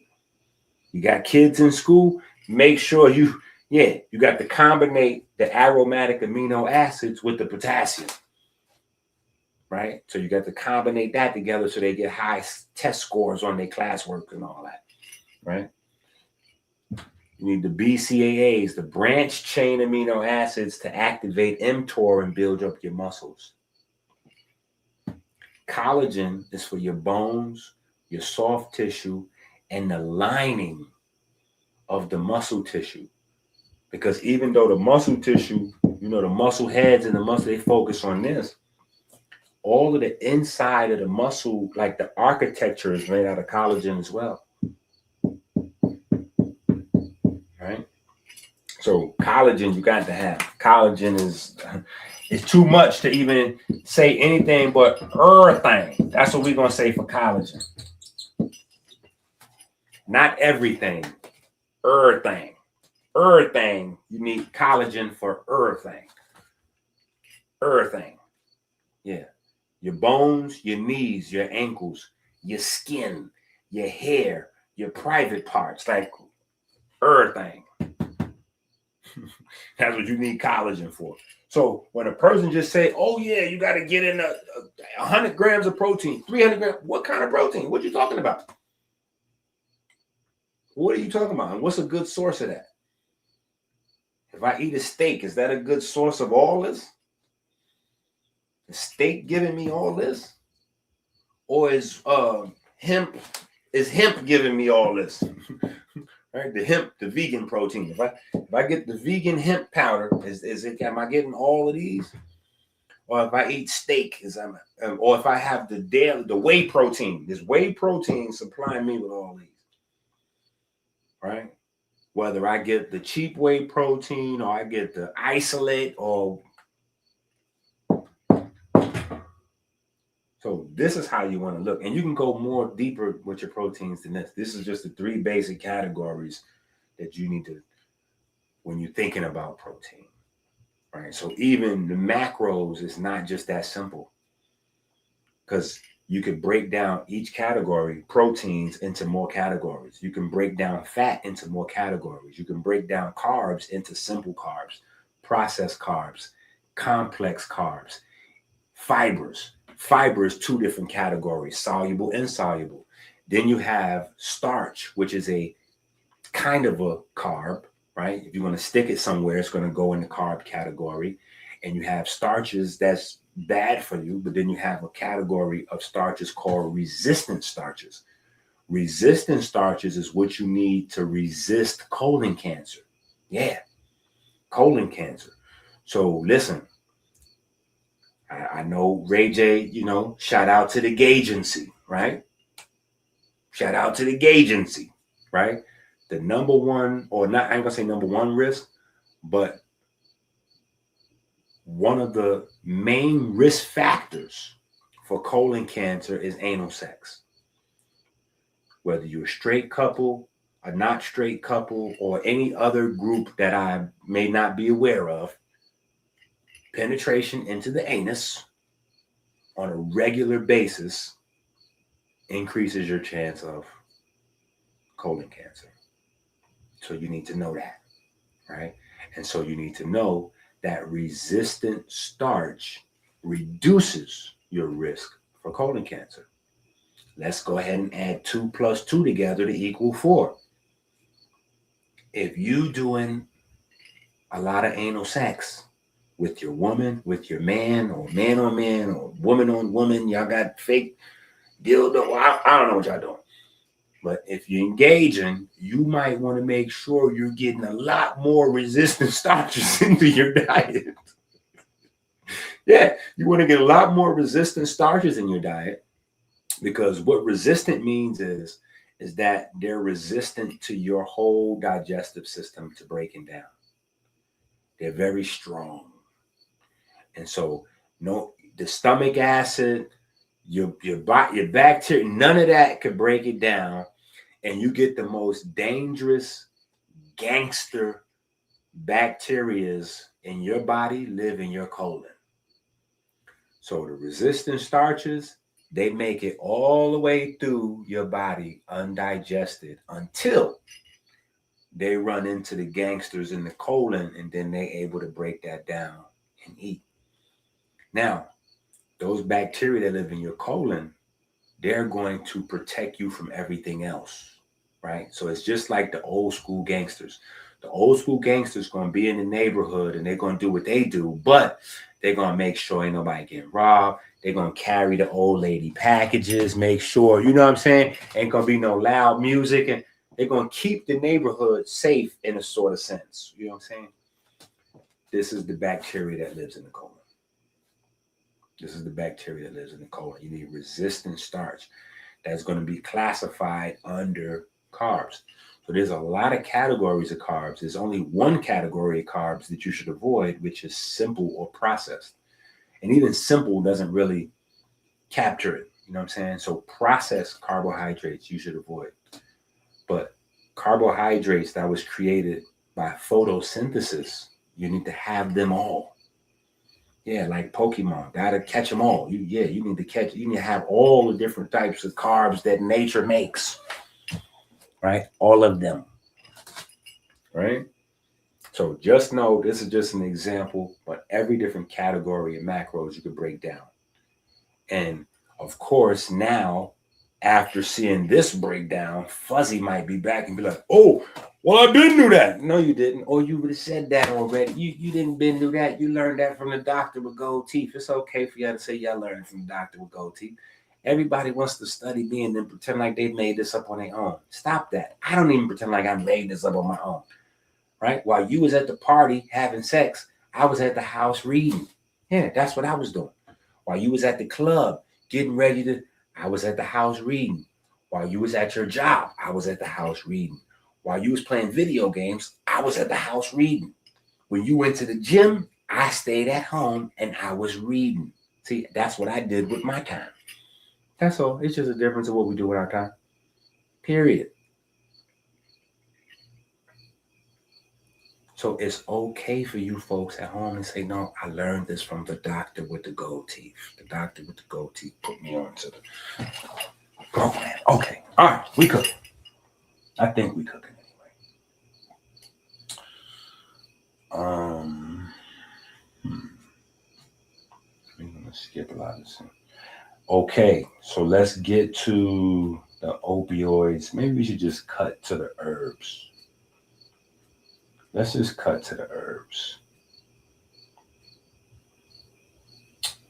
Let's cut to the herbs. This is so much in here. I want you to know that this book is over 150,000 words. And after tonight, I've taken notes on some of the questions and things like that. So it's going to be more by the time I go through it and re-answer some of these questions and all that. But let's get to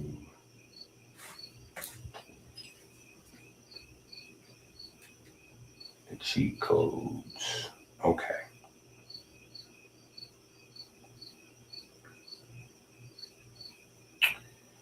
All right. So here are the plants. And this is probably for GT.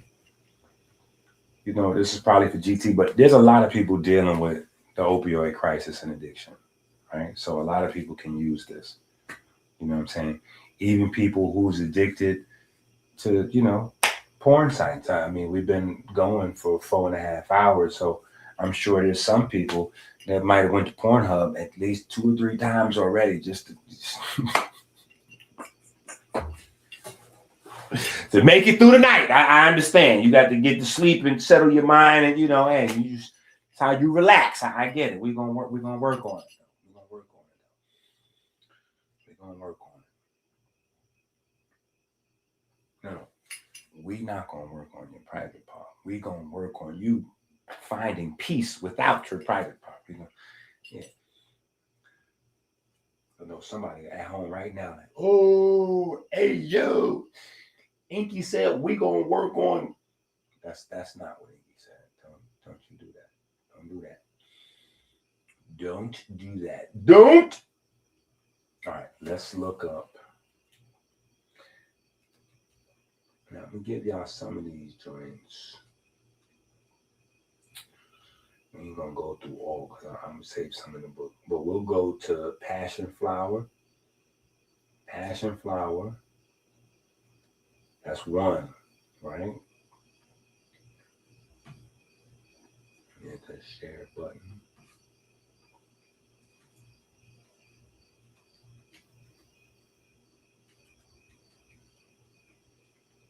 And some of these things, you actually need to use your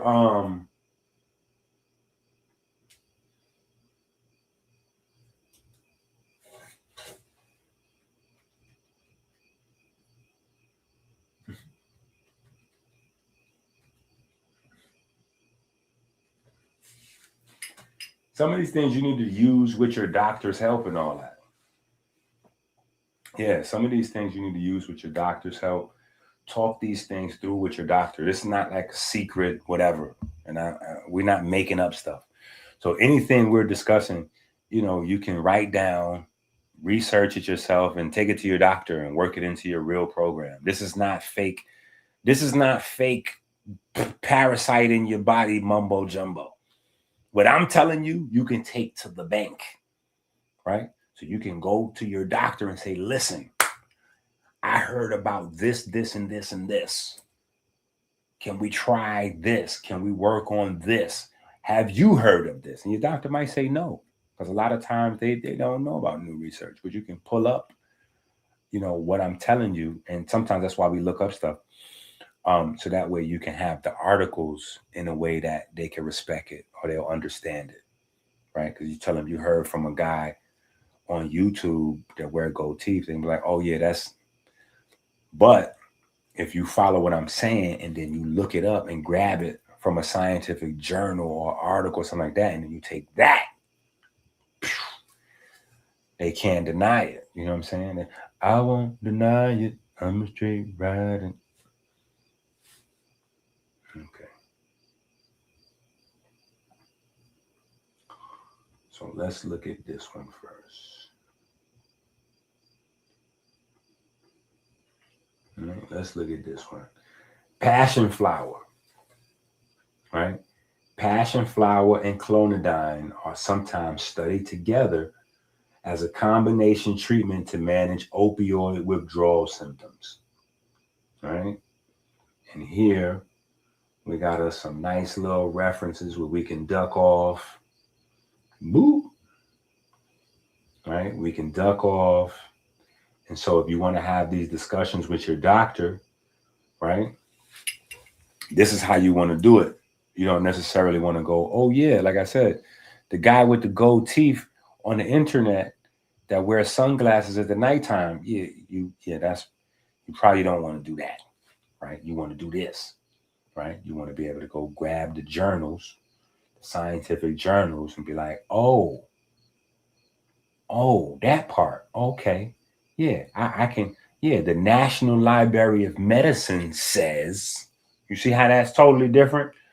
I want you to realize how that's totally different. I want you to realize how that's totally different. The National Library of Medicine says that passion flower can work to, we can work on some of these withdrawal symptoms and make it easier for me without using another opioid, right?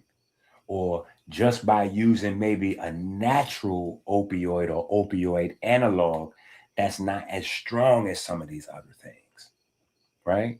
There's a lot of different directions you can go in, but sometimes your ignorance translates to silence and you don't ask the right questions. You know what I'm saying? You don't ask the right questions. A lot of times when we find out something is wrong, we so scared. We just want to behave at that moment. We just, okay, doc, whatever the doc say, okay, whatever the doc say. We don't even know. The doc is not even trying to help you get better. A lot of times, depending on how you go to the hospital, especially if you, like Black folks, a lot of times we don't go to the hospital until we emergency room. That's when we go into the hospital, when it's time for emergency room. Yeah.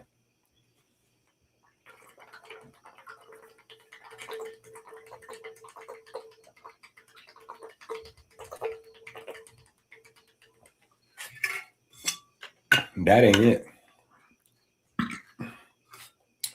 Emergency room, you probably don't even have real doctors in the emergency room. First of all, let me let you know. Them people in the emergency room, you know how you hear the saying from doctor haters? I'm not a doctor hater. I think that medical doctors and surgical doctors are absolutely necessary for health of the people. Just like naturopaths and holistic and nutritionists and dietitians, all need the full gambit. But what about seizures? My daughter been suffering for years. We got that in the books. Yeah, we got that in the books. No, we got that in the books. We got the seizures in the books.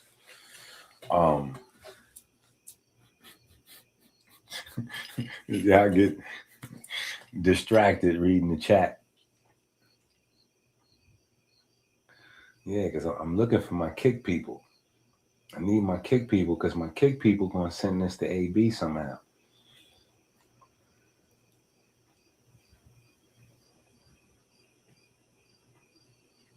Can I do a live on prostate cancer? I got prostate cancer books. Y'all got to go get the prostate cancer book.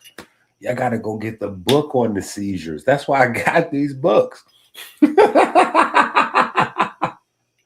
Yeah, when y'all see this, look, let me show y'all something. Let me show y'all this again. When y'all see this, hold up. Y'all got to know this is business. This means this. I'm not playing. This ain't no joke. Let me show y'all this again. Where is it at? Did it fell off the screen? It might have fell off the screen. Okay, yeah, it might have fell off the screen. Let me get it back up here. Bam. Okay. When y'all see this, right? All these different books have, oh wait, I can't do that like that. All right, hold up. Let me do this.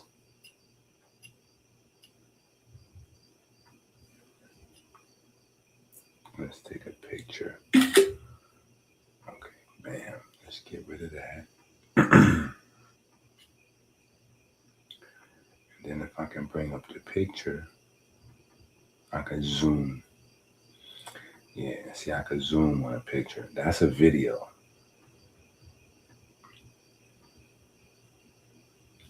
I see this? All these books right here, you can zoom in. All of these books right here, these books got multiple things in it. Like this book right here.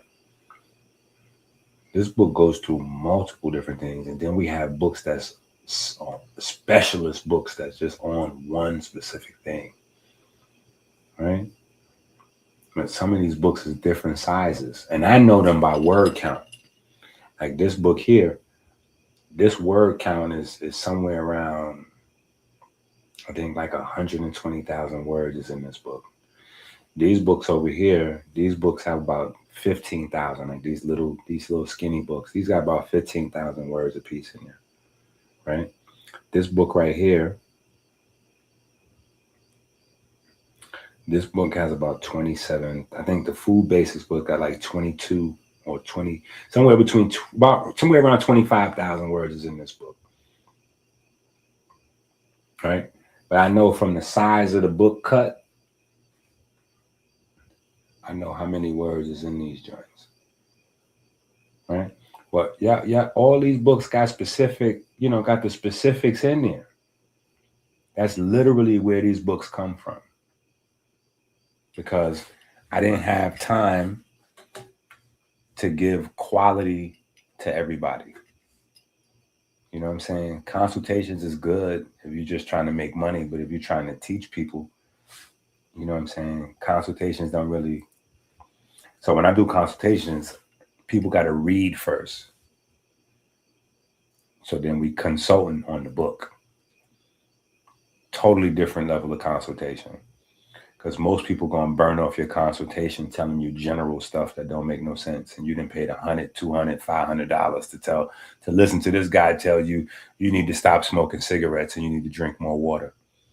I'm going to be ready to punch you in the face if I pay you $500 for a consultation, a health consultation. And you're like, yeah, you should stop smoking cigarettes and you got to start eating more salads. I'm going to be like, bro, I knew that before I came in here, champ. I'm going to need you to run that 500 back.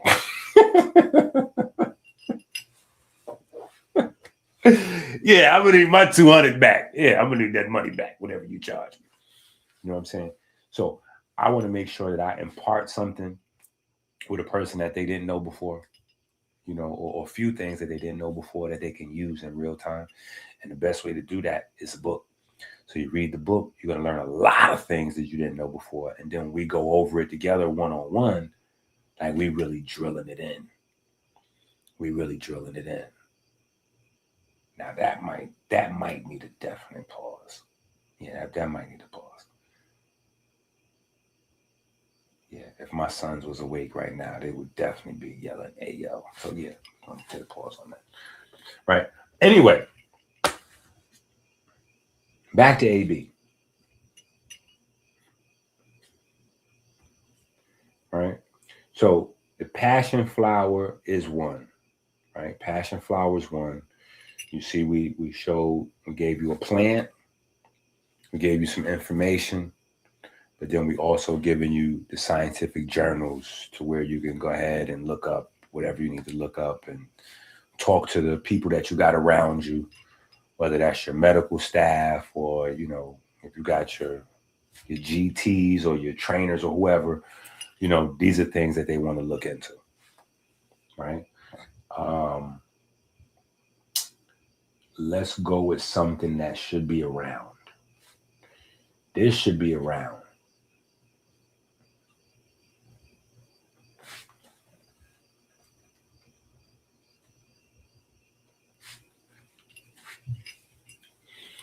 This one should be around.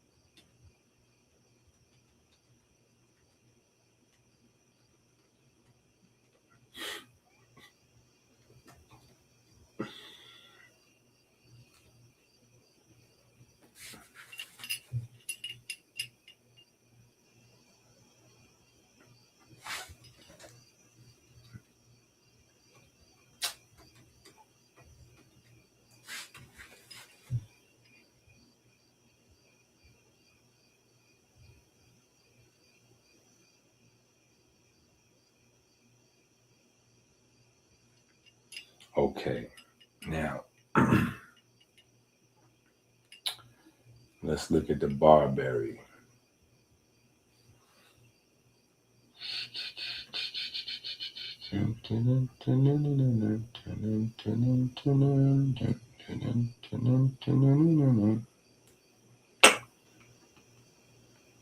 All right, so here's the barberry. This is something. All right, the berberine. All right, clinical trials have evaluated berberine root extract as a complementary aid during supervised opiate detox. Now, this is something you got to use. You got to use, not, well, let me not say that you have to use this because that's going to sound the wrong way, right? I'm saying you have to have some sort of opiate detoxing, whether you go through a time where you're using painkillers or you doing some street, whatever you got going on. But there has to be a time period where you, if you're trying to get off of it and recover, you have to go through that period of time where you put some like opioid kind of substances in the body to help your body like fight and reject it, right? These are great things, but again, you see here it says supervised, right? So don't go off half cocked and you on Amazon or eBay trying to find these joints and make you a whole bunch of this stuff. Because if you don't know what you're doing, you know, nature makes just as many poisons as it does nutrients. So you don't want to just be grabbing stuff that I'm showing you suggestions that you can show to your medical people and show it to them the right way, right? I'm just giving you the knowledge you need to ask the right questions and start to flash the light in the darkness on the right thing so you're not just at everybody's mercy, right? You don't want to be at nobody's mercy. You want help, but you don't want to be at nobody's mercy. That's two different things, right? And you want to be able to be smart enough to have a conversation with your medical crew, whatever that is, that you know what they're doing for you, right? Because if you got inflammation in your pancreas and they just giving you painkillers, you have to know that they're not exactly helping you. Those people are not helping you. Period. Because painkiller mean they just managing, like they're not stopping the inflammation that's causing the problem, that's causing the pain, right? So while the painkillers are probably necessary, sure, for you to function, but you also have to address the inflammation. You also have to address the addiction. You also have to address the withdrawal. You also have to address all of these things together, right? This is why there should be no idea of fighting, boxing. You know what I'm saying?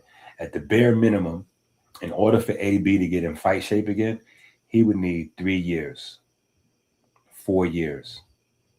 He would need like 18 to 24 months where he just focuses on healing his body and being clean, no distraction, stick with one girlfriend, you know, maybe two if he, you know, whatever.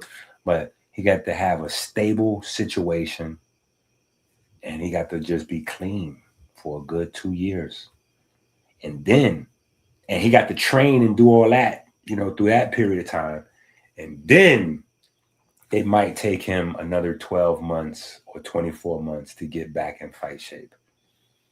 He's a good 4 years from fight shape. Period. If ever again, I would think it's stupid for him to get punched for money again with what he knows now. He can make his money without getting punched in the head. And I don't think he's losing that much money. So don't think that because you see him looking drunk or high, he's drinking Don Julio. Don Julio bottles is not that expensive. Even if he has 2 Don Julio bottles in a day, that ain't but $100. He's still holding on to his money from streaming. So I think he you know, if the people around him get some of this information and stop playing and letting Deen and them other people sabotage him, I think AB would be fine. They just got to get a full program, and his food have to include these things in it. These herbs, it goes in like seasoning. Like this is the herbs got to be mixed in to what else he got going on. You know, like it has to be one whole program. And so the nutrition should complement whatever the doctors are doing. It shouldn't be people telling you you don't need medical doctors, or it's, you know, we got to get you off the drugs. Like, oh. Yes, but no.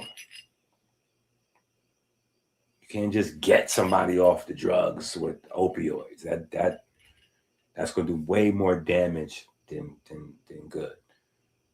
You have to change their body so that their body doesn't require, their body doesn't need. You got to take time, especially if they got, you know, sensitive organs that you got to dance around, because now it's insulin issues and mTOR and all these other different things that could be problematic. So it's like walking on eggshells. So nutritionists, herbalists, all that's cool. But especially like GT don't fully know what he's doing yet. GT need to get some books and do some more studying. GT, you not there, champ. Respectfully. He can, you know, he's got the right idea, but GT is not there yet. GT needs study. And he need to get the ego out the way so he can actually get some real study. Right? So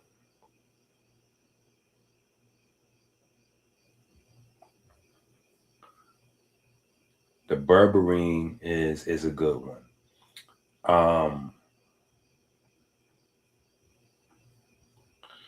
Now let's do the same thing. Let's go on over here.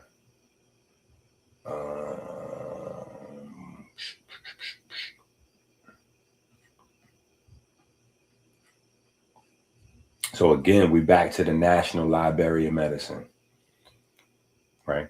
We want to make sure that all these things, you know how to do this.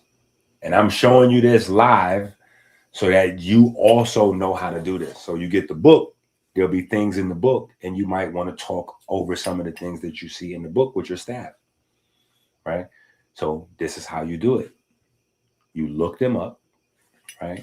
And once you look them up, you look for the references in the journals or the National Library of Medicine, and then you can take that, because that is in Dr. Ease. Dr. Ease is the language doctors in hospitals speak. They don't speak regular language. That's why if you sit there and you listen to the doctors talk to each other, you don't know what they're saying, because they speak in a different language. They're using the English alphabet, but they have a whole different language. It's Dr. Ease. So what I'm talking to you in is a blend where I'm sprinkling in a little bit of Dr. Ease, but I'm still giving you like hood battle rap vernacular. You know what I'm saying? Like, this is the MC, right? You know, this is the MC. So this is not the language you want to communicate with the doctors in. They don't speak this language. You got to speak to them in Dr. Ease. So I'm showing you how to translate what I'm saying from casual talk back into Dr. Ease. So when you bring this to the doctors and you speak in their language, they go, oh, yeah, we know about this. Because even if they didn't, like you might go, y'all heard about berberries for opioid? No, we don't know what that. Where you get that from? No, we don't know about that. Look, just take this medication. When you show them the National Library of Medicine, they got to pump their brakes and go, oh, hold on, let me see what you're talking about. Oh, this seems like promising research. Oh, this is interesting right here. Well, you know what? We did hear about some alternative ideas and blah, blah, blah, blah, blah. I don't really specialize in that, but you know what? It might be good if you tried it. Now you're having a different conversation because your doctor opens up. You came with the right key. The key is the language, right? It's the lingo, right? They got a lingo. Doctors got a lingo. So you got to talk to them in their lingo.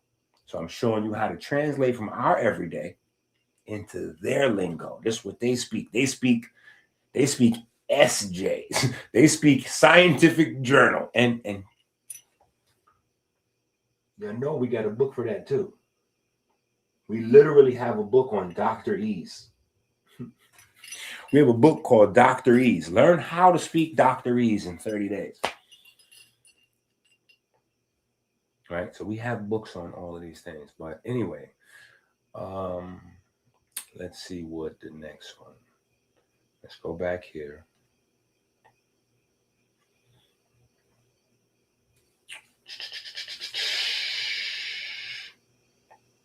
Rewiring the reward pathway, right? The reward pathway, if you don't know, right?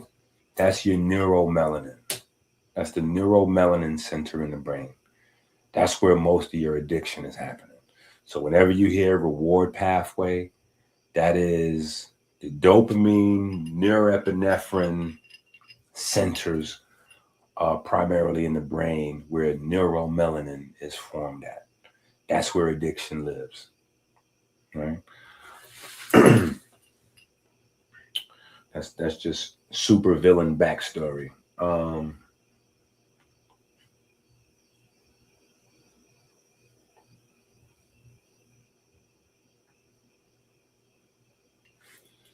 And with that being said, here's a good plant. Here's a good plant that works on that.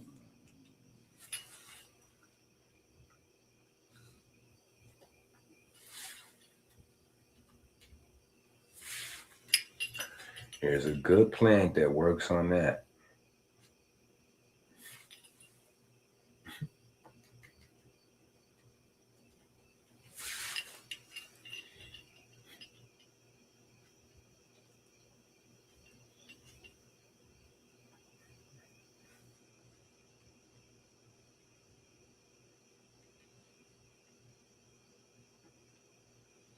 Let me see what we do here. Let me see what we can do here.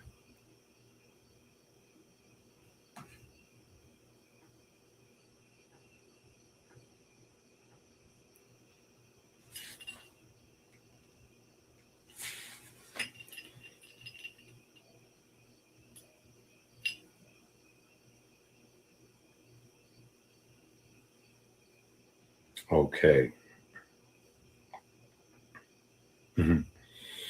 Look what happened when I dropped something into the Google. I dropped something into Google and it said, look, got it, I'm back. It looks like you pasted an excerpt about Coriodalis yahusa and morphine tolerance right before I paused. You are completely spot on with that information. Cordalis yahusa is heavily researched in neuropharmacology because it does something highly unusual. It treats severe pain while actively pushing back against the major flaws of prescription opioids. Here is the precise breakdown on how the compounds in Cordalis fight the mechanisms in the dopamine and opioid systems, right? So just saying, we were just talking about this. That's why I pulled this one out. But like I said, it's a few different ones in the book that you can have and discuss with your team, right? So it talks about fighting morphine tolerance, or the actual thing that makes you addicted, the addiction mechanism, right? Reducing the risk of addiction and cravings, and then also pain relief. Now let's see if we can get. All right, so we didn't get any. We didn't really get any references on that one.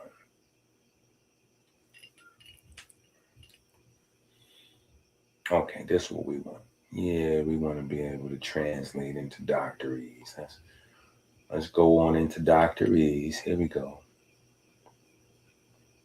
Right, so we have an article here. Right, we have an article here. Right,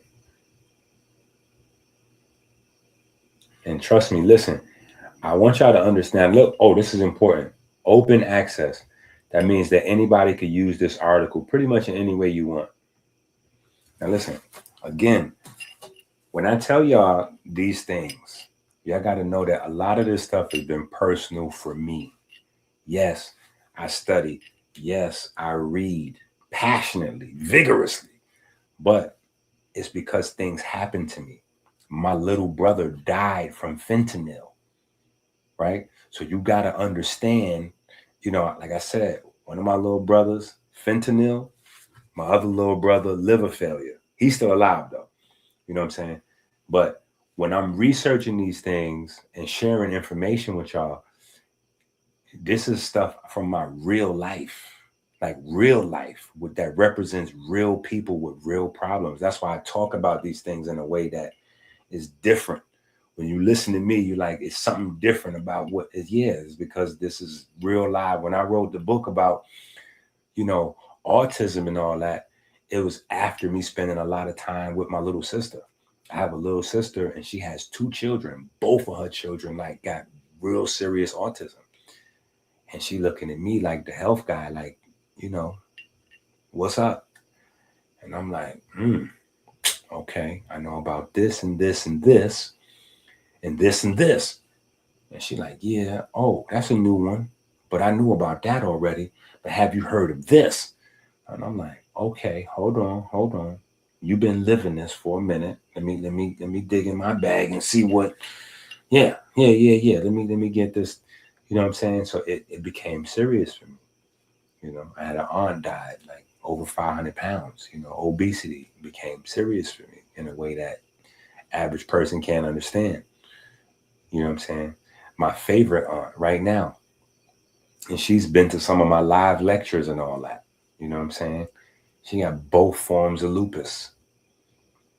You know what I'm saying? So before I was able to talk to anybody else, I was talking to her. You know what I'm saying? And trying to, you know, figure out what, you know what I'm saying? If anything that I can add that will offer her to, you know, to add something, you know, some value. Just figuring out how to add value. And so when you find out how to add value, you can add value to more people, right? You figure out how to add value to one person's situation. There's more people with that situation. You can add value all over the place. You know what I'm saying? It's just you don't want people to be irresponsible.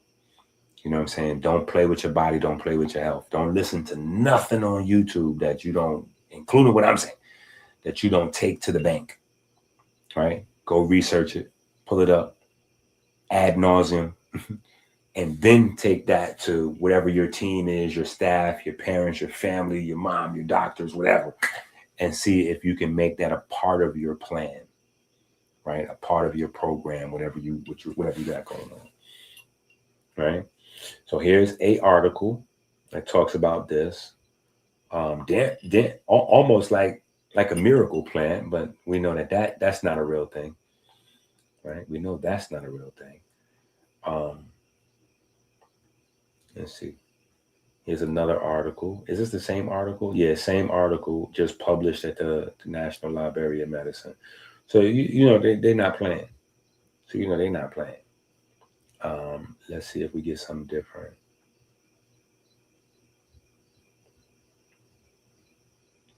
Okay, I think this is a different article. Might have some of the same doctors involved though with the research, right? But yeah, this one here seems to be in the most detail.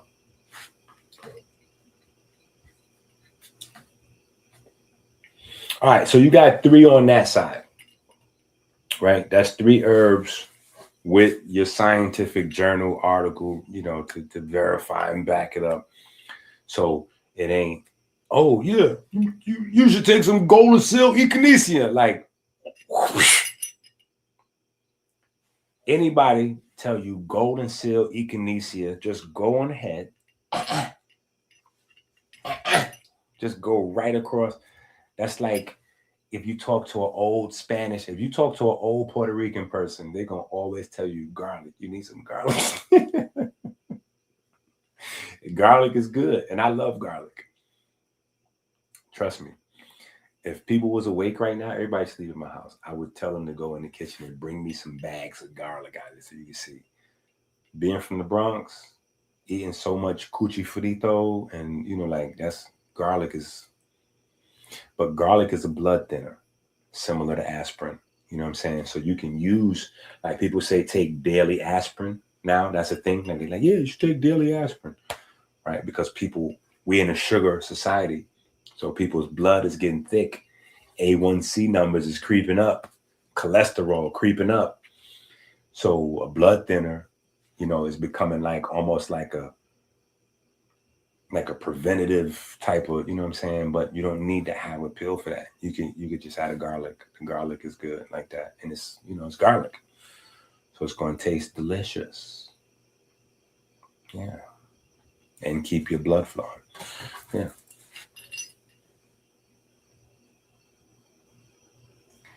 No, I don't know. I'm not swaggy enough yet. I don't know how to do it. Yeah, I don't even know how to. I have a Discord that I tried to start. Well, I think I started it. I told Chase to start me in Discord. Chase is my son. I was like, yo, start me in Discord. I think everybody on Kick has a Discord. So if I'm going to be on Kick, I need a Discord. So he was like, all right, Dad. Pop, pop, pop, pop, pop. Boom, you got a Discord. And then he left out the room. And I was like, yo, I'm going to slap this boy. What's wrong with him? Why would he put me in Discord page like that? And then he back going to what? Like, yo, I don't know what I'm doing on this thing. You got to show me how this makes sense. Like, I got to figure out how to use the Discord. So I don't know how to use the Discord yet, but I'm gonna learn though. I'm figuring it out. Yeah, I'm gonna figure that Discord out. So I don't know how to use my Discord yet, and I definitely want to hit 1,000 followers and 800 viewers and earn $1,000 per stream. Oh, hold up, you trolling? You said earn $1,000 per stream. Yeah, that would be nice. See, $1,000 per stream, and then I'm gonna be wearing cough syrup outfit.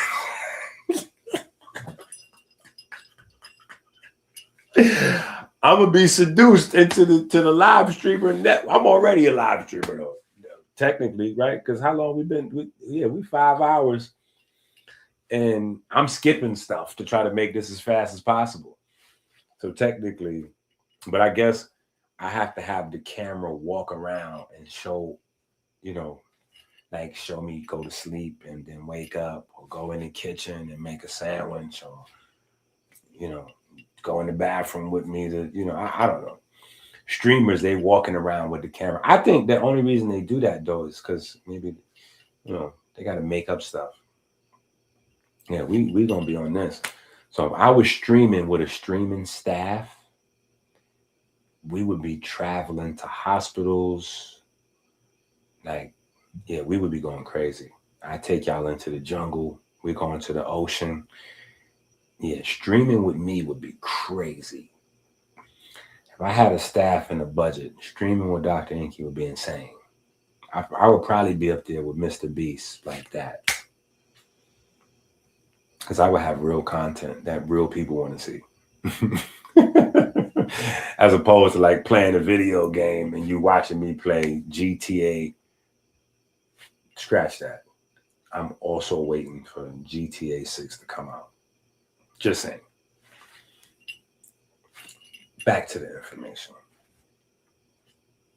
But yeah, I appreciate the idea, and I definitely want to learn how to do that. Let me end with that. I would definitely like to learn how to do that. If for no other reason but to be able to help me talk to more people. All right. So we got some other herbs in here that are for the liver, some more stuff for the opioids, some stuff for the pancreas. I want to skip all that though and talk about the top 5 most dangerous things for a person with inflammation in their pancreas. The top 5 most dangerous things. In fact, let's see if we could get some participation at 2 o'clock. What is it? 3 o'clock in the morning. Okay, 3 o'clock in the morning. I'm in Detroit. It's 3 a.m. over here. And I want participation in the chat.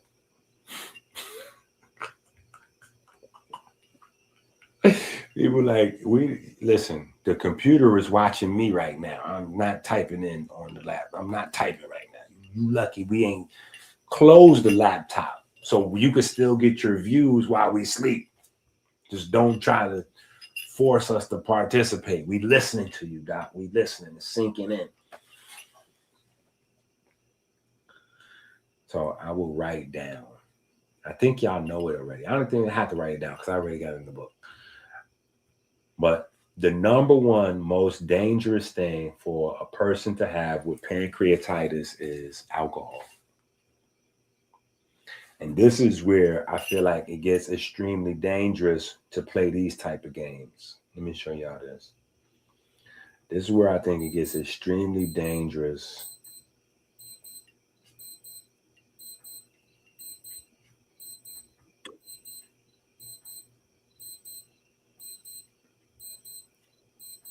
See this right here?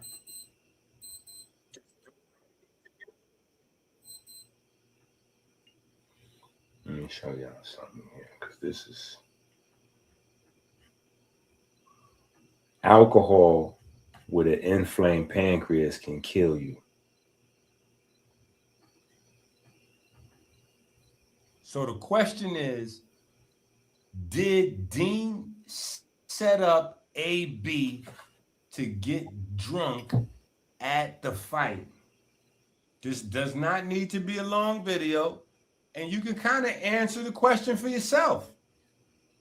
If you saw everything that happened at the fight, if you saw Deen running around telling everybody he could that AB was not disciplined and got drunk and he don't know how it happened and AB so unprofessional and how did AB, if you saw all that, then all you need to do is see this. God. Fiend.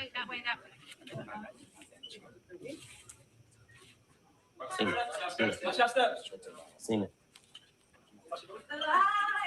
Oh, they got a basketball court on this bitch? God. Okay, so you need me to rewind that for you so you can see that again. I want y'all to see how there's a lone bottle of Don Julio, AB's favorite drink. There's a lone bottle of Don Julio placed in the green room right where AB had. And mind you, Deen sees him grab it. He says nothing. He looks the other way. In fact, Ray J sent him over to grab it. And when AB grabs the Don Julio, brings it back over to Ray J acknowledges it like, oh, yeah, you seen it? Okay, good. You grabbed it. Okay, yeah, you got it. Okay, good. Let's, yeah, go ahead and do your thing with that.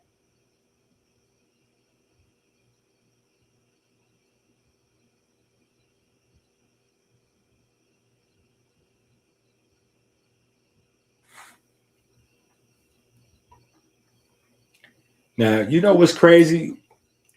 When I was looking at this before, I didn't really notice the Zeus employee that seemed to also be making sure that AB got this bottle of Don Julio. That is crazy right there. I did not notice this guy. Look, who is this guy? This Zeus employee that seemed like he's making sure that AB gets the bottle and he secures the bottle. Like, what is this guy doing here? That's crazy. What is this guy doing? Like, he looked like he making sure AB get the bottle. Look at that again.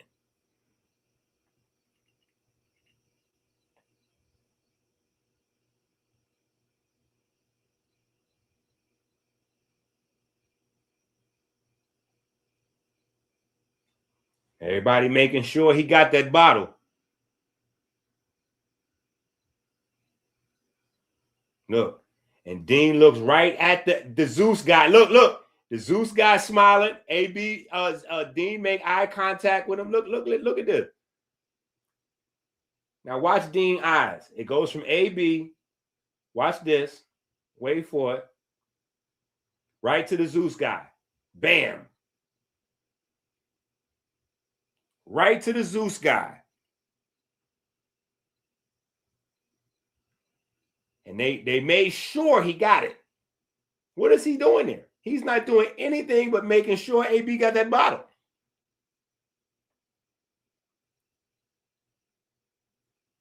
And they good with that. They're like, all right, he got that. He took the bait.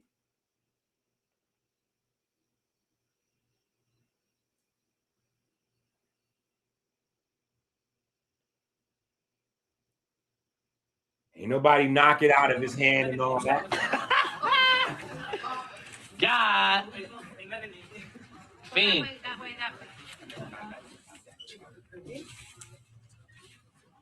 Sing it. Sing it. Sing it. Sing it. Sing it. So the only question is, see, that's diabolical right there. That's diabolical. That's crazy. There's no such thing as a bottle of Don Julio that's just sitting there like that. And then what the Zeus employee doing? He was he damn near escorting AB to the bottle, and then once AB got it, he was like, oh, "Okay, good job. You got your bottle. All right, come on. What are we doing? What are we doing?" And then the Zeus team, along with Deen and Ray J, spent the rest of the night while AB is in front of all these people. AB is in front of all of the new and upcoming boxers. He's in front of all the ex-champions. They all there because Clarissa fighting. So Floyd is there. Terrence is there. Shakur is there. Andre Ward probably somewhere out there. Like all these guys. Spence, all them, Shane, Zach, all them guys is there. All them people is there. All of the people in the boxing world, the promoters and everything, they're going to make sure to make him look as bad as possible on that stage in front of all them people.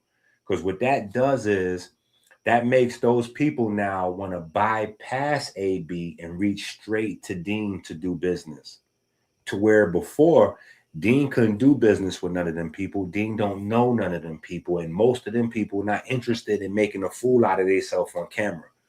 So don't think in your mind that all of a sudden Clarissa wants to go and do a live stream with Deen, or Sugar Shane Mosley wants to do a live stream with Deen. No, because none of them people is getting ready to color their hair different colors and like buy prostitution and gamble and all that on the live stream. They're not getting ready to do that. They'll bring some kids out and train and do something healthy and family-like on the live stream, sure. They'll give you an interview on a live stream, sure, but they're not getting ready to play streamer with you. They're not going to make a fool out of themselves for no money with you. AB wouldn't even do that if you got AB when he was on top of the world. AB would have probably punched him in the face already, respectfully. Respectfully. You lucky you caught AB in a situation where you did, but Deen, you're not even appreciating your opportunity. AB is an opportunity for you. You got to take care of him like an opportunity, because he's a gateway for you to get to all of them people. And still, even though y'all did that to him and made him look stupid in front of all them people like that, you still can't stand in his shoes. You still can't replace him. You can run around with Rampage, but Rampage is a goofball. Respectfully. Rampage is not respected like Adrien Broner. Fat, drunk Adrien Broner is still a bigger celebrity than Deen and Rampage and Bang and Z and all them D-class celebrities put together. Period. Because he's a 4-time world champion. You know what I'm saying? Like, there's a clip of Brandy coming over to the house, and Brandy is there, and everybody is like starstruck when Brandy comes in the house, but AB is not starstruck. And Deen gets mad with AB, like, yo, why are you talking to Brandy like that? And I'm like, he's not talking to Brandy no weird way. He's talking to Brandy like a regular person, like a regular woman. Now, for Deen, he can't understand that, right? Because Deen is streamer famous. But Adrien Broner is at the same level. Brandy's his peer. He's a global icon, right? Whether you like it or not. You know what I'm saying? A global icon doesn't not become a global icon because they making mistakes. You know what I'm saying? Think about Robert Downey Jr. Robert Downey Jr. was addicted to cocaine and everything else almost. Robert Downey Jr. was addicted to everything. And he went to rehab a few times. Before what? Before doing Iron Man and having the biggest roles of his career. Iron Man. You know what I'm saying? Like, just because a person go through something and they fall down, that only makes them bigger when they get up. So you trying to make him look stupid and all that, and then step away from it. Like, y'all, yeah, we saw you right there in 4K. We saw y'all all put the bottle sitting there, the Zeus man walking into the bottle. He even come back to Ray J after Ray J, like, yeah, I told you the bottle. Yeah, the bottle. We got all that on video, bro. So we see what's going on. We see what's going on. And only kids will believe that ain't nothing. Oh, well, ain't nobody make him drink it. He's addicted. He's in early stages of fighting that. You can't put that right there. You can't put that right there. Not his favorite one. That's what he drink when he's at his best. He's going to buy a bottle of Don Julio. So you put Don Julio right there. What's the odds on that? Not like a Bacardi, not a daiquiri. It's 1,000 different alcoholic beverages, 1,000,000 different alcoholic beverages that could have just been randomly sitting there. If somebody was there, if that was there for any other reason, it probably wouldn't even been an alcohol. It would have been a champagne. Yeah, that's what makes sense to have around. Oh, it's a fight. Boxers want to have a bottle of champagne or something for they celebrate, they win, they fight. A Don Julio in the green room that he got to walk through is crazy, nasty work.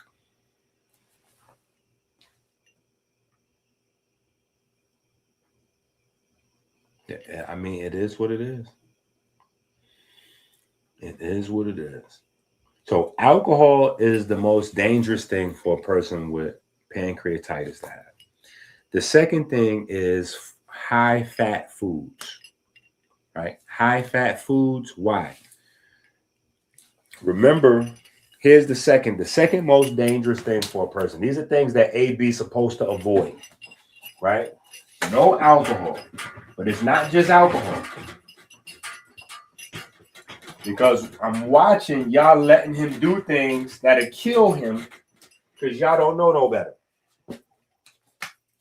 So it's not just alcohol. We're going to put alcohol up there, right? But it's fat, high fat foods.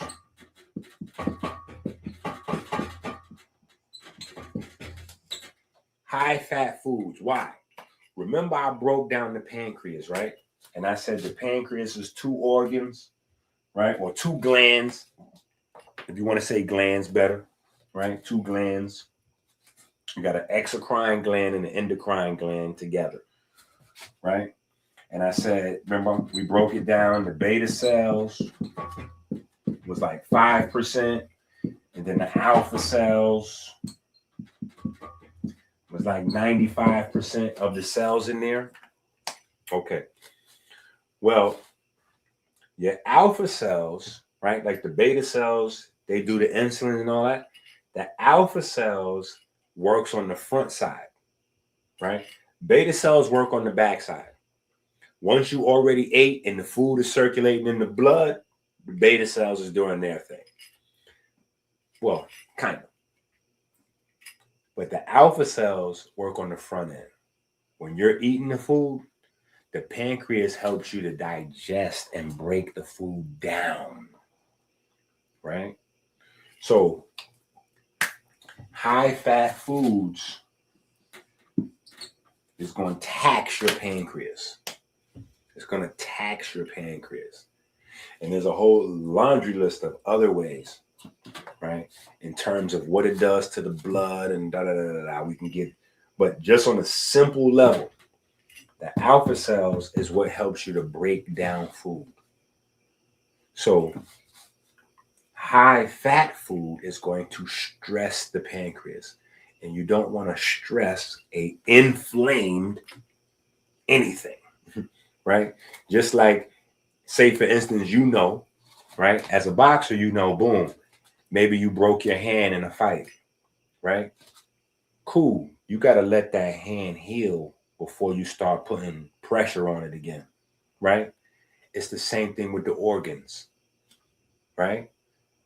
The same way if your hand breaks, you got to let the hand heal with no pressure. You got to try to take all the pressure off your hand for a certain amount of weeks or months for it to heal again. Then once it heals again, you have to take your time with building it up, right? And I know you understand that because you talked about that with running on a treadmill. I'm speaking directly to AB. I know he understands that because he talked about the getting on the treadmill. He said, oh, y'all want to just start working out and start running 5-10 miles. No, that's how you get injured. You got to build it back up slow. You start with walking 1 mile, then you running 1 mile, then you can build it up. It's the same thing with the organs, glands, and the tissues, right? You want to take the workload off of the pancreas. So the first thing that's AB has to be taken out of a lock-in for AB is alcohol. It cannot be in the place, in the vicinity. The second thing is high-fat foods. Cannot have any high-fat foods. Now, how can high-fat foods sneak in? Well, if you give somebody a meal prep, right, it doesn't have high fat in it, it's balanced, it's whatever, right? Cool. But there are high fat dressings and sauces that may be added to the food. So you got to watch the condiments.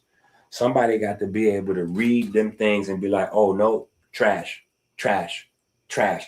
In fact, I actually got video. Check this out. I got video of Deen going through the kitchen. They got their little kitchen area. And he was saying, he was looking for the foods, and any food that was healthy, Deen was throwing in the garbage. Listen to what I'm telling y'all. I got clips of Deen going through the food and throwing out the healthy food. Now, how you throwing away the healthy food and the healthy snacks when you got somebody fighting addiction, withdrawal, liver and pancreas problems? How you throwing away the healthy food, making sure they got a freeze? You're not throwing away the icy pops. You're not stopping the liquor from coming in, but you're literally throwing out the healthy food and the healthy snacks. What? I got video clip. When I see these things interesting, I just grab the video clip. I might not label it. I may forget which file I saved it in and all that, but I got the clips. It's crazy, right? So anyway, high-fat foods is a no-no, right? We went through, well, we didn't go through cigarette smoking, right? I don't think AB has a smoking problem, right? But for somebody dealing with pancreatitis, no smoking, right? Then we went through dehydration, right? Dehydration. This is all top 5, right? It's top 5. We're going top 5. Top 5 most dangerous substances that should not be in the lockout at all. It can't be in the building. It can't be in the warehouse, right? So we're going to go smoking, right? And that even includes hanging out with Ray J. Ray J smoked cigarettes or bigarettes, right? Ray J smoked cigarettes. So you can't hang out with Ray J because secondhand smoke is just as bad in some instances, right? And we talked about water. Well, we'll just go back to dehydration. Right? Top 5 most dangerous things. And then, last but not least, especially not in AB situation, sugar. So you got this going on. You got this. This is in his lockout. All 4 of these items is in the lockout. They supposed to be helping him fight alcohol addiction. Meanwhile, alcohol is in the building every night. high-fat foods, condiments in the building because they just ordering fast food and Popeyes and Denny's and all kind of anything. Dehydration is caused by these items. Sugar also leads to dehydration. Sugar also leads to dehydration. Sugar is a master of dehydration. So you have to be careful, right? Carbs, complex carbs, good quality carbs, hydrate the body.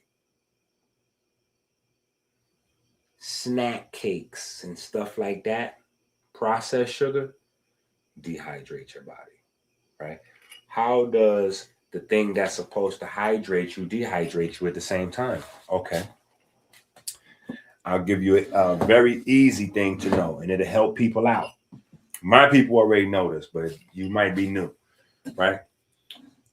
One of your body's defense mechanisms against having a high blood sugar level, because on average, a person should only have about 4 grams of sugar in their bloodstream. 4 grams of glucose. That's what your body should have, right? So one of your body's main defense mechanisms when you get high blood sugar level is immediately to pee. Yeah, your body would try to pee it out. So that's why your pee might smell crazy, right? Because it's sugary. But that's how your body's going to try to fight it. So when you eat, you may not even pay attention. You might not even drink water, but you might eat a whole bunch of sugar, and then all of a sudden you peeing, right? And so now you might drink even less water because you don't want to be inconvenienced to keep going peeing. Well, now you're in a nasty cycle that's going to lead you to dehydration, right? And that's usually how diabetes influences, you get kidney inflammation, right? Because when you get more and more dehydrated, your blood turns into like mud. And that stuff is going through your kidney and it's killing your kidneys, right? It's killing your kidneys. So you actually prefer a lot of water and a lot of peeing because you're European, right? But you prefer to a lot of peeing because that's a lot of fluid going through the lymphatic system, going through the kidney, making things easy. A lot of heavy stuff, big stuff, clunky stuff going through the kidney is going to tear up the kidney. Your kidney filters are like micro filters. They're not even meant for big size objects and clumpy size and like mud to go through there. Like it ain't designed for that. So when you go with the high sugar, not only does it dehydrate you, but it dehydrates you in a way that plays with your blood volume. And when you start playing with your blood volume and your blood viscosity, you're going to play with your kidneys. You know what I'm saying? You playing with your kidneys, you're playing the dice game of your life. In fact, you're playing a dice game and the dice is loaded against you. Yeah, you playing dice game and the dice is loaded against you. So that's not what you want to do, right? So these are the top 5 things that have to be removed from a lock-in facility or from a situation or from your situation at home, right? Because there's people that could be dealing with this on their own. People get, they get an accident at work, workman's comp. They go to the doctor, my back, my neck, my woo-woo. Okay, good, painkiller. Oh, that painkiller not strong enough. Oh, well, here's the strongest one. Oh, that one. All right, well, here now, listen, we could give you this, but this has some risk. Oh, I don't care. I just need it. All right, boom. 6 months later, you're addicted to opioids. And the way opioids work in your brain is that the more opioids you take, the more receptors want. The more the receptors want in the brain. So there's never a way to be level with opioid use. Period. If you started at 10, you need a 20. But the 20 is going to make you feel like a 10. Then you're going to need a 30 to make you feel like that first 10. Then you're going to need a 40. Then pretty soon your doctor's going to be like, yo, this is the strongest thing we got. So now you done started the mixing. You're going to start using the medical stuff, prescription, and then going outside and trying to find, boom. And then you done ran in the cough syrup. Now you know what I'm saying? So there's that. Also, listen, depending on what state you're in, right? Follow the laws in your state. But there's a lot of research on weed, THC, good old-fashioned Mary Jane. I love it just the same, right?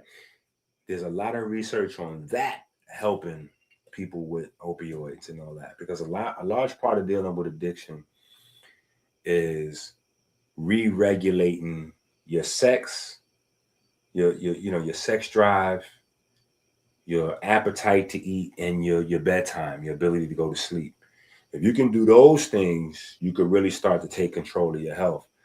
A lot of times when you fight an addiction, you can't go to sleep until you have this or you do this. You can't eat.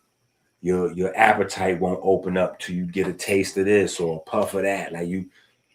So getting control of your natural eat, sleep, like that is crucial. So there's some research on THC, which you can do, especially you want to use it without tobacco, so that's not rolling up. That's not rolling up. It's independent by itself. So that could be like an edible or whatever the case may be. Whatever is legal in your state. So look that up. Right? Let me see what else we got for AB. Let me see what else we got for AB. All right, then we get into the specifics, right? Like AB cannot have any red meat. Now, mind you, if you've been watching the lockout, you know that AB was eating red meat every day. AB was eating red meat every day. They was in there knocking off steaks and lamb chops like it was going out of style. Because again, they in the Pinocchio Treasure Island, Production, serve us lamb chops. Production, today we'd like barbecue assholes from Alaska. Production, it's like literally having a genie in a bottle. They just production. I need new draws. Production, produce me new draws immediately. Yeah, it's crazy. But the thing is, like I always tell folks, poverty protect you a little bit. Being broke protect you a little bit. That's why I say money, change people. No, money doesn't change you. It just makes you more of who you are because it takes off the restrictions. Any vices that you have when you don't have money, you don't really have full access to kill your, to go crazy. It's limited to your money. You know what I'm saying? So you can't get that much XYZ because you can't afford it. But once you can afford to have as much as whatever, it's much more important for you to be grounded. And you can look at all of the people that really made it far. The people that made it far in life, they got that same group around them. You know what I'm saying? If you look at Drake, Drake got that same group around him. Even Jay-Z, I know they ops right now, but Jay-Z is another great example. It's the same guys. He's running around with Taiwan. You know what I'm saying? It's the same small group. Period. He's been playing spades with them dudes for 100 years already. Right? You're never gonna see Drake without Chubbs. Period. You're never gonna see Drake without Chubbs. You know what I'm saying? That's important.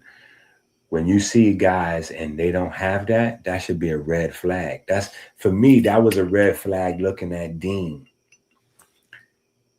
Deen doesn't have long-term friends. And every so often you'll see somebody popped up on the show one time and was like, nah, I was your roommate back in the days. And Deen was like, nah, I don't remember you, bro. Like,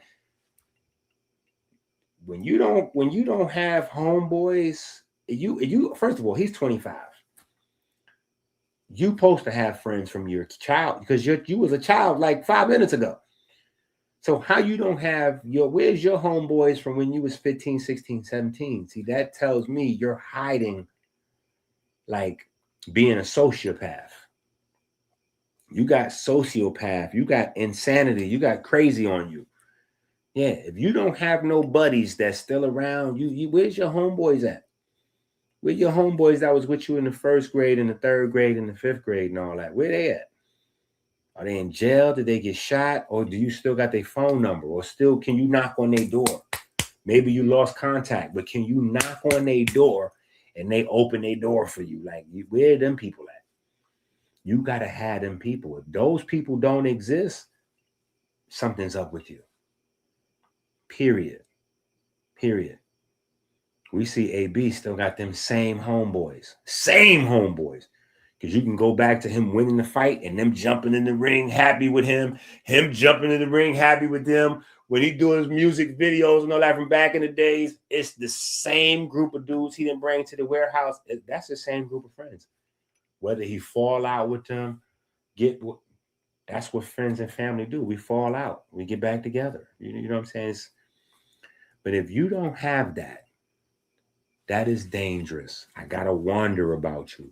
Every single person that I've ever met, the Polites, the Ali Muhammads, all these people, they have that thing in common with Deen. And they all wind up later on like, ooh, you know what I'm saying? Like, ooh, it's something up. I don't know nobody that don't have no history that is something ain't up with. Like, where is your people, bro? We need to know, where's your friends at? Where's your buddies? Where's your enemies even? You know what I'm saying? Enemies will tell you a good story. Some of my best friends were at one point was enemies, or we had a fight or something, like, you know what I'm saying? Like, where is that at? But where's your history? You know what I'm saying? Like, where did you live and experience life at in order to be a general? You can't be a general if you wasn't like a lieutenant, a sergeant, a private somewhere. Where did you go to private, to sergeant, to lieutenant, to captain? Like, where you did all that at? Yeah. And where is the people that you knew at all those stages of development? That's important. That's important. Because you running around with this person like, yo, this is my main man. This is my best friend. This is my brother. He doesn't know how to do that. He doesn't know how to be a good friend. Like, I got friends now, right? I got friends now that I've been friends with for, maybe a decade or more. You know what I'm saying? And they complain when they don't hear from me for a long time and I'll be going through stuff. And they be like, yo, but why you ain't hit me up and lean on me? And I'm like, because I love you. The thing that gives me the ability to call you up when I'm in trouble to lean on you is the very same thing that will prevent me from calling you to lean on you. And that's a general quality. That's a general quality, not an in general quality. I mean, a quality of a good general. Because when you get important and people start like looking at you a certain type of way, you will lead them people into harm's way if you don't really love them a certain type of, like, if you don't understand your power, right? You're going to get into situations. Case in point, everybody knows that Bang had the sparring match with Bobby Green, and supposedly Bobby Green beat him up real bad and blah, blah, blah, blah, blah. We seen the clips, but those is clips from Bobby Green cameraman, and it ain't all, but whatever. It is what it is, right? So but what people not paying attention to is Bobby Green was talking crazy to Deen. Bobby Green had a thing going on with Deen. But Bang stepped up and jumped in front of Deen and took that fade for Deen. Deen slunk to the background, let his man get beat up, and then didn't even, you know what I mean? Like, these are the type of qualities that you see comes from a person that doesn't have a past with where his friends is at. Because what you can assume is you might have did that with a lot of your buddies. That's why they're not around no more. Because you don't know how to, like, nah, you don't let your man take a fight for you, bro. You take the fight, period. Now, if that's your man, cool. Anything go wrong, then we could jump him. Yeah, old school. You get too crazy, we gonna jump you in here. But if you want the one-on-one, yeah, I'm gonna either turn it down, like, nah, family, you got that. I don't want no smoke. Or I'm gonna take the one-on-one. What I'm not gonna do is put somebody else in harm's way. I'm not gonna put nobody else in harm's way. Period. You know, like, you don't understand gang culture. Gang culture, they got to do certain things and move a certain type of way. So when you bring gang culture around, you're putting everybody at risk because they got to move a certain type of way because they've made, they got to move a certain type of way. I'll leave it at that. But you ain't got to move how they moving. Now you bring them into your space, boom, you got random cop visits. They not getting swatted. Deen and them is not getting swatted. Yes, streamers get swatted, but they're not getting swatted. What's happening to them is called F around and find out. So you're wearing outfits that says there's a lot of cough syrup going on. Oh, that translates to police as, oh, there's heroin up there. Yeah, there's liquid heroin up there. Somebody using it, somebody selling it. We need to get in there and see what's happening. See how that go? Oh, there's illegal gambling. Oh, man, they get what on the live stream? See, it's like one long Vlad TV interview. That joint turned into one long Vlad TV interview. You know what I'm saying? Like, nah, man, everything is not for the camera, bro. But when you don't know when you don't know the background, we don't know what you know and what you don't know. So you even put your friends at a disadvantage because a friend is going to help you out with your weak points and utilize you for your strong points. When you don't have a background, nobody knows what your weak points and strong points are. So they're going to assume you're a quote unquote real one or you a solid one. And what does that mean? Real one and solid one comes from life experience. If you don't have no life experience, then you don't know how you're going to behave in a given situation. Period. You can't be solid. You ain't tested. It's not possible for you to be solid because you haven't been tested. Right? But they went out to a nightclub, or when they go out to places, Deen be scared. You know what scared look like on somebody's face? We all do. If you're a real one, you know what the scared ones look like. Real ones know what the scared ones look like. And every time Deen is outside, it looked like Mobb Deep video. Son, they shook because ain't no such things. All right, my bad. I keep getting on my soapbox. Okay, I keep getting on my soapbox. What else we got for AB? What else we got for AB? We got a lot of stuff for AB. But I think 6 hours, I think that's enough. I think we did enough. We'll come back. We'll do another session or two. I think this is good, though. Yeah, I think this is good. We did a good session. We'll come back. We'll do some more sessions. Obviously, we got 500 people, but somebody said it's really not 500 people. Remember? So I don't know what that means, but I see the number 500 on my screen, and I think that's a good thing because it normally says like 53. Right now it says 530, like there's a zero on it. So for the purpose of trying to throw a Hail Mary that reaches somebody in that camp over there, but even if it doesn't, listen, my little brother died from fentanyl abuse. You know what I'm saying? So I'm against anybody that's against Trump acting crazy at the border. I'm with all the border, everything. Yeah. Fentanyl was killing people and it killed my little brother, but I also know that just like my little brother, may he rest in greatness, you know what I'm saying? There's a lot of other people that's dealing with this that may not be AB, right? A lot of us is like, oh, AB's a celebrity. Celebrities always get love. They always get attention. They always get help. And they always have more money and resources than John Q. Public. So John Q. Public might need these tips more than an AB, because AB's situation is that he's around demons that's trying to hurt him. You know what I'm saying? Or put him in harm's way for clicks, views, and likes and attention. You know, with John Q. Public, you don't have that problem, but you may have the problem where you don't have the resources or whatever the case may be. So some of these things may be a game changer for you. All right.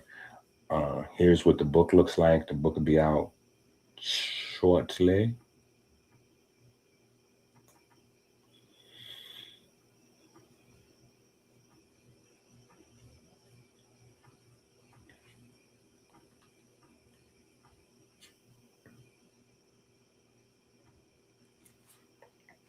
Right. We're going to go into the whole concept of Deen, which is very important. Deen is discipline. Deen is discipline. So poor abs needs Deen. The same way poor AB needed Deen. It's funny how God set that up. I really want y'all to understand the irony in a guy named AB meeting a guy named Deen, for me, after writing the book series for 2-3 years before any of this happened. Like, it's crazy. It is literally crazy.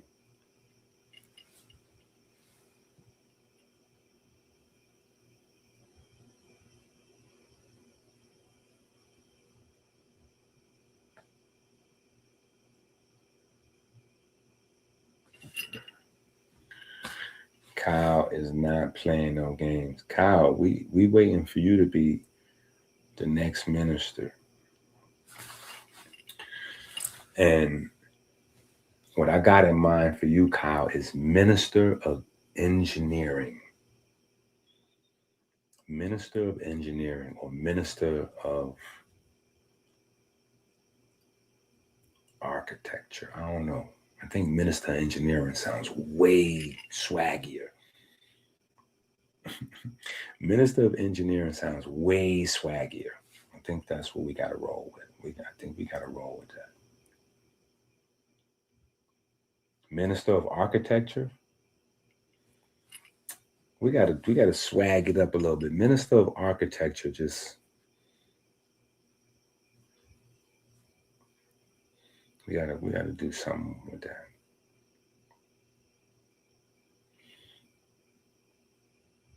I know you're an architect, but architect's engineer.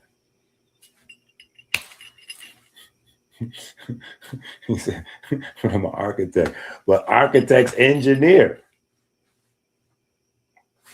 Architect's design. So you might be the minister of the blueprint. I don't know. We're gonna figure out something swaggy though. But that's gonna be, Kyle's probably gonna be our next minister. So far we have our first minister and we have our birth minister.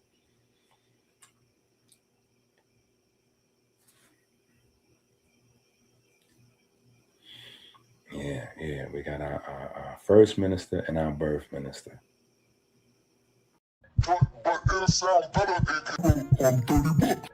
But it'll sound better. See, listen to what you just said. Why would I need to pretend to be smaller than I actually am? But it'll sound better. It'll sound better.